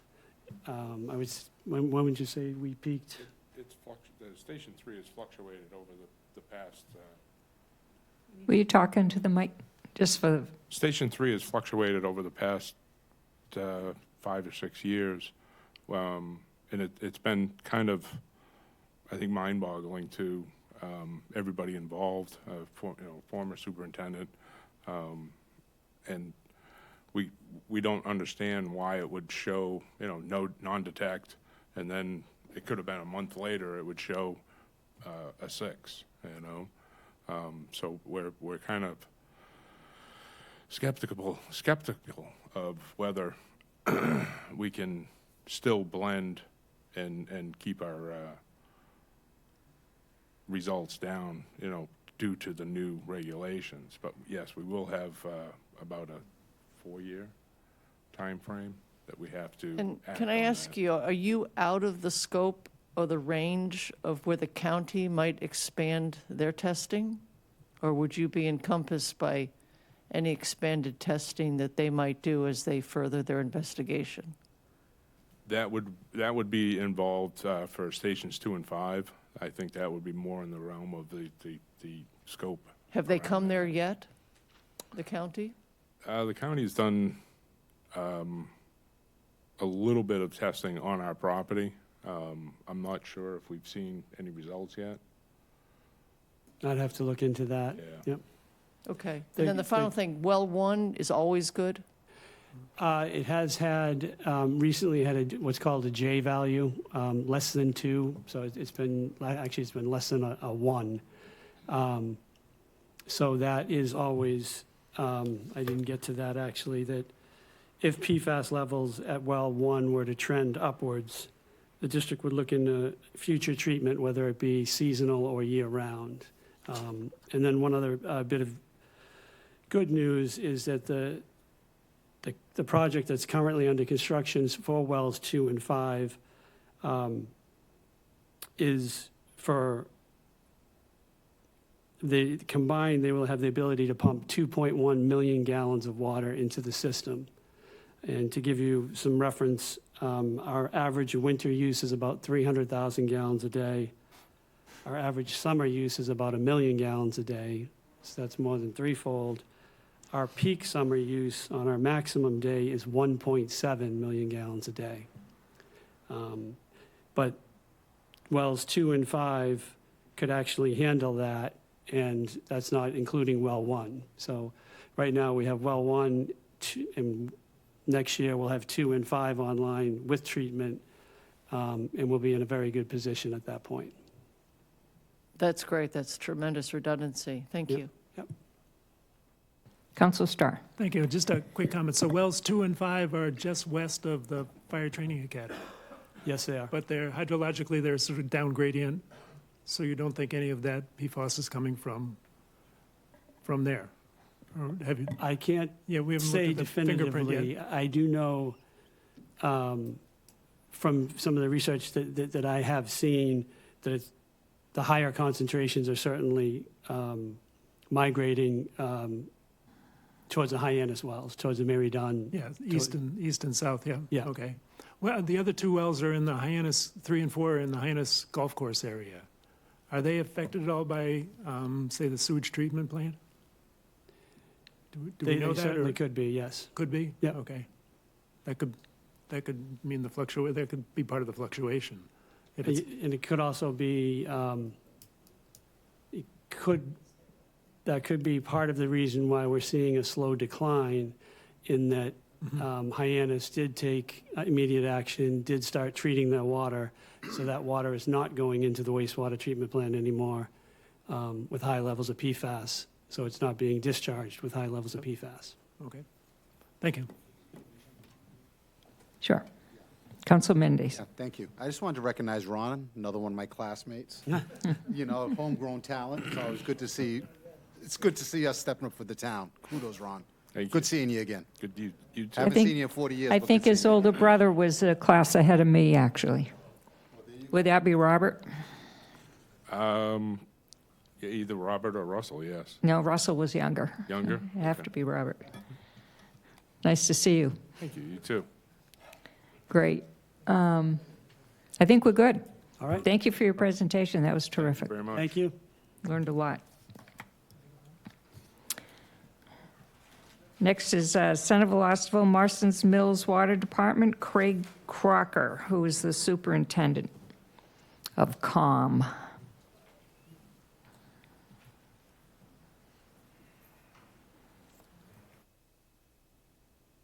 Just make sure the green light's on again, okay? Thank you.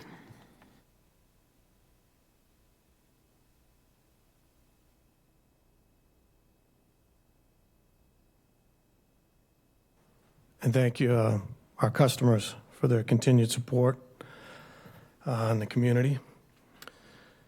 Kind of want to start with just where we're at. We have 23 wells. Of those wells, 3 of them are affected by the new regs as of yesterday. We have an inline treatment down at Craigville Station. We put that on back in 2019 when we first started sampling for this PFAS. So that site has been non-detect with the inline pressure filtration system that we have on there.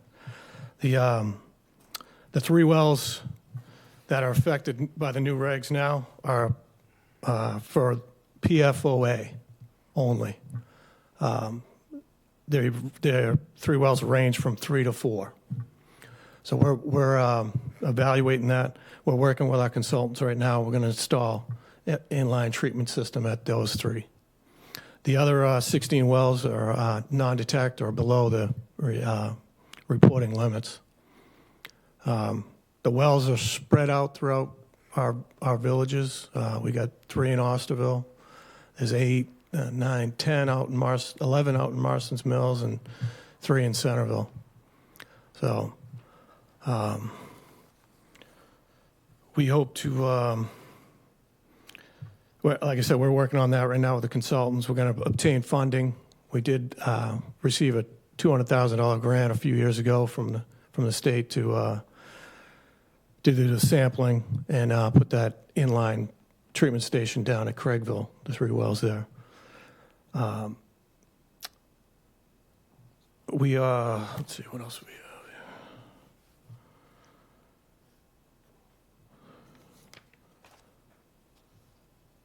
here. We are ongoing. We're involved in the lawsuit against the manufacturers. So we're waiting to hear about that. That's still, I think they're in there's some sort of settlement phase right now. We're waiting to hear. And that's about it. If you have any questions for me, I'll certainly do my best to answer them. The lawsuit's been ongoing for quite some time, hasn't it? Yes. Takes a while. Yeah. Questions? Councilor Turkelson. Thank you, President Penn. I didn't hear anyone else particularly mention that they were involved in the lawsuits. Is the assumption that all of the water departments are involved in that, or does anyone, might not be an answer for you, but. BFD had their hand up. I assume that means yes. Cotuit also has their hand up. They haven't spoken yet, but yes. Yeah, and the town is with the Hyannis water system is as well. Any other questions for COM? No? Council Lucky. No, just going back to that citizen's question, has that ever entered into your long-range planning to ever merge with any of the other water districts, whether it be, Hyannis or any other direction? Has that ever come across the thought process? Are you comfortable proceeding on your own and remaining that way? I think we're comfortable proceeding on our own. The technical installing the pipes and getting water over to their treatment system and then back to us, it just wouldn't work. In the way our system is we have all these wells spread out. We've had success installing that at the treatment building that we already have for corrosion control, adding that inline treatment in that building, and then treating it at the wellhead with that type of setup. So we don't have the same setup as like the Mar wells or the straightway wells. How many of your wells can go offline and you meet your peak summer demand? We probably only need 3 in the winter. We do about 3 million gallons a day in the winter, and we do about 10 in July and August. So how many wells does that take to do the 10? That's everything going. Oh, you need everything? Yeah. All of them? Yeah. Yeah, for July and August, it's we've got a little challenge there, but we get through. We're bringing a new well online this summer as well, and a new well out at Hayden, the Hayden well field, well 23. Do you rest your wells in the winter? Do you vary the 3 that you use, or the 4, or something like that? Do you move it around? Yes, definitely. We rotate them on a weekly basis, and that gives us operational redundancy, and I can kind of rotate these wells that I do have that 4 parts at, kind of rotate those in with the other wells, blend it, as far as getting the blend down in the system. And one last thing, have you ever asked for Hyannis's water? They asked for yours. Has it ever been reciprocated? Have you ever wanted theirs? Nobody wants Hyannis's water. Just kidding. That's not true. I know. We haven't had the emergency situation to do that, but I'm certain they would reciprocate just as we did for them. No problem. That's the way we do that with supplies. We do that with materials. If everybody's in a jam, we always help out and work together. No, that's good, because I've heard the Yarmouth valve is a one-way. Yarmouth doesn't want our water, so yours is a two-way. Yes, in fact, Hans and the water system there, they did a great job designing that interconnection, the building, for future. Before it was it was just an emergency on a skid steer and a trailer container type thing, but now it's in a nice contained facility where it can go both ways, and you can treat for bacteria, chlorinate, do what you got to do out of that one building. So it came out nice. Yeah, did a good job. Good to know. Thank you. Thank you. I'm sure Yarmouth misses Hyannis because they had all that money from us. Just a quick comment, Peter Hansen. Want to thank the council for having these seminars. I know this is the second one. I learned a lot tonight just on what's going on with the PFAS. I mean, it's good that the public understands now exactly what kind of the water departments are up against, the money being spent, and what's involved with all the pollution going on. But again, the speakers were great tonight, and I thank the council for allowing us to do this. Thank you. Thank you. You're welcome. I just had one more question or thought was going forward. I think more ways we could work together is through that grant funding, through the state and the county.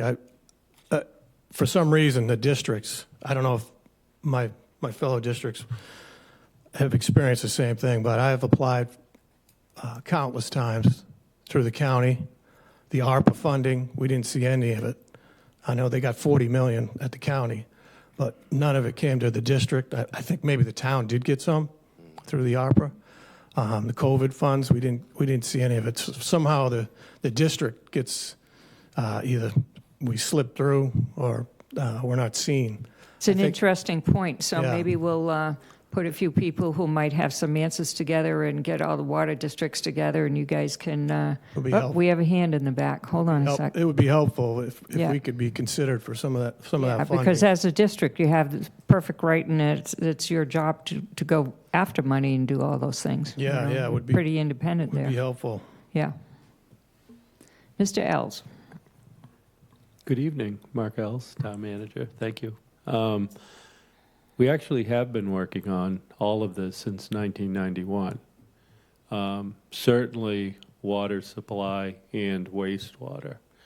The districts have some challenges relevant to how they can access the funds.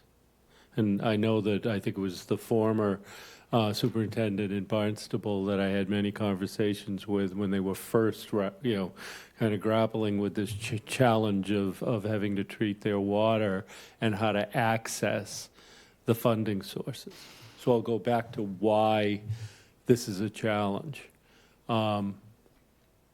These funds, and just to kind of add to what was said by the Barnstable water supply, we also get extensive grants every year. And if you go even into just this year for the Hyannis, for the system in Hyannis primarily, we're looking at 2 to 0% financing over the life of the loan. We're looking as a tier 1 community getting 6.6% of the cost of the project. And then because PFAS is involved and they have bill funds now, another 3.3% principal subsidy, so potentially almost a 10% principal subsidy. So that would be, if it's a $37 million project, $3.7 million. And that's the minimum. And we've seen different award amounts over the years.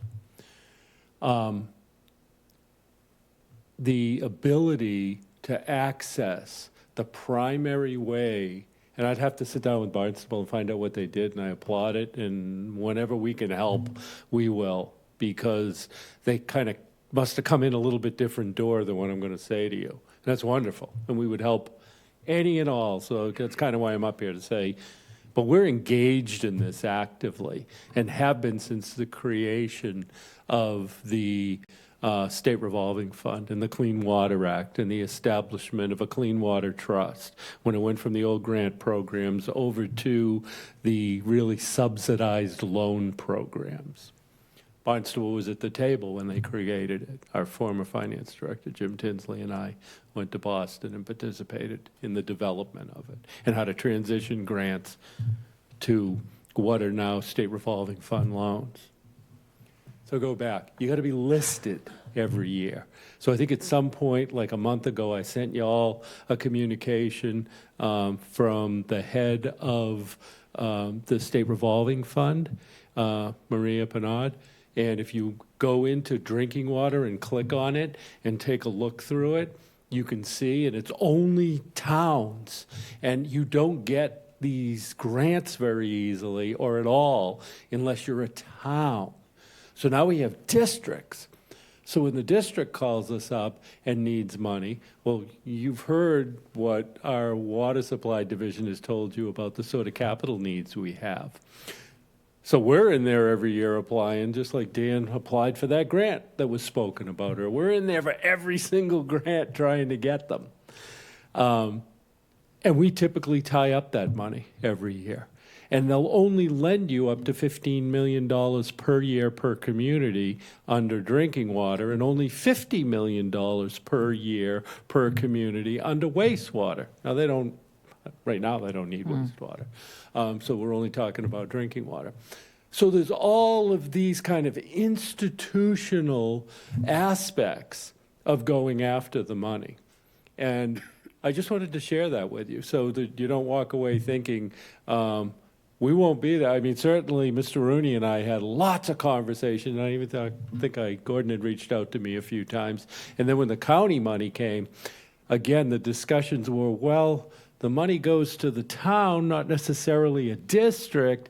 And we did get money. We got $1.9 million that went toward one of our pump stations for the sewer expansion, and that was an eligible expense. It was also a listed cost under this program I'm talking about, because this program becomes the conduit through which you can access grant money. It was true when Obama did the ARA funds, and it's true now when the ARPA and bill funds are there. And so it's really important that we all understand what we're trying to deal with when we manage this. That doesn't mean that we don't try to open doors for our districts so that they can get money. But the timeline on that is really extensive, and we got costs coming in every year. So we're going full blast after what we know is eligible for water and wastewater every year. Barnstable's always on, actually in Massachusetts for wastewater, we were the number 1 and number 3. And this program's been out there for about 30 years. So that's significant this year to be recognized like that. And then we get our money every year. When we do have projects. But we should start that discussion. But it's going to take, you got to get your legislators involved. You'd have to think about fiscal policy relevant to this so that we can help them out. But we have been actively at the table. But as usual, the rules this. are meant for the majority and not the exception, and so there you go. So, but I'm sure there's a way that Mark Milne and a bunch of you guys could sit together and figure out how the districts could try to do that. We should, try to get that together. Yeah. At least answer a bunch of questions if you have them. Thank you. At least you'd have answers. Thank you. Any other questions? No? All righty. Any more future workshops? Oh, yeah, we're going to have future workshops. I don't have a date yet, but yes. Two more, right? At least one more. Okay. And we might have one on substations, which is very pointed. We're not sure yet. We're not committed to that yet. All right. Last but very not least, Cotuit Water Department, David Churbuck. Thank you for waiting.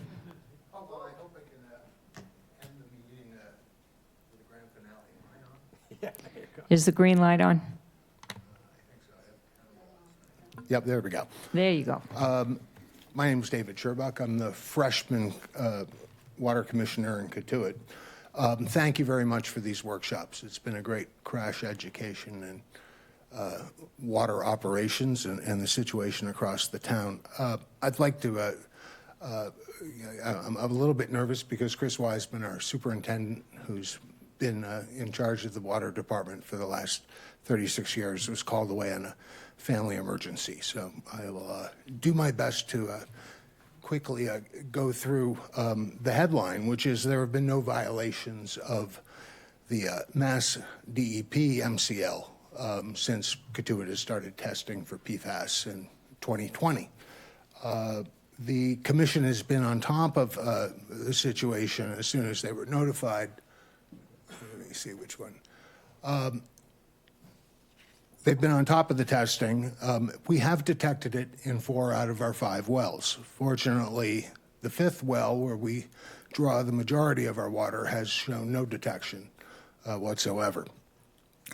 We have had testing in our long-term capital plan for some time and engaged the consulting firm of Tata and Howard to help us design that and give us recommendations on where to situate it. The most likely spot, this is a map that Commissioner Mark Robinson showed at the first workshop.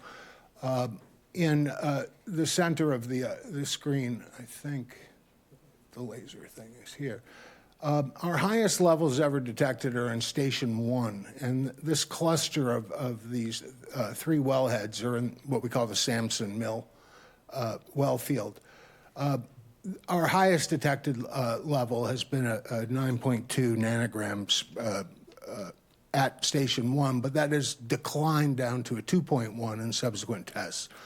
There's fluctuations. We have no upgrading in obvious sources, no firefighting foam or any exposure that we can determine at this time from plumes coming from the Joint Base.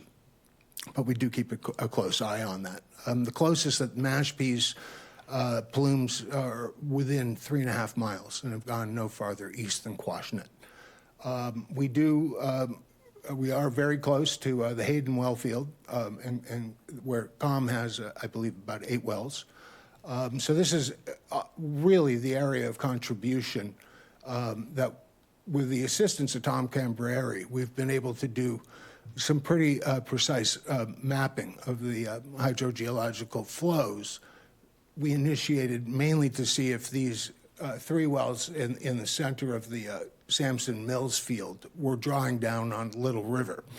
And as a side note, the town last year authorized, as part of its capital budget, a program to explore the restoration of Little River as a herring run up to Level Pond. When we, in our treatment plan and the 5-year capital budget, we're looking at an estimate of about $11 million. I believe that Tata and Howard's estimate was about $11 million, and that was estimated before PFAS was an issue. This treatment plant was designed to handle manganese and iron and other water quality issues. But Tata and Howard gave us an option with additional space to add the green sand and filtration and the activated carbon that we would need in order to completely remove PFAS. As a side note, the long-term plan now under development by the planning department. Last week, I learned at Freedom Hall when they presented the draft that the top concern listed by the residents of Cotuit is water quality, but yet I think in comparison to the situation faced in Hyannis and elsewhere, we're very fortunate to be where we are now.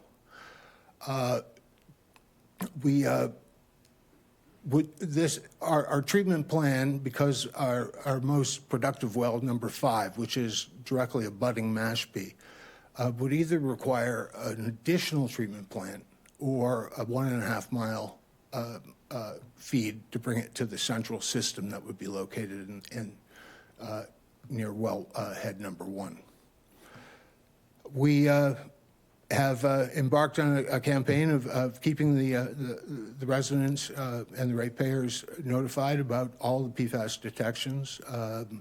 We are going to be presenting to the Civic Association next week a warrant article that we will seek in this year's district meeting, asking for the district's permission to seek an amendment to our enabling legislation to begin on a source water protection plan that would enable us to work with private homeowners directly up gradient from the wells and target precisely those septic systems that would be having the biggest impact, not only on PFAS, but on the rising nitrate levels.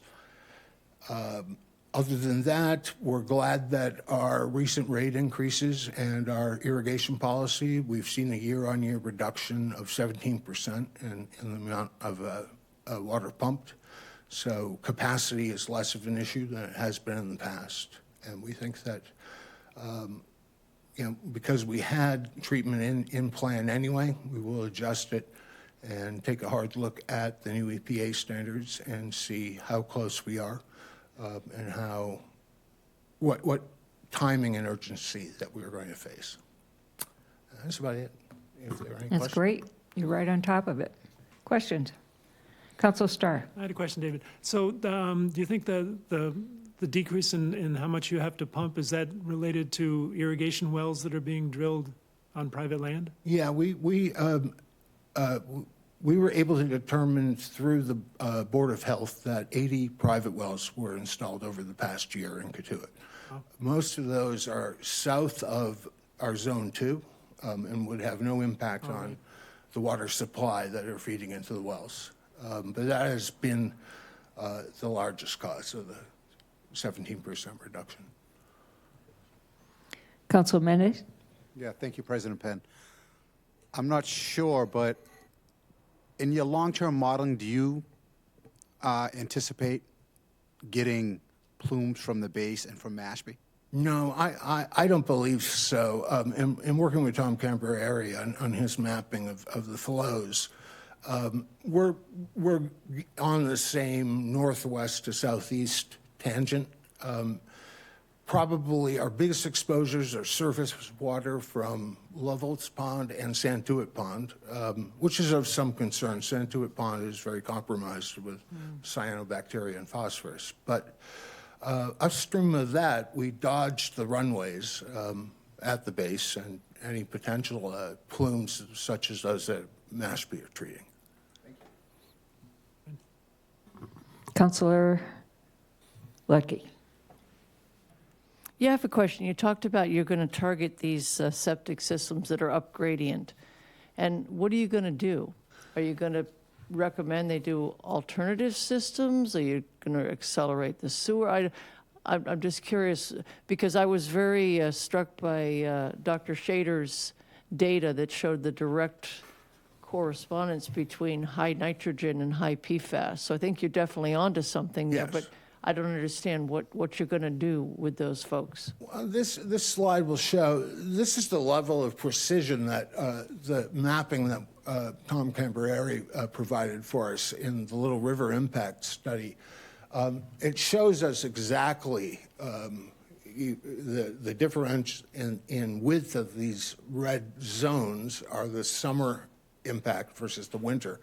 We're able to basically, instead of take a shotgun approach at that dense subdivision of gradient, look at a stripe of cesspools that we might be able to go in and look at an IA solution, which, as far as I know, hasn't been proven yet to have any PFAS impacts, but may, and we're keeping a close eye on what the Clean Water Coalition is doing at Schuylkill Pond to No, I think that's terrific. I would love to see more exploration of the IA systems and the work that that group is doing, and this would be a great application. Thanks. Yeah, I think that, given that the wastewater, the CWMP doesn't have the sewer hitting Cotuit for 10 to 20 years, perhaps longer, anything that we can do now to get ahead of it, we view as, the proverbial ounce of prevention. Versus the pound of cure. So, Great. Any other questions? No? Okay. Thank you so much. Thank you. For being here all evening. Mr. Santos, I think we had one question that we haven't asked that the public submitted. From Ms. Haley? Yes, and it was exactly what you were just talking about. Amazing how that worked out. How much of the contaminants come from septic systems? Exactly which contaminants come solely from septic systems. Well, typically in a septic system, you wouldn't find the firefighting foam type of PFAS. So you'd find everything else because we're utilizing all these products that contain PFAS, as has been mentioned by many of the speakers tonight. So there really is not a lot of difference. And then in particular, relative to where we've been recycling water, and I think that was discussed as well, so where the Hyannis water system was pumping water that had PFAS in it throughout the Hyannisport area, but it's not completely sewered.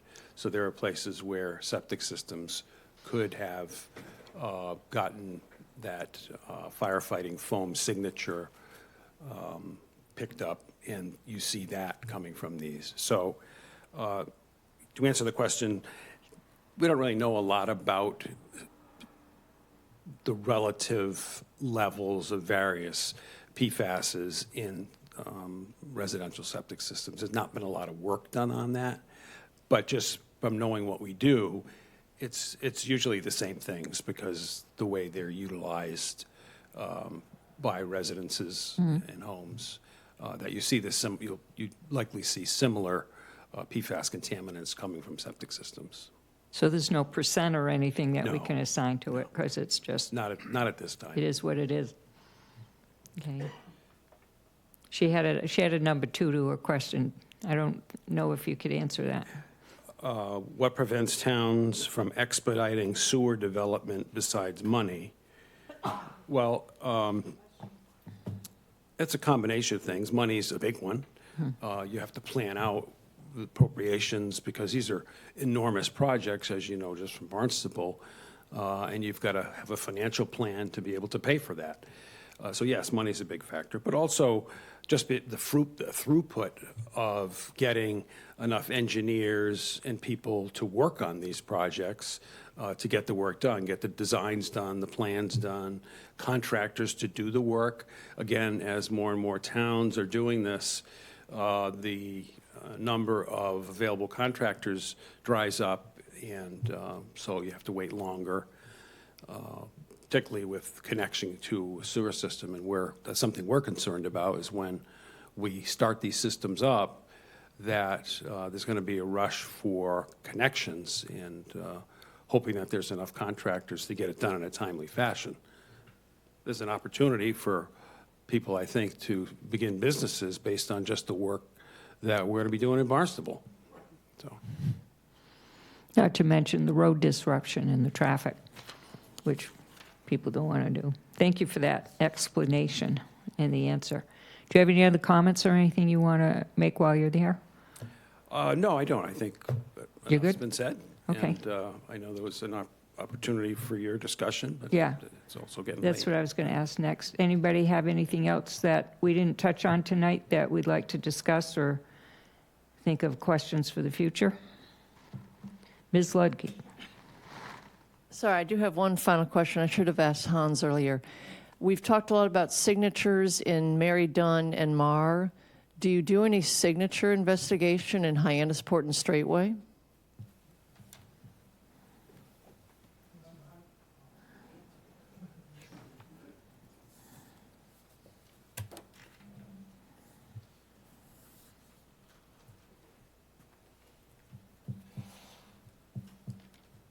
Hans Keijser, Hyannis Water System. We don't do that type of forensic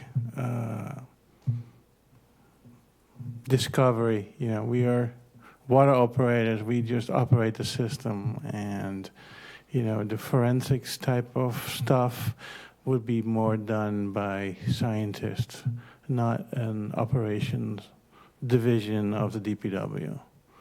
But it would be very interesting. I agree with you. Thank you.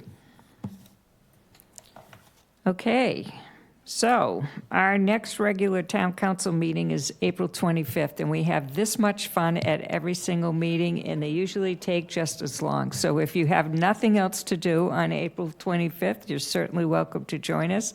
In the meantime, thank you very, very much for participating and for educating all of us. And the video will be available for a long time to come. Thank you.